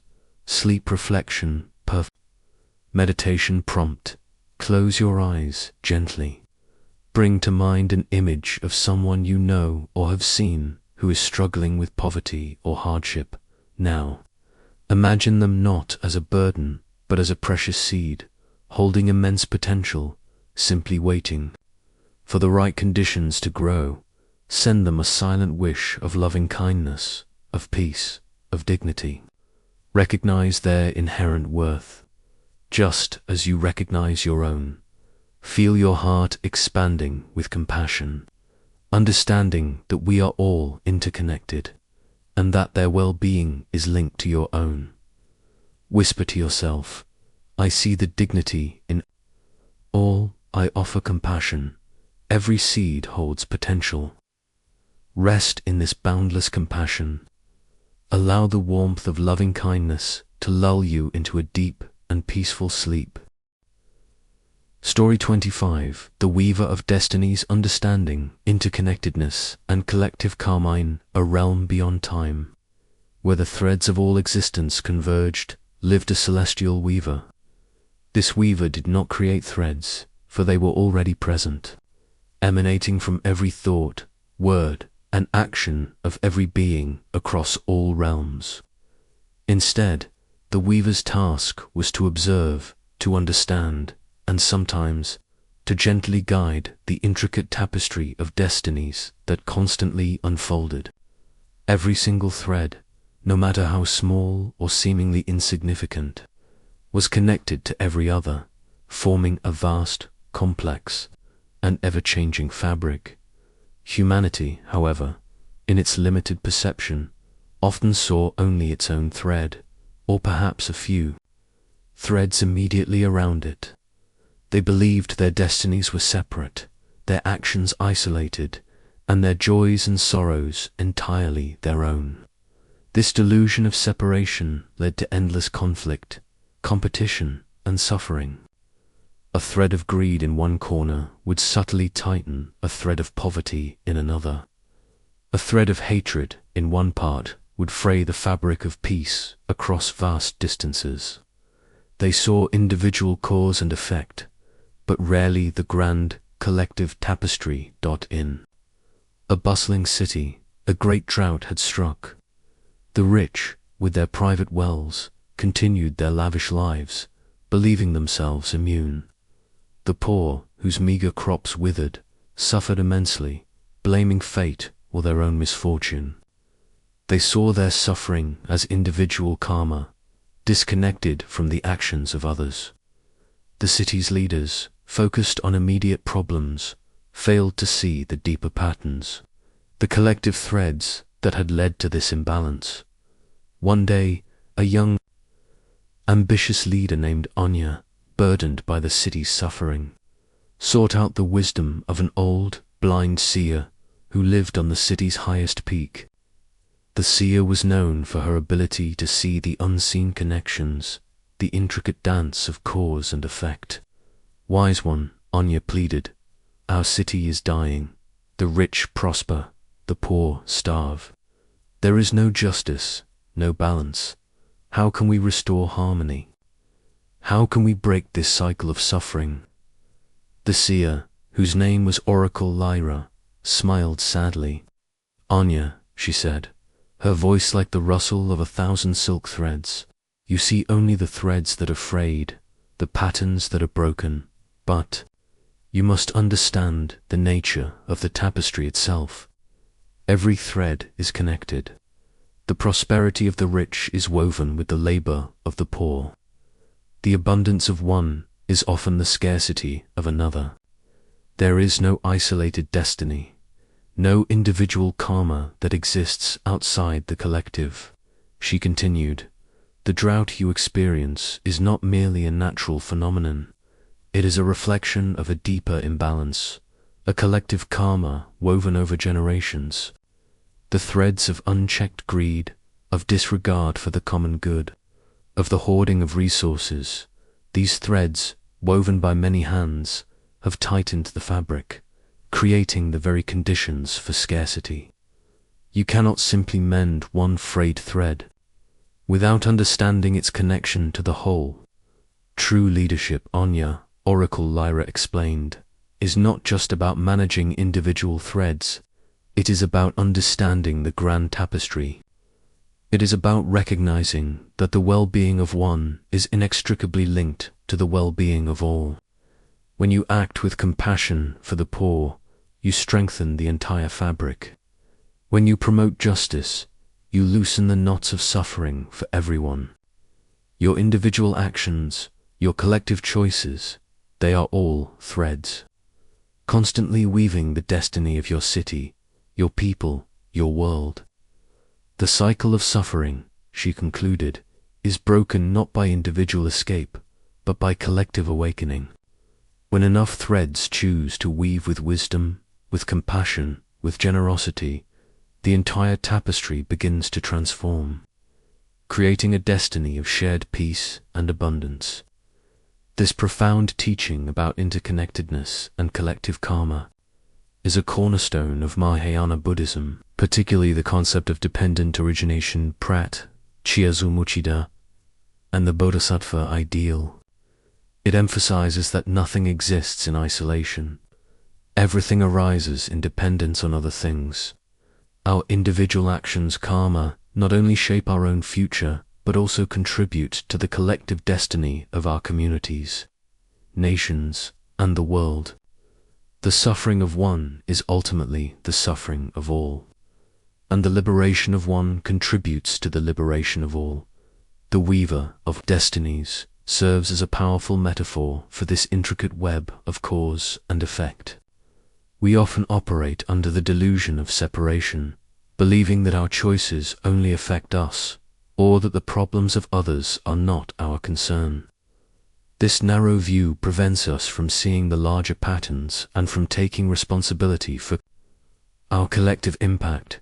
Understanding interconnectedness and collective karma means recognizing interdependence, acknowledging that our lives, our well-being, and our destinies are deeply intertwined with those of others and the environment, cultivating universal compassion, extending our empathy and concern beyond our immediate circle to all beings, understanding that their suffering is ultimately our own, taking collective responsibility, recognizing that societal problems are not just the fault of a few, but often the result of collective actions inactions or systemic structures, practicing ethical action, making choices that not only benefit ourselves but also contribute to the well-being of the larger whole, understanding the ripple effect of our actions, working toward shared liberation, realizing that true peace and happiness are not individual achievements, but a collective endeavor, where the liberation of one contributes to the liberation of all. In modern psychology, sociology, and environmental science, the concept of interconnectedness is increasingly recognized. Issues like climate change, global pandemics, economic inequality, and social injustice clearly demonstrate how individual actions and collective choices create widespread impacts.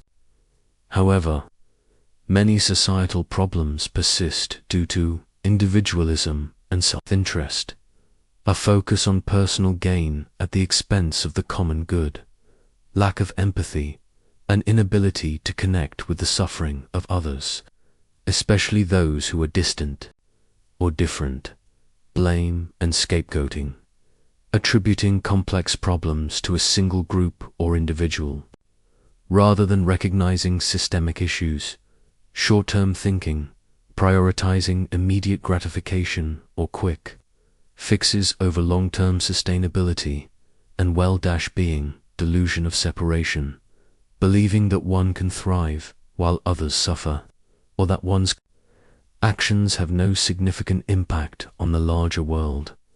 The wisdom of the Weaver of Destinies offers powerful psychological and societal benefits, increased sense of purpose and meaning, contributing to the collective good provides a deeper sense of fulfillment than purely individual pursuits, enhanced empathy and compassion, recognizing our shared humanity and interconnectedness fosters boundless compassion, effective problem-solving, understanding the systemic nature of problems allows for more comprehensive and sustainable solutions, greater social cohesion, a shared sense of responsibility and purpose strengthens communities and fosters cooperation, hope and empowerment, realizing that collective action can indeed transform the tapestry of destiny, moving from despair to empowered engagement.